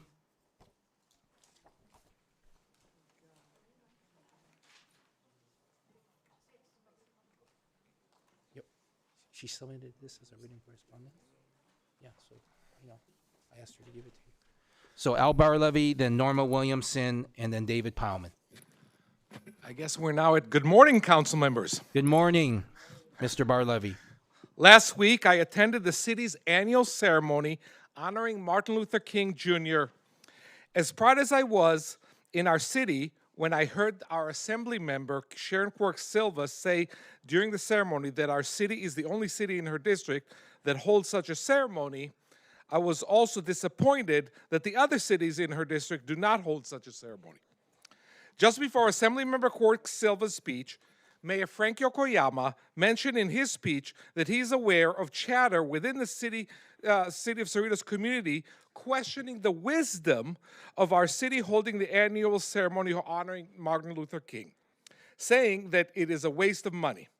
Mayor Yokoyama did not go on to refute this position, presumably because he thought that the audience at the ceremony would not need to be explained why holding the annual Martin Luther King ceremony is not a waste of money. So I would like to pick up where Mayor Yokoyama left off and explain what Mayor Yokoyama thought to be self-evident required no explanation. 2 weeks ago, the New York Times published an article with a headline, and I'm quoting verbatim here, "Trump says civil rights led to white people being, quote, very badly treated. With no respect to the President of the United States, but with respect to the office that he holds, let me respond that what Trump says exhibits the mentality of a Neanderthal. And that's why celebrating and honoring Dr. Martin Luther King is neither a waste of time nor a waste of money. Civil rights are good for everybody. We should not take civil rights, the civil rights that we have for granted, because they are constantly under attack, especially given the Neanderthal mentality that is currently resonating in the White House." Thank you, Mr. Barlevy. I'm proud that the city of Cerritos has the Dr. Martin Luther King Jr. Day ceremony every year. Okay, Norma Williamson.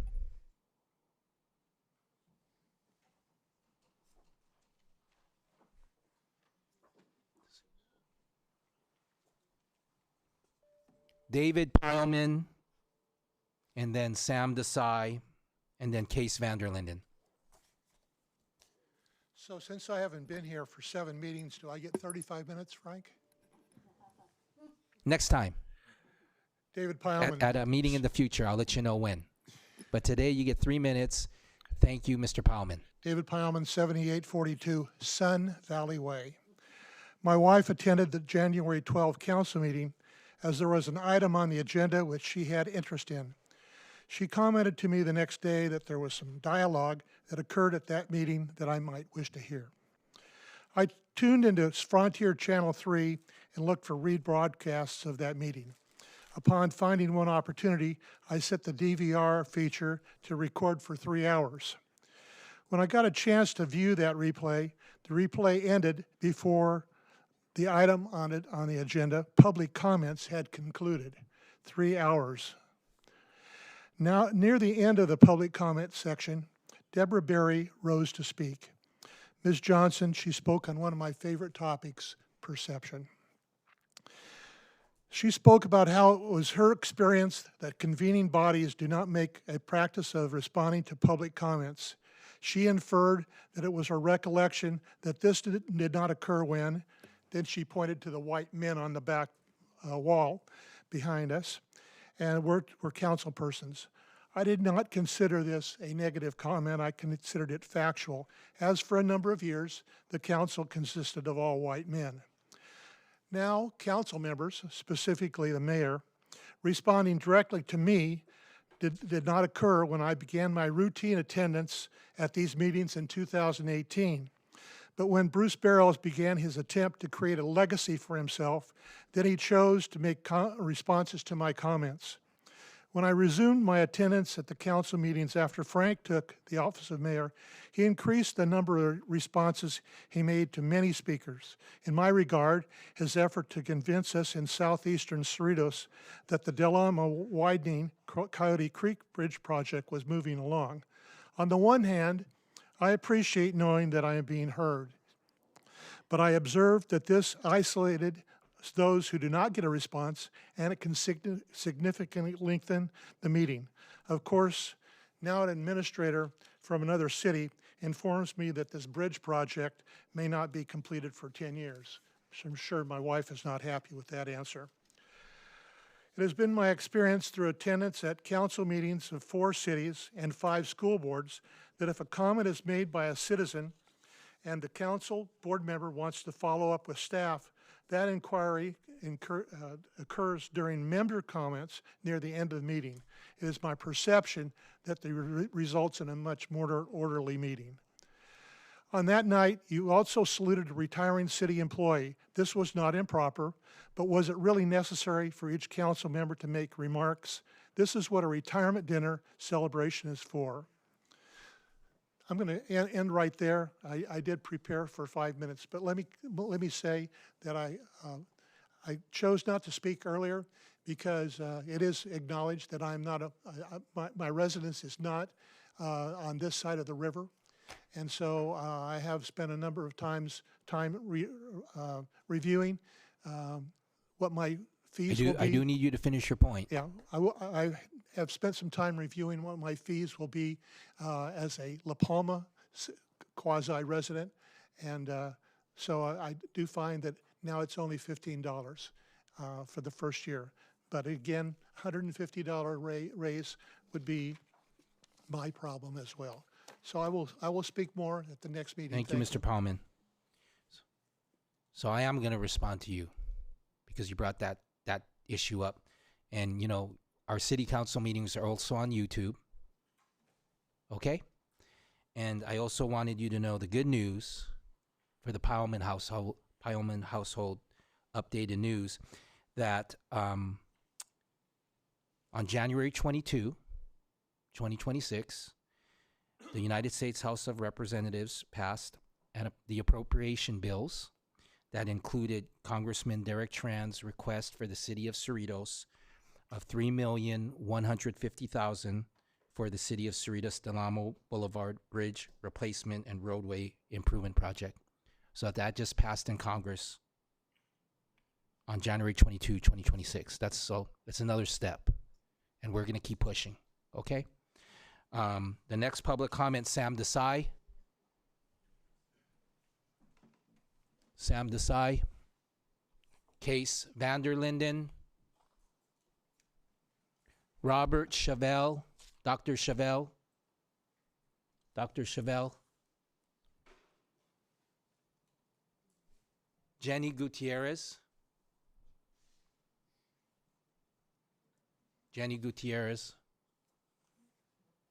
Anu Gupta. Anu Gupta.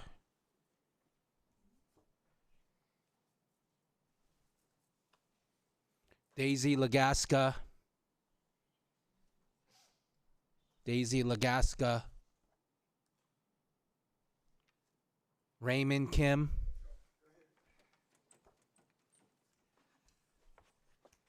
I came from pretty far away, so I want to definitely talk as much as I can. So, I want to talk about the 6,400 households that sent in. I mean, we just found out That was under item 8A. No, no, no. where we're This is talking about this is public about voter. comment. Yeah, this is about voter participation. Kim, Mr. regarding Kim. this item and how they're not heard. So this is a separate item because I don't see Mr. that Kim. item on the thing. Where do you have Agenda talking item about what 6, voters want? Agenda Where is that item in the 6, agenda? Public comments should be limited to items on the consent. Okay, stop the time. Yeah, this is public, right? Public Stop comments. the time because I'm talking. I don't want to take away from his time. Agenda item 6, public comments should be limited to items on the consent calendar, closed session, and items not listed on the agenda but that are within the subject matter jurisdiction of the legislative body. So you have 3 minutes to talk about public comments, but we are not talking about 8A. Okay. We had 3 hours Yeah. Okay. plus so of this 8A. will be about a so different let's topic just talk then. about public comment item 6, please. Thank Okay, you, so Mr. I Kim. want to talk about recall. Okay, so now the thing is, we need what I think it was 7,000 votes to have a recall, but we got 6,400 protest votes, and each protest vote represents at least 2 households. I think it's like 2.3 voter or something like that.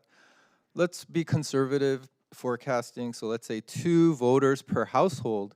6,400 households, 2 votes each. That's like 13,000 votes. That's plenty for a recall. And I worked with people in San Francisco when they were doing their recall. They recalled 3 San Francisco Unified School District members because they were kicking out Asians of Lowell High School. And then they kicked out a supervisor because in the Sunset District because they were, taking away, highways that a lot of the majority Asian district lived in Sunset, and they got recalled. So and Chesa Bodine famously got recalled, even before those 2 recalls. So they had 3 recall succession, and it was organized very strongly by the grassroots Chinese.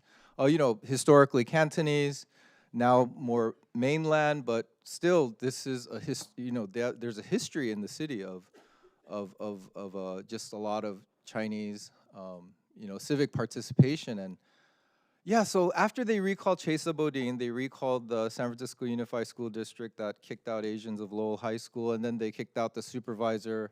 The city is great. You guys go to visit San Francisco. It's my friends, my college friends, high school friend. He's the mayor now, Daniel Lurie. San Francisco is great now. They turned around. Crime is down. Homelessness is down. Like the city turned 180 because of 3 recall elections. Well, they actually recalled, I guess, 5 people. And then, Oakland also recalled their district attorney. And, so the thing is, the sad part is, what happens to the people after the recall? Do they walk around can they hold their head high anymore? Or are they always kind of, hiding in shame? Because it's kind of sad what happens after a recall, right? Like their political career is completely gone. Any assembly election will completely be consumed by that recall process. I mean, it's kind of sad. And I don't, I'm sure in different settings. Please wrap it up, It Mr. would be Kim. much more pleasant, but just the thought of what happens after a recall and facing people. Okay, thank you, Mr. Kim. Something to think about. Rocky Pavone.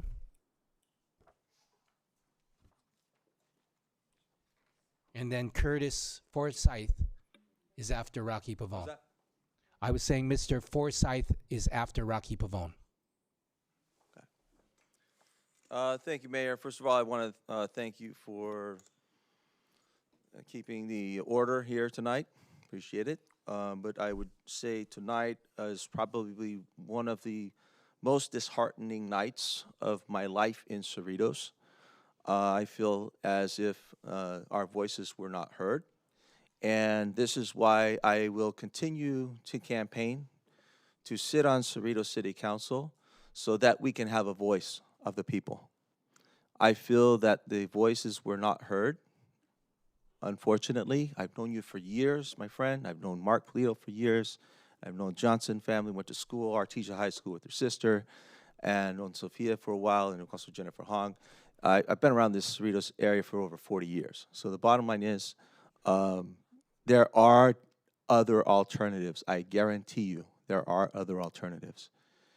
And with my experience, And we're not talking about AA right now. say again. Because I need I'm to be, not. I'm I talking need to be about consistent. I'm talking about my campaign. Yeah. Okay, great. My Thank you. Cerritos City Council campaign. Okay, thank you. Okay, where I actually told the whole city to be careful who you vote for, because this is what could happen to you when you actually have people running the city who have no financial or very little financial management experience. And I have 32 years of licensed professional financial management experience.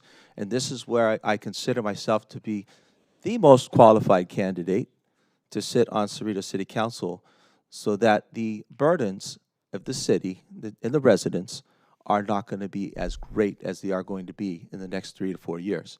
So I am looking forward to running again with Cerritos City Council in the next election that comes up, because I definitely know that there are solutions and we can work together to make Cerritos great again.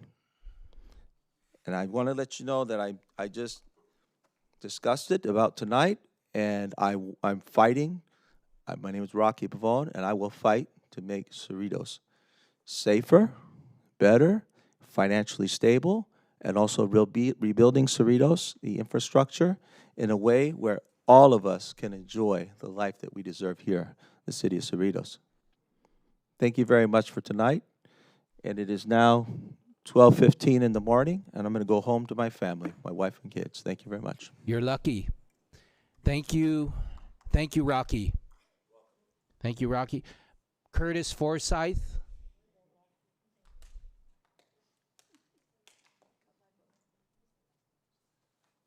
Mr. Forsyth, thank you. Thank you for coming to the meeting today. You have your public comment now, please. All right, thank you. Thank you. One is regarding when I was speaking at the last meeting, you stopped me in the middle of what I was saying, and it had to do in regards to what was actually going on. I apologize for that. I understand that. I'm but sorry. The fact of the matter is that that's what happened, and I Okay. appreciate your apology, but it's unacceptable. And she is not even apologized. She won't look at me. She pours coffee every time she does this. I want to know why. I will stop talking right now if you can look at me and tell me why you did what you did to me. Mr. Forsyth, it's your time to talk. Okay, You this is have my public time. Well, comment. so then can I say what I need to say? Yes, you can, please. Thank you very much. Okay, so you were concerned about the people and all of this stuff. It's obviously apparent from the deputies that you have here, okay? So why is it that when one person shows up for an interview, you have more deputies for me than you have sitting in here right now? And I've walked in with the same backpack every single time, and I've never been a threat, and yet somehow I'm being searched and coerced into being searched. There was no answer to that. And I told you at the beginning of it I didn't want the search to happen, and I told you at the end that it was non-consensual. So you violated my civil rights, and I could sue the living crap out of this city, and I excuse my language, but I don't want to do that to the citizens, because that means that penalizes all of them. So the fact of the matter is you did sexually abuse me by doing what you did. And I'm sorry, but the last meeting when Ryan was sitting in here, some man was sitting in or they were talking about a man doing something with his hand and his body part in the front yard. And I was told that I couldn't say that she was staring at my crotch. So I'm a little offended by how this entire system is gone. If you wanted the public to know what was said and have answers to the questions, they were sitting right there in front of you, and you walked away. You didn't answer, you didn't do anything, and you were scared of me. Why? I walked in respectfully. I did nothing but tell you the truth, and I told you I wanted both sides. And just the shame on your face is just, I'm sorry. You've abused me to a point that you've actually impacted my entire life through Christmas and New Year's. And I think it's absolutely asinine that this is what I received from you, and I told you, thank you, I respect you. And then you sat here and told me about my headphones, bro. You can ask him. I've told him numerous times that I'm neurodivergent. And just because you can't see my headphones in my ears doesn't mean they're not there, man. Thank you for sharing that with me. So I don't appreciate being insulted. I don't appreciate being manhandled. And my hands, I'm a 26-year musician. I'm a reporter. You guys stuck my hands in a finger lock and then you pushed them together. So if my fingers don't work right over time, who do I go to? Because this isn't my problem. My hands have been sore. Look, do you see I wear gloves every time? This man knows I got hand injuries. So he knew the day that I went in, I had hand injuries, and that's what you guys did to me. So I'd love to know why. So is there a way I can get it in writing or some way? You told me that this wasn't going to happen. I'd love to know why it did. Mr. Forsyth, thank you for your public comment, and I did not mean it to be taken as an insult. I just wanted to reduce the noise in the chamber. But I made no noise, sir. Okay, thank you. Yeah. Appreciate it. Appreciate your public comment. What? Okay, can someone please get the card, and Mr. Cortez will be speaking at public comment. Thank you. Good morning. These are public comments, so I think we could speak about anything we want. I'm not going to speak about the water, but I'm going to speak about the people that thank the people, residents that went out to inform residents about the issue. There were lots of people walking, lots of people knocking on doors. So thank you to all those people, the people still watching, or you will watch tomorrow, because 6,400 is nothing, it's just nothing. It's 6,400 residents. So I know some of you are aware that that's almost unprecedented. So all those 6,400 people, there'll be a lot of voters right there. So I just hope that they stay involved. Because a lot of times we see people, one issue, another issue, and then we don't see them again. Let's make sure that those 6,400 residents stay involved and let them hear you again at a future election, pro or against, but let's make sure that you stay involved. I hear utility tax. That usually will go to the general fund, not necessarily to help with the water. If it was a general fund, it cannot be used for the water. So I'm not sure that will help with the water issue. Also, I keep hearing sales tax, and this is my T-shirt from, I believe, 2016. It's 10 years old. And I want to keep saying no, and the public is going to keep saying no. The voters, 2/3 of the voters are going to keep saying no to a sales tax until the city stops giving millions to CCPA every year. Once the city stops giving 4 to 6 million to CCPA, I won't use the shirt anymore, and you could bring your sales tax. As long as you keep wasting our tax money, subsidizing CCPA, we're talking about subsidizing, not subsidizing water, not subsidizing Magnolia, the Magnolia plant, which we welcome. Whatever you say is not going to make us change our mind. That's our tax money. It's not up to the five of you saying that's not our tax money. It's our money. We pay for the money, $4 million every year at least, over $100 million over 20 years. So until that stops, this T-shirt and the 2/3 of the people that have voted no in the past, I want to keep saying no to a sales tax. Thank you, and have a really good evening, night when you go home.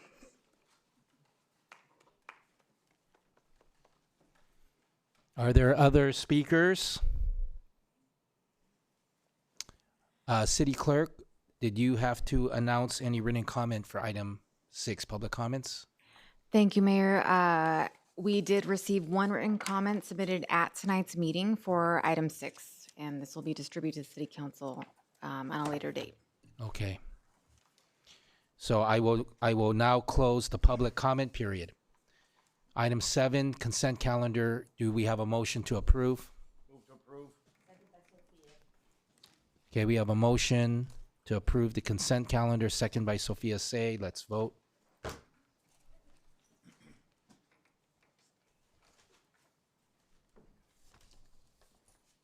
The motion passed on a vote of 5-0.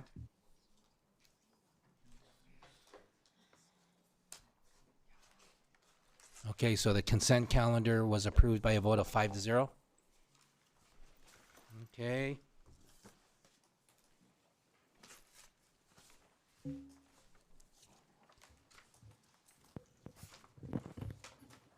Okay, so let's take a 5-minute break.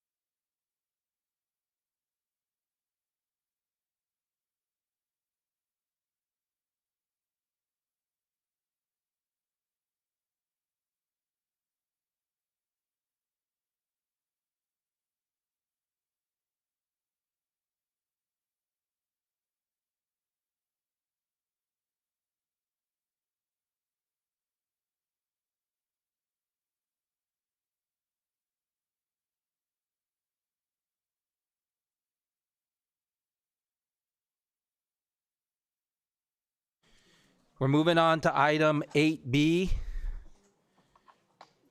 8B, public hearing, Heritage Park rezoning. City Manager, do we have a report on this item? Yes, Mayor, members of the City Council, this item follows up on prior action and direction from the City Council. This is a procedural matter that is coming to you with a unanimous recommendation from the Planning Commission. For a very brief overview, I'll defer to Deputy City Manager Ryan Carey. Thank you, Mr. Lopez. Good evening, Mayor, members of the City Council. Before you tonight is a request to consider 3 administrative entitlements related to Heritage Park. These actions are needed to position the city to access Los Angeles County Measure A funding for repairs to the Heritage Park Play Island. As you know, Heritage Park consists of 2 parcels. The main parcel at 18600 Bloomfield is about 14.7 acres and is already designated and zoned as parks and open space. The smaller parcel at 18616 Bloomfield is approximately half an acre and is still designated and zoned for residential use, even though the city acquired it in 2016 and has been using it as park space since then. In order to be eligible for Measure A funding and to clean up the land use and zoning of the former residential property to align it with how the property is currently used, the city is proposing a general plan amendment, a zoning change to open space, and a lot line adjustment to create a separate parcel for the Play Island. The lot line adjustment does not increase the number of parcels and does not affect public access.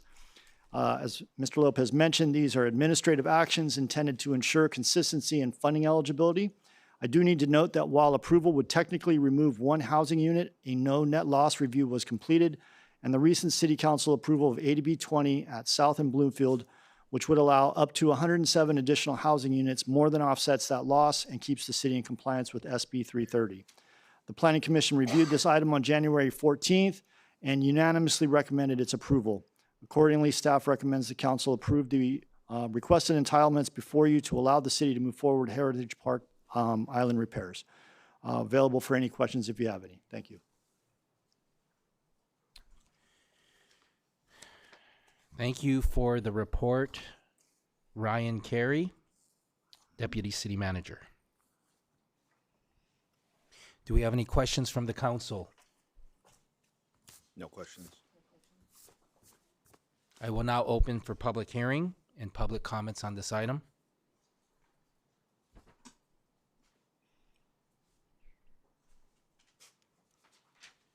City Clerk, do we have any cards for item 8B? No, Mayor, we have not received any cards for this item. See, we have not received any cards. Okay, seeing no speakers on this item, I will close the public comment period and the public hearing. Does the council have any additional questions or comments regarding item 8B?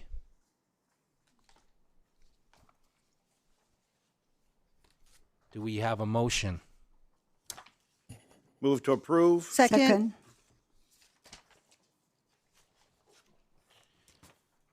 Okay, we have a motion from Councilmember Polito to approve the Planning Commission recommendation. We had a second. Who seconded, City Clerk? It was a tie to me. I thought I heard Mayor Pro Tem Johnson first, but ever so slightly. Okay, so that's the second. Let's vote.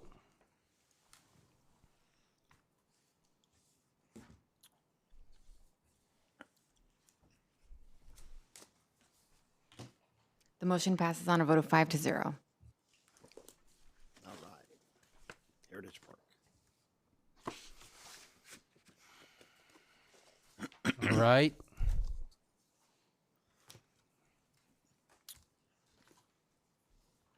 Item 10, legislative items. We have no items to report this evening. There's no legislative items. That's correct. Okay. Item 8A.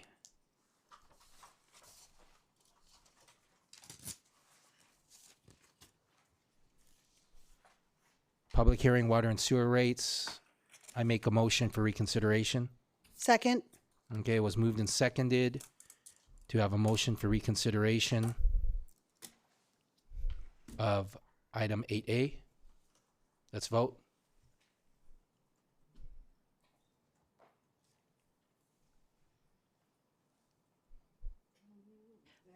That please. I made a motion for reconsideration of item 8A. It was seconded by Mayor Pro Tem Johnson. So we're now voting on a motion for reconsideration of item 8A. So this item is just to be reconsidered again. That is the motion. Oh, okay. Thank you.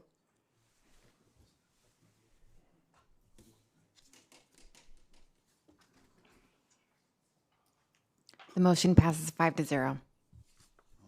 I'd like to make a motion, Mr. Mayor. Okay? I'd like to make Mayor a Pro motion. Tem Johnson? I'd like to make a motion to approve staff recommendation of 3A. 3B, 4 and 5. Okay. Yes.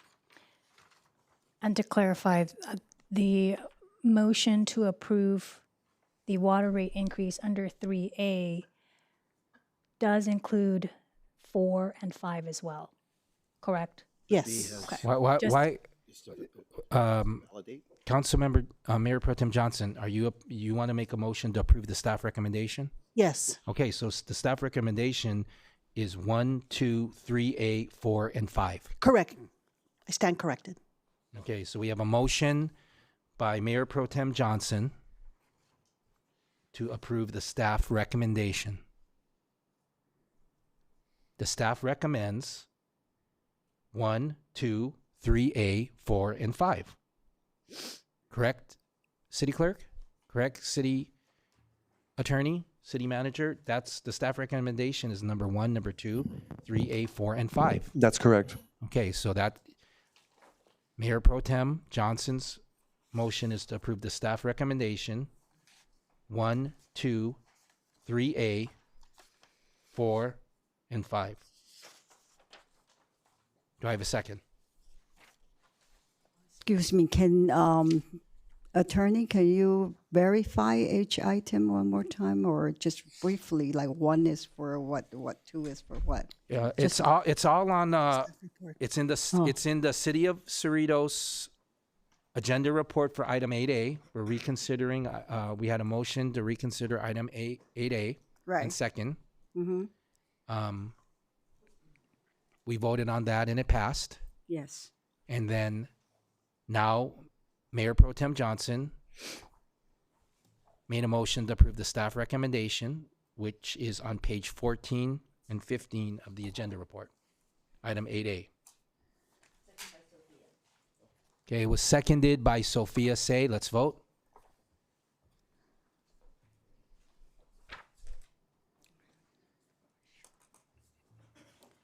The motion passes on a vote of 4-0 with 1 abstention. Thank you. Item 11A. Report from the city manager. Does the city manager have a report? Thank you, Mayor. I have no items to report this evening. City Council communications. I'll start with Jennifer Hong. Councilmember Hong, do you have any city council communications? Yes, thank you. Thank you, Mayor. Just want to report it on January 19th. It was great that we all attended the Martin Luther King Jr. ceremony. It's a great turnout, and all the residents really appreciate this event. And I am happy to see a lot of people shows up, and we all enjoyed this important day. And we in memorize of the Martin Luther King Jr. And also on January 22nd, I do attend, this is outside the city, but this is like a cultural event hosted by Los Angeles Cultural Arts Foundation. And they have hosted an event at City of Industry. This is a Los Angeles Spring Festival Gala, reunionize the community to celebrate the Lunar New Year and the enduring beauty of culture. So this is just the music and art and bring all the diversified culture together in also combining a celebration of the Chinese Lunar Year. So I'm so happy I was invited to be there and representing our council and City of Cerritos, and I send our regards and for everyone. Thank you.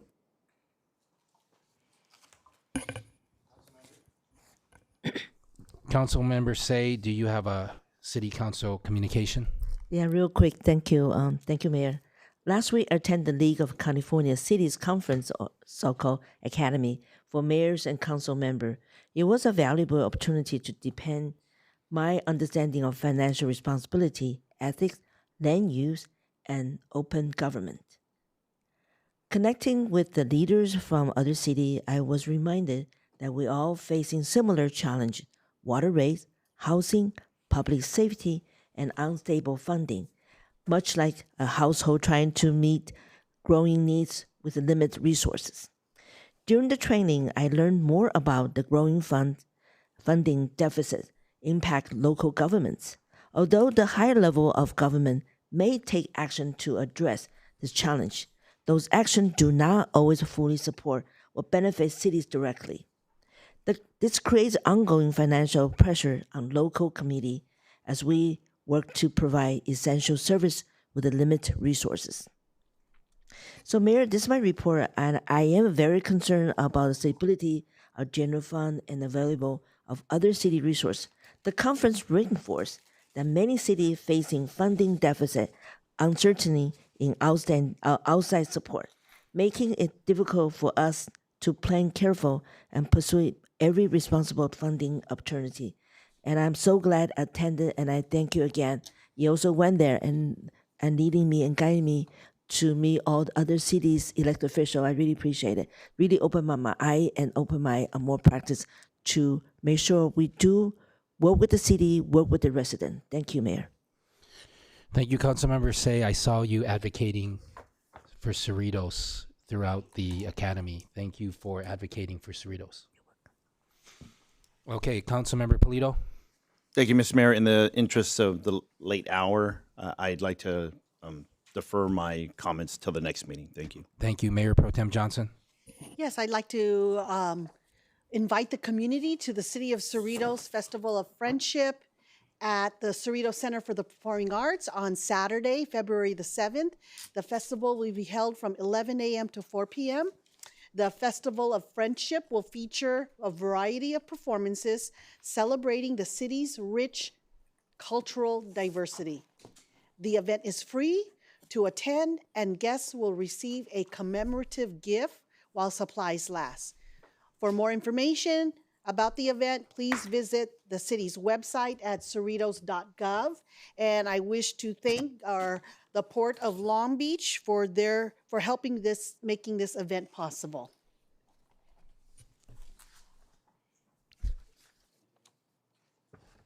Okay, I will defer my councilmember communication to the next city council meeting. Closed session. City Attorney, will you please announce the closed session items? Yes, thank you, Mayor, members of the City Council. There is a need to recess into closed session to talk about 12B, potential litigation, but there is no need at this time for 12A, so it's just one item, 12B. We will now adjourn the regular meeting and the council will recess to closed session.